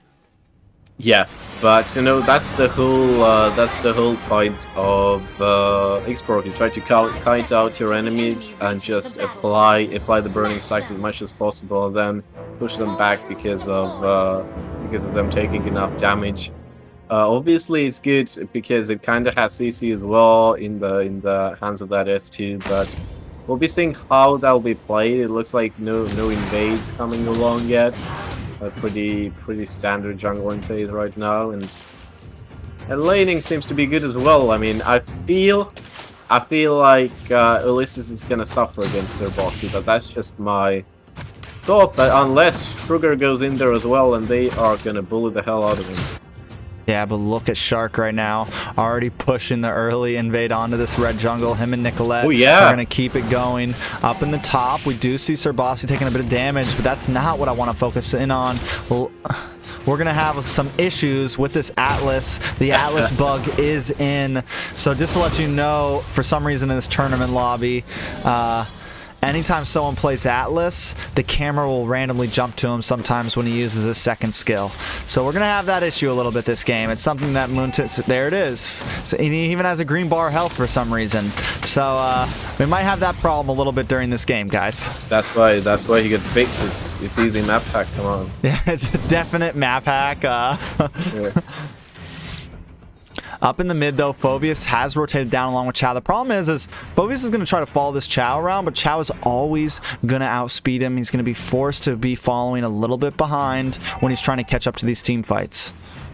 Yeah, and I love the Zeo and Gold lanes just harassing the marksman. You know, that's something you see in League of Legends, supports being mages and then using like explosive abilities, not letting ADCs level up, and that's gonna be the case there as well. I mean, Zia is gonna suffer a bit at least. Requiem might be looking to charge in there as well, and that was perfectly timed, perfectly placed, and it's just very unfortunate that they did not get Zia down there. Yeah, but Nin is gonna fall on the turtle as well. Oh, that hurts. I feel like Zeo was, I mean, he had his black shoes. He was supposed to dive that tower and try to get the kill there. And then once he's low health, black shoes out. That's what you see these Lilias do. It's what gives him such a nice advantage in the early game when it comes to tower diving. And he just didn't follow up. Maybe he got nervous. But now you're falling behind. You've lost a turtle. You weren't able to get a gank in the gold lane. Not only that, but Nin has died once now. Yeah, absolutely. And I mean, they're a bit falling behind. Obviously nothing major. We're very early into the game, just the baby steps. But Sugar does throw that separation in there and even works it out a little bit, but it's obviously Shark with the ultimate that already works out perfectly. They get Sugar down, and that's definitely gonna sever Brotherhood even more. Down in the bot, we are seeing a little bit of a push as Team Sexy comes in onto Zeo. Best player just roaming around the map, taking camps, not putting too much pressure anywhere, letting the rest of his team do the job. Shark and Zia able to get some nice damage on Requiem. Zeo forced to use those black shoots, and in comes Best player with that last insanity. Sugar trying to back up, doesn't have the ultimate currently. Best player taking a little bit of damage here as Zeo pushes forward, but still not able to get a finish. We're now looking at 0 and 2. Requiem does get a nice Tyrant's Rage, but no one is there to follow up. Shark coming back to help defend. Zia brings out the shotgun, ready to do some damage. Shark with the Newman on blast, able to connect, and Zia's going to get that kill onto Requiem. We're looking at a 3-0 lead right now. A tough position for Brotherhood. Yeah, that got turned around instantaneously, and Zia misses the ultimate there, but that's nothing major anyways. Honestly, yeah, Requiem has been setting up plays there on bot lane, but they've had 2 good opportunities to get Zia down, and they didn't. I think in the second, I guess in the second time, Zia was a bit too far back, and obviously no damage there. I mean, they rely solely on Zio in the early game right now, and Ulysses, but Nin has to get that game up fast if he wants to contribute now. And it might be happening now that Turtle might get contested. Olus got harassed there a little bit by Sir Bossy, but he still gets to farm, it's okay. Yeah, Turtle, I mean, I think at this point, they don't even want to contest Turtle. Again, Yeah, the goal is getting into level 12, get this Alice up just like the first game, and then try to make some big plays. We know the damage that Alice can do, and I think the main goal for the side of Team Sexy is try to finish this game quickly, put as much pressure on and set them back as much as possible. And comes Shark with the flicker, Newman on blast. Sugar does get a nice ult, but it's still not enough. Requiem and Sugar both go down, able to take out Sir Bossy, but at what cost? As the rest of Team Sexy comes in and pushes on this tower. Nin not able to close the distance or defend. The tower goes down, Ryan. Yeah, and that's what I was saying, you know, X-Borg's such a good surprise element there as well, and paired with the Turtle Shield could make that easy dive happen and just explode there nicely, capturing a double kill as well. Now Sugar trying to maybe look for something, just trying to save that turret, which is very dear to them because they've already lost the mid lane's first turret, and yeah, it's going to punish them soon. They aren't really paying a lot of attention to lanes and looking just into the jungle, trying to stop them from rotating, pathing around, and yeah, finally, once again, Requiem throws himself in there, but Shark will reply instantaneously with the ultimate of his own, and yeah, it's really hard to reply from Brotherhood side. Oh, yes, good job, but not enough. Yeah, I think they, just like first game, they need some more time, and they can't be making big plays like that when they just don't have the damage yet. And then Sir Boss is there to kick you under the tower. It's a very, very, very tough position for Brotherhood right now to even try to last long enough to where they can do something. Yeah, I mean, Brotherhood, they didn't have an early game comp. They don't even really have a late game comp. If you, Ola's obviously a late game monster, but you know, you don't even have a marksman. Like, what do you rely on? They have Zia, who has already won games, and it's really difficult to be looking at this. Yeah, we'll see. I mean, the last hurdle of this match is coming up, and once again, Team Sexy takes positioning over it. Requiem, Ulysses, Nin, I'm wondering if they even that's the setup for Shark, isn't it? Like, what are you doing there? Staying together, but in comes the Sugar, trying to get the pick.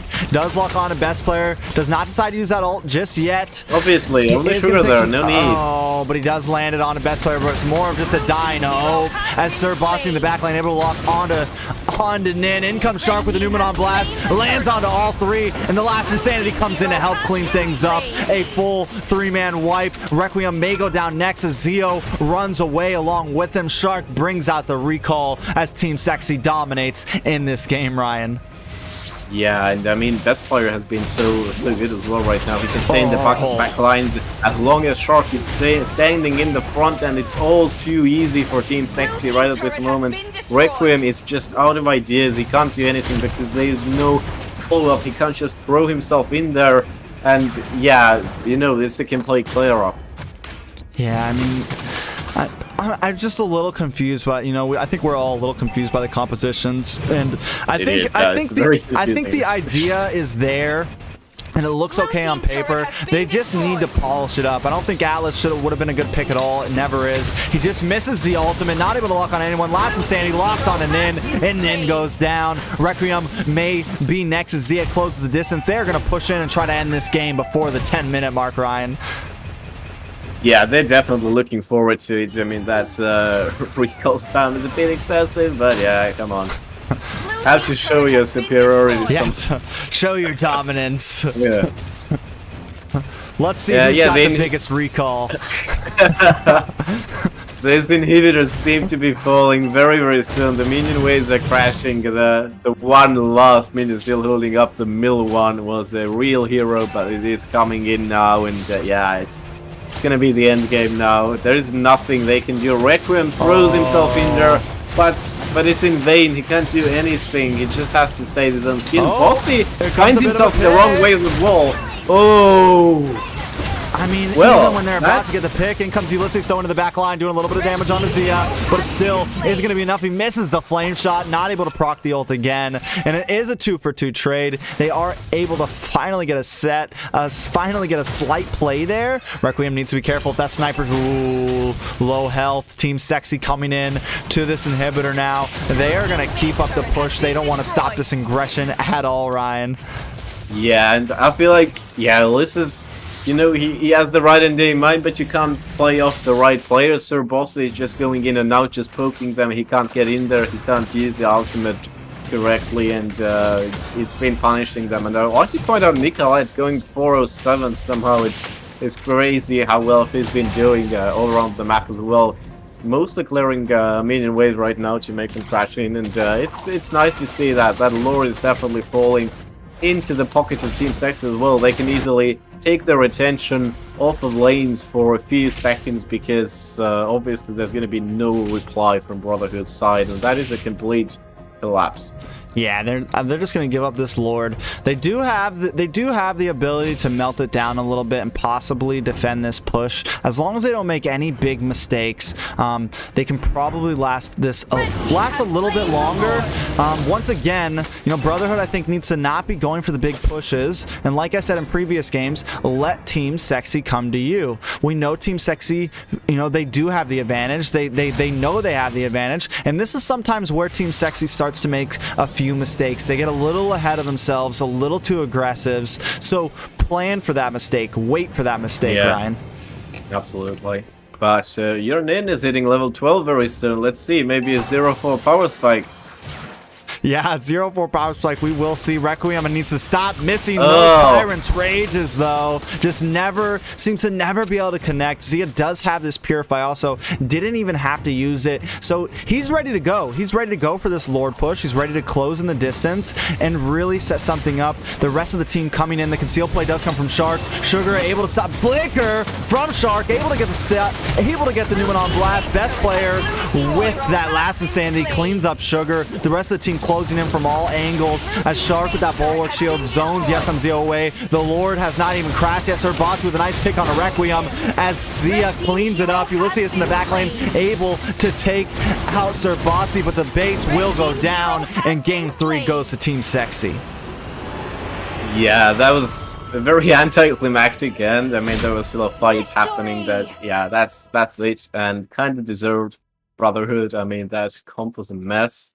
And yeah, like you said, Requiem was missing a bit of the S1, but then again, you know, was setting up a lot of plays early game, but there was nobody supporting him because there was no damage dealer available, and I feel like even Zia wasn't very influential there. Even though he did manage to stop Zia very early into the game, it wasn't enough, and I feel like a marksman could have done a million times better there.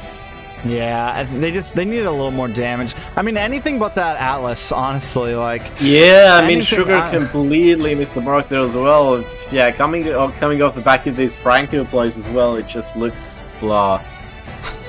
I love how, and then Shark sells the items at the end. Yeah, the good old just the thrill of dominance. The final moment. Nothing with the family as well, always. So I am ready to see how this goes for the final. I mean, Before we even get to that, Team Sexy now taking another win.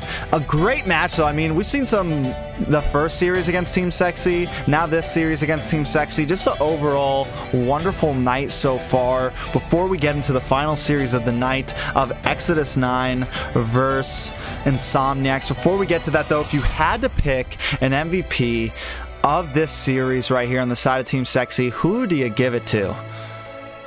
Of the whole series.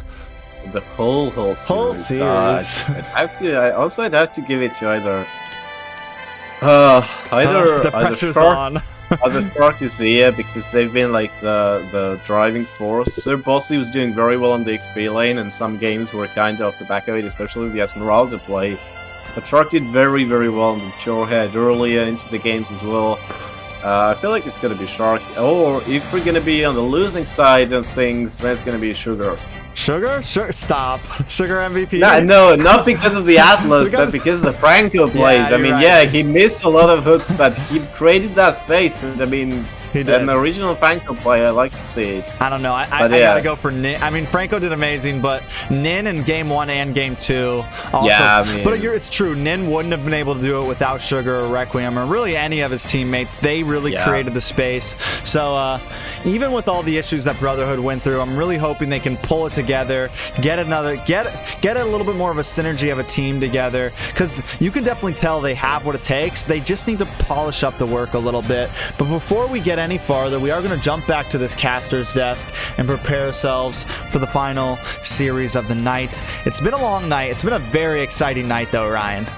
It's been. I mean, we've had very some series full of emotion. I mean, the first Team Sexy series didn't come easy for them either. It was full of a lot of fights, and GS Knights were very close to getting that one. But Brotherhood, I feel like they threw that last game. Yeah, it seems like they really tried their hardest in the first game. They really tried their hardest in the second game, and that last game, it just seemed like the Fanny was amazing. I just love the game where they completely shut Stark down, and then it came down to that. So hopefully in the future and I think that seems to have kind of been a problem even the other day when they played. Like when it comes to the long haul, when it comes to the full 3-game series, you start to see them crumble a little bit in that last game, and there just starts to be a problem in that final game. So, and I think that's a big part of this also. Keeping your morale up, keeping your mentality together as you're going through an hour and a half of gameplay through ban phase after ban phase, 5-man after 5-man. It's a full aspect to playing in big tournaments like this. Yeah, absolutely. But Insomniacs against Exodus 9, and this is definitely going to be an interesting series as well. Exodus 9, no. The underdogs. As well, and yeah. So, all right, so we're not even going to ask, does Exodus 9 win? We're going to ask, does Exodus 9 not get 2-0 swept? Can they take a game from Insomniacs here? I hate to say that, but Insomniacs are monsters right now. If there's a team that has a chance to take out Team Sexy, in the playoffs, Insomniacs are definitely one of them. Yeah, absolutely. So this is going to be a tough game for X9. This time they do have the full comp. They have Walk On, they have Jessica Eats, Destiny, Kasuta, Tank. So can they keep up with the monsters of Insomniacs? I'm talking Pogi, the ex-jungler of Area 77, Merciless, another Area 77 member, Ashley, who has just been tearing it apart with mages. If I had to pick one of the top mages, the Farza plays are insanity. Yeah. So I'm excited for it. I'm excited for it. We're almost there, Ryan. I know you're tired over there. What time is it over there right now? Yeah, it's close to 5 a.m. now. Oh my god. Starting a new day, Rise and Shine. New day? Yeah, I think this is going to be an East game. We're just figuring out real fast.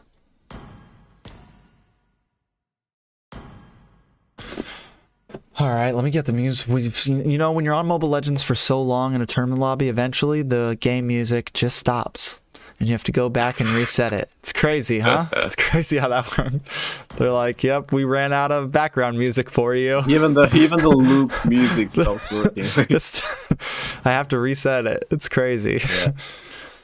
We're gonna go for nostalgia or ascend? We'll go for ascend. Yeah. This one's my favorite, guy. This one's my favorite. Do you think they hired a real orchestra to put this music together, or do you think it's all digital? I think it's all digital. Honestly, you can very easily make it all digital these days. It's But true. I think they've had even like orchestras actually perform this pieces. So I mean, why not? It's nice. I love the soundtrack. To be honest, it's really motivational. Stop. We're having, I don't know if they're just talking trash right now or what the deal is, but Insomniacs is saying there's only 4 members in right now, and they're saying it's okay, let's go 4v5.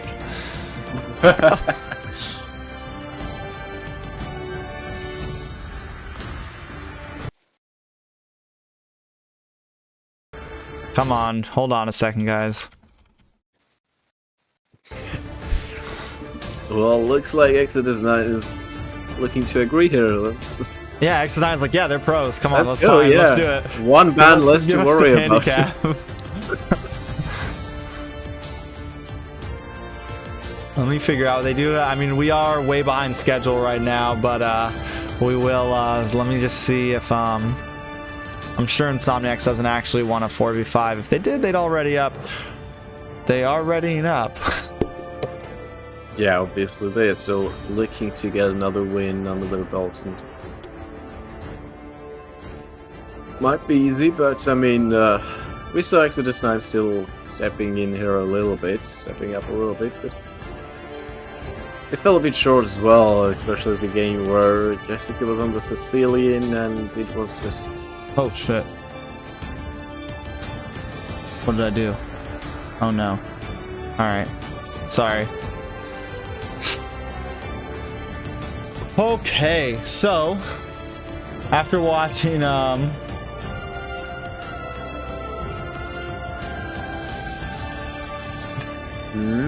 wait 1 second. Because we are so behind on schedule, I'm just trying to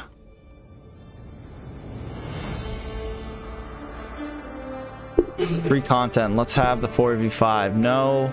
No, no. No, no, no, no, no. No 4v5s. No 4v5s. We're not doing that.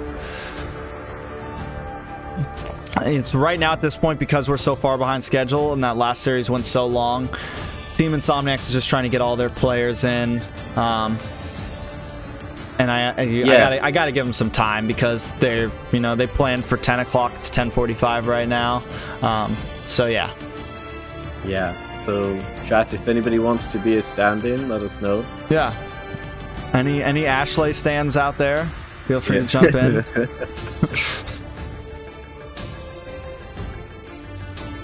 All right. So, with 2 more, we were talking about this earlier. What do we got? What is the series this Thursday? This Thursday coming up, we're going to have The Simpsons up against The Kingdom. We're going to have TSU versus Deuce Knights. TSU versus The Valley. That should be a really good game. Team Sexy versus The Simpsons should be another decent game. And then the very last night is also going to be, I think it's got one of the biggest games of the season. It's going to have, up first is The Valley versus The Simpsons. Brotherhood versus Aether Explicit, Insomniacs versus Deuce Knights, but the very last game of the whole season, which I think is going to be a really epic game, Team Sexy versus TSU, which should really be a monster of a fight. I mean, I think that's like end of the, that's like playoffs predictions right there, you know?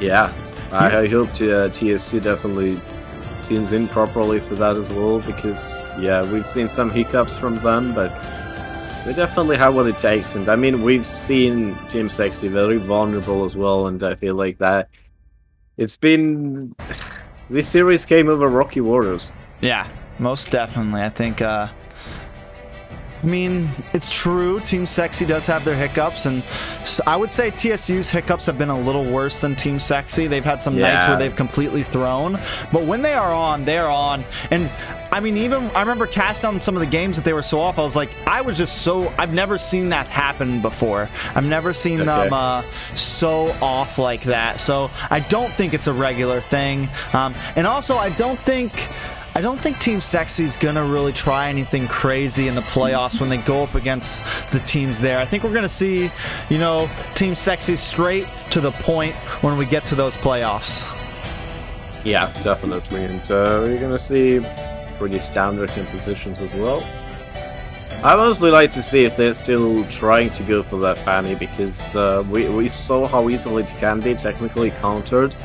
It maybe came through trial and error, to be honest, and it was just they're just lucky to not get the replaying time. But yeah. Well, Steph, I mean, I think we may see that Fanny ban like from a lot of teams coming up. I think Shark has definitely. We've also seen how it can be countered, though. That's the thing. Yeah. We have seen that it can be dealt with. Maybe not with as many tanks as Brotherhood brought, but the Fanny can definitely... I think it just really catches teams off guard. You know, just really... I think a lot of teams are just so unexpected that they don't quite know how to deal with it or how to position themselves with it, you know? So, and then the Petrify just adds another dimension to it altogether. Like, it's one thing to deal with the Jungle Fanny, but to deal with the Petrify Fanny, it's just...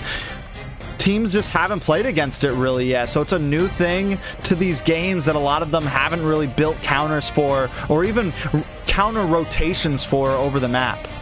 Yeah, absolutely. I mean, it was nice. I mean, you could see the professional movement around the map, how he put Nin under pressure a lot of the times, and without these 3 tanks, I mean, yeah, it could have been a whole other game. Minsitar was the turning point there. Actually, Minsitar was the key piece there, I say, because he stopped so much with the ultimate. It was mental. Yeah, most definitely. I mean, these games should be up shortly. We're just... So right now... Oh, everyone's in the lobby. Yeah, Let me make sure we're going east.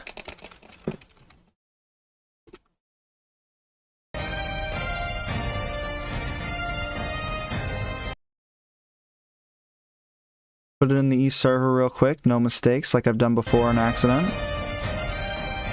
Alright, we are going to jump into this. Insomniacs will have the first ban, first pick, as we jump into the final series of the night, Ryan. Yeah, and let's see if they are gonna target anything. I don't know. Exodus 9 as well. I don't think there is nothing worth targeting. But I don't know. You could go for a Sicilian, I don't know, but it hasn't really been anything special right now. I think we just see kind of typical bans in here, you know. We see what did I say? I mean, okay then. That's a good call. Good call, Ryan. Yeah, I don't know why should you prioritize Sicilian, because yeah, it hasn't hit the market last time. But Your team is banning. Hive is there, obviously up there, always up there. Yeah, I think what we see from X9 is maybe the Ive, the Esmeralda, and then the last one's kind of up in the air. I don't know exactly what they'll pick here. And then from here, maybe we see the Valentina. The Valentina does need to be banned from somebody. That Franco ban, they're definitely I can tell you one thing. Insomniacs are definitely targeting. You got the Sicilian to deal with Jessica. You got the Franco to deal with Waka. I'm wondering what the last ban's going to end up being. I don't know. Is Tink maybe has some kind of a generalized jungle? I wouldn't say so. I mean, he was playing pretty much out of the ordinary with the Karinas, and it wasn't very useful. Your team is banning. So Valentina's banned off.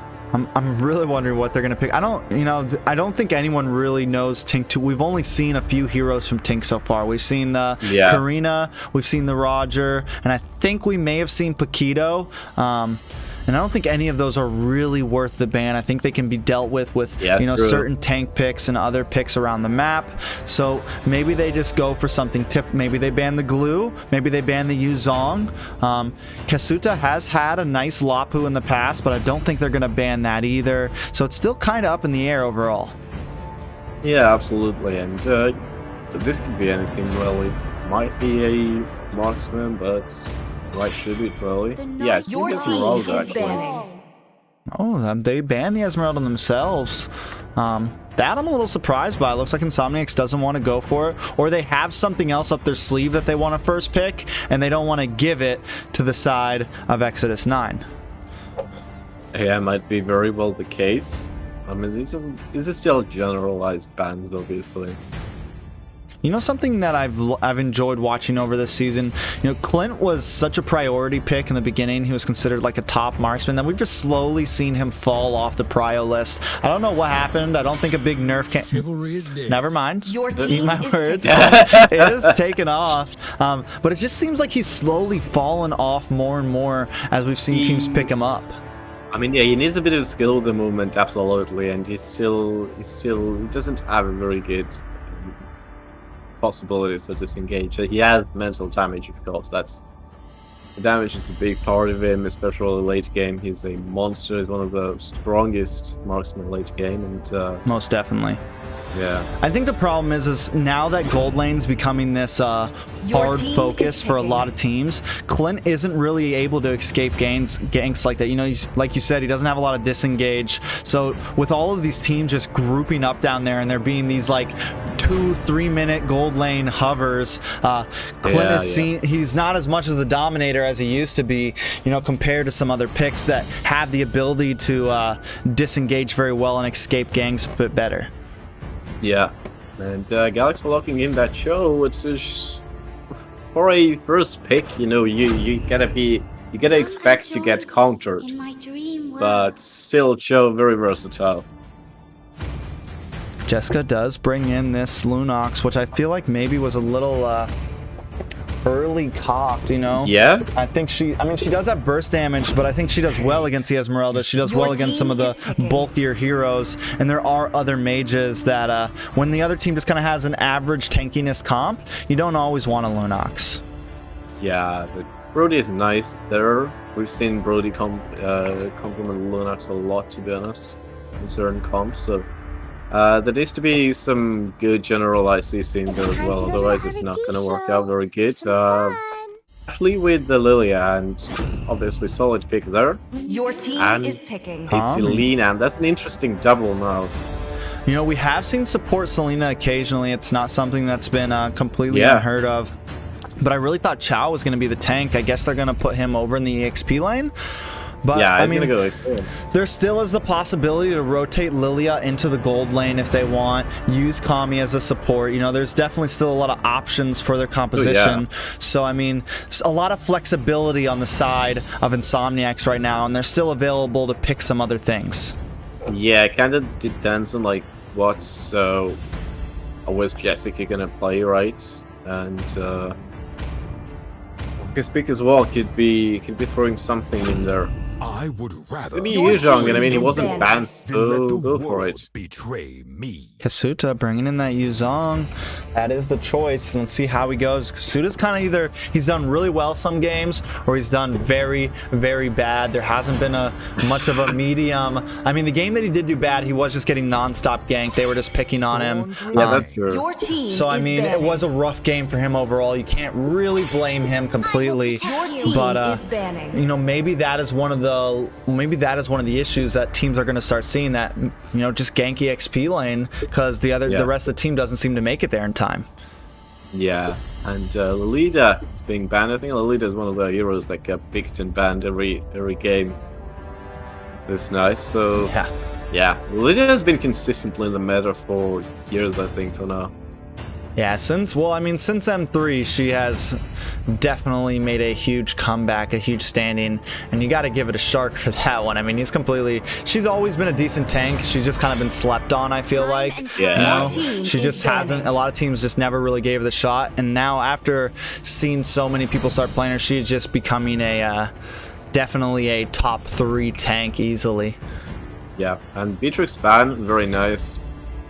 Smart thing to do because still some marksmen left out in the open and very few ways to play around Beatrix. So we've seen what Zia done with it recently. So we will see. So the question now, one thing I do have to point out is Insomniacs do not have Pogi as their jungler right now. They had to sub in someone else, and Pogi, that's what that Lancelot ban was for, is for Pogi. Pogi's not here right now. So so maybe that was a waste of ban. It's still not a terrible ban, but it's not. Definitely I don't know. I really have no clue what we're going to see from the jungler of Insomniacs right now. I've only seen Pogi jungle for them this whole season. Tink maybe bringing in this Roger. Roger into Selena, though. I'm not really keen on that. It's a little tough. Just walk right into that arrow, right? Yeah, and then you get mauled. I mean, if they can make some plays, though, I don't think that's... Paquito left open, and, you know, they could be creating some space close up as well. Paquito against Joe, we're going to see a boxing match, but... Yeah. A kickboxing match, a boxing match, the whole 9 yards, but now we are coming... Stop it. Yeah, I was rooting for it for a second. I mean, for the Alucard pick. Yeah. Oh. I haven't seen that in ages. Yeah. Yeah, Barats is actually decent for a jungling pick, very good, and I think it's gonna stay. I don't think. But you know, it demands so much movement. But since they have Selena, it could definitely be working together. I see this very well working together right now. And that late game tankiness as well could be that second tank. It's going to be a very good comp. Yeah, I think it important. So they are. I think we are going to see Ashley go into that gold lane on this Lilia, or whoever ends up picking the Lilia. That is going to be a gold lane Lilia. I think Waka, if he picked up that Ruby, it'd be a great pick. Yeah. I think it's much better than the Jawhead pick. Anytime this Barats would try to come in, you'd be able to slow them down. I think that's something they need to go with, but they are hovering over some other things. Matilda also wouldn't be horrible, give you some rotation. We'll see how. What do you think about it? I mean, that team is really vulnerable, to be honest. I mean, Waka and the Matilda has been good previously as well, but I really like that Barats jungle, to be honest. Gives that tankiness in there, you know, Aegis as well. They kind of have something to stand on. And I think it could work out very well. I'm just wondering how their late game damage output's going to be, you know? Yes, you do have the tankiness with Barats, but they don't seem to have any real burst damage for the end game here. And we once again seeing Lilia go into a marksman. We just saw it last game. Didn't work out too well, but I mean, CEO still did well. Lilia is very good at zoning out marksman, and it might work out early in the game, to be honest. I feel like if Merciless keeps up the jungle rotation, decent rotation, then they can definitely out jungle Tink as well, who has been struggling today. I think we're going to see an early game aggression coming from Insomniacs. Yeah, you know, Kami and Barats with that early invade, possibly really pushing in as much as possible, along with Edith also. I mean, you're going to see a lot of, I think, just a lot of pushing, but that is definitely their win condition, because I really don't think they have much of late game opportunity here. Like, when we get into like the real late game, like 15 plus minutes, I think that Lunox is going to shred through things. I think the CC and Tink will help Echo out. is just a bit too much overextended there. Could have honestly lost his health there, but at least thanks to Selena, they get that blue buff so easily. I think they got it faster as well than Exodus, so it's definitely something to look out for. Whereas Selena, you know, they have very good jungle. Claire Jessica just soaks up a lot of damage there. And yeah, Kami seems to be a big key piece there right now. And down in the gold lane, they are battling it out. Destiny seems to be losing a little bit. Oh, in comes the second skill. Able to get the first skill. Can he get the finish? First blood going to Destiny. a risky but well done play as the rest of the team comes in to make sure he does not get ganked. I mean, that was a nice play from Destiny right there. Absolutely, and you know, once you get up close with Lilia, she doesn't have the ultimate yet. You know you're gonna get the kill because she didn't even have the circle up yet, and it was all too easy right now. And yeah, that's nice to see. Brody could definitely do a good job there against Lilia. Waka just trying to slowly crawl his way out of it, but obviously can't. Oh, we do have a pick there on a Merciless. Tank doing a bit of damage, but Odetta's welcome is going to lock in and bring him up against Kasuda. Kasuda does try to get it, but not quite able to. A huge double knockup. 3 members of Exodus 9 go down, quickly turning the tables into the side of Insomniacs. Yeah, and that's the power of Selena, the traps, the stuns. It's massive. It's of course Selena really underrated, much hated by some players, and Mathilda gets sent back straight into the grave. Just came back, just respawned, and instantly dies again. That's just hopeless. Yeah, that's rough. That is a tough thing. And Kami on this Selena now sitting at 3-0. It's gonna, you know, with the lead that Insomniacs has now taken, there is definitely no early game opportunity, but they are closing in onto Ashley in this bottom lane. Tink is going to go back to Black Shoes to outplay and come around. Tink not able to close the distance as Gecko Galaxy, a big flicker knockup into Tink, and Gecko confirms the kill. Jesky Chwater and Waka now pinned under this tower. As the rest of the team decides to disengage, they got what they came for. I mean, Ashley nearly got Destiny down by herself as well there. It was massive, and oh, what a nice combination from Galaxy and Merciless. Just look at that. Perez pissed him out right against the wall. No chance whatsoever there. They're gonna take the gold plating of the turret as well. That was disgusting. The kick into the Odetta's welcome. Yeah, I mean, kick straight into the mouth. Yeah, just straight into the mouth. Waka taking a bit of damage. Destiny trying to fight back. Destiny is doing okay at 2-0. You know, maybe you can be the saving grace. He is able to second skill a nice play. Come on. Ooh. Try to get Gecko down, but the arrow comes in. Jesky's Water does take a bit of damage, but they are able to get the kill. Destiny is the one person on fire right now, the only player on the side of Exodus 9 with any kills. Also, Brody's range is dirty. If he has these marks down as well, it is very difficult to deal with him. Lilia is close to dealing with that. Kasuta and Galaxy in a duel, and I mean, Kasuta has been quite unbothered. I mean, he has been dead 2 times already, but Galaxy still harassing him. But at least Kasuta gets to farm a little bit. Will Waka come in? Galaxy's still going for it. Galaxy doesn't want to stop Kami. No, you can't. Get under your own turret. Just go back to your tower and recall. Stop the bush. Think of all the time you just kind of wasted there, you know, and those are the little things that make huge differences in some of these games. Back up in the top, though. Tink on Galaxy along with Waka. Does hit that Flying Eagle, but I'm able to get the finish, and in comes Kami with a nice arrow onto Waka, followed up by that kick. Waka will go down there as Insomniacs just push more and more into the lead here, Ryan.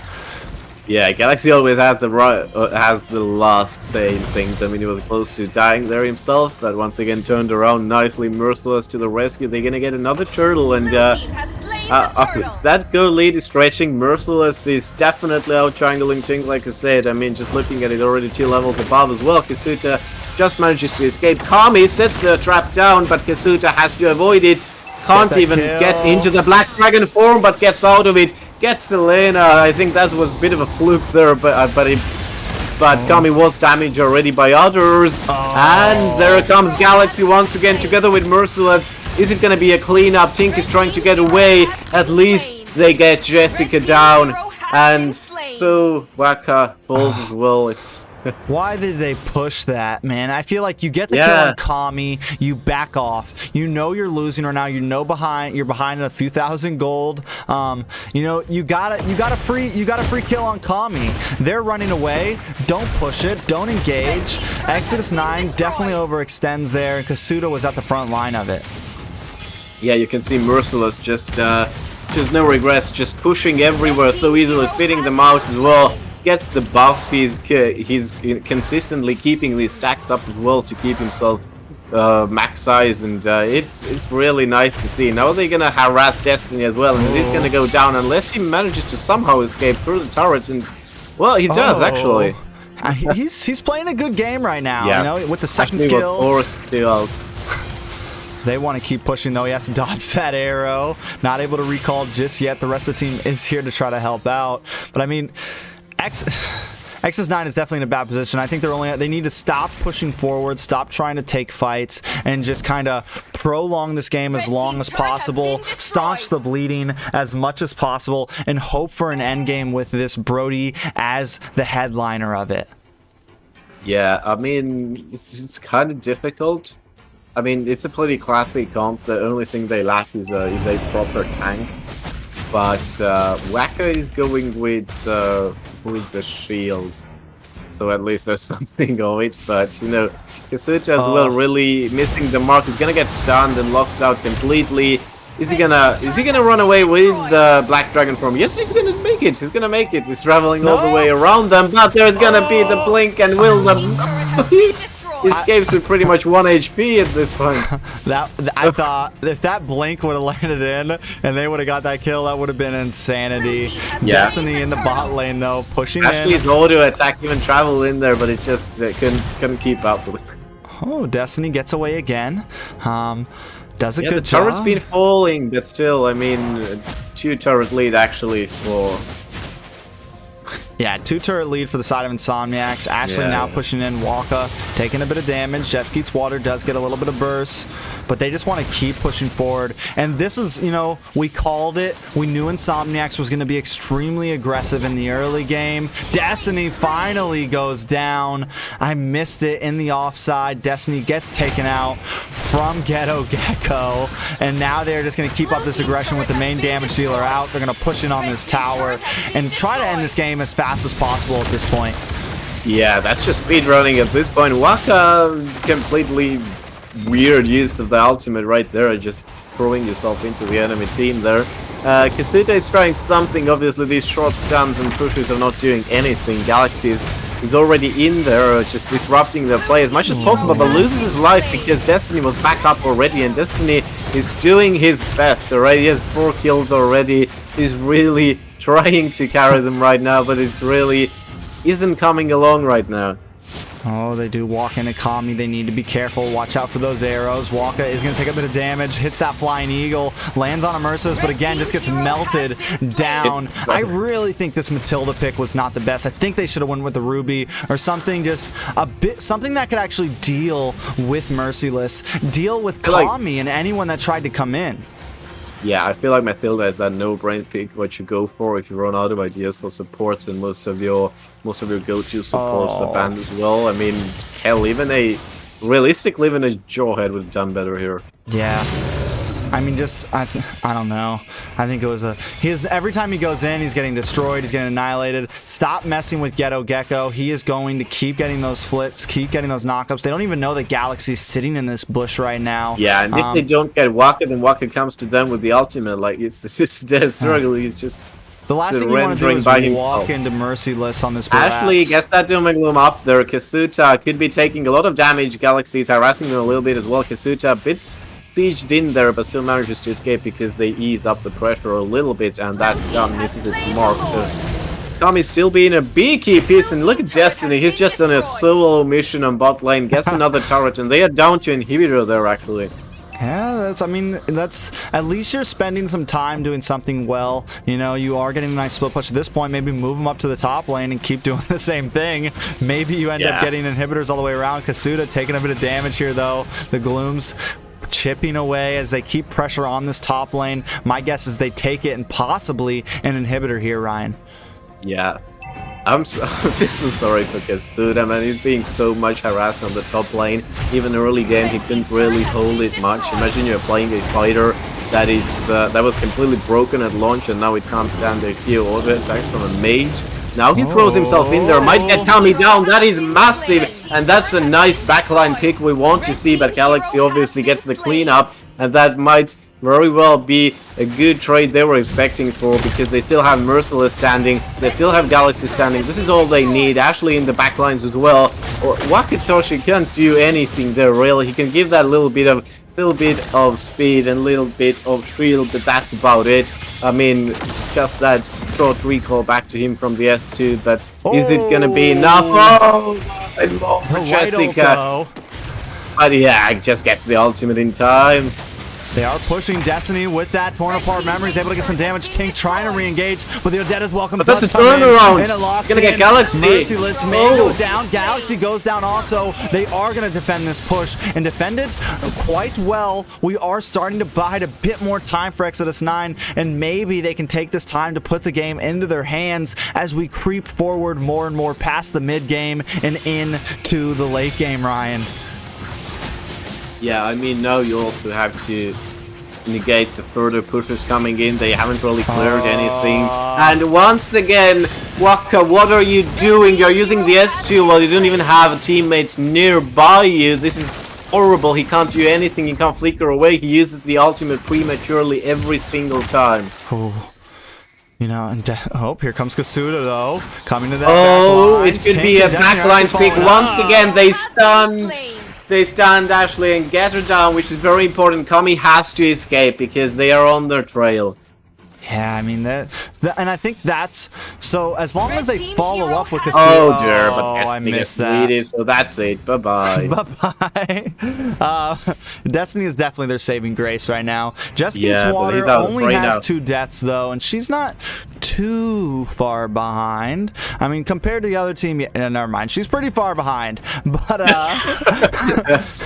you know, a little more. You know, I'm really trying to play the devil's advocate here. A little more time for Exodus 9, and they will start to do a bit more damage. They need to stop getting picked by those arrows. Tink now getting flicked up, taken out, a big kick, all of the ultimates exerted, and they will get that kill on a Tink. I haven't even seen Tink until at this point, to be honest. Like, he was completely missing. I was considering, like, wait, we had a Paquito in the game? Oh dear.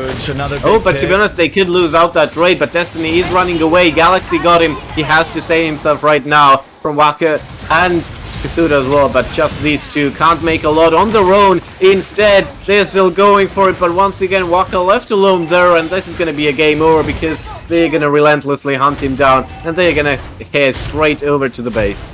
That is it, my boys. That is it to the fans, to the viewers. Wait, Tank is on his lonesome. The death counters aren't too Tink high. with 1-3 unformed, can't do anything there. he's Galaxy out of there. puts him into his place, and that's it.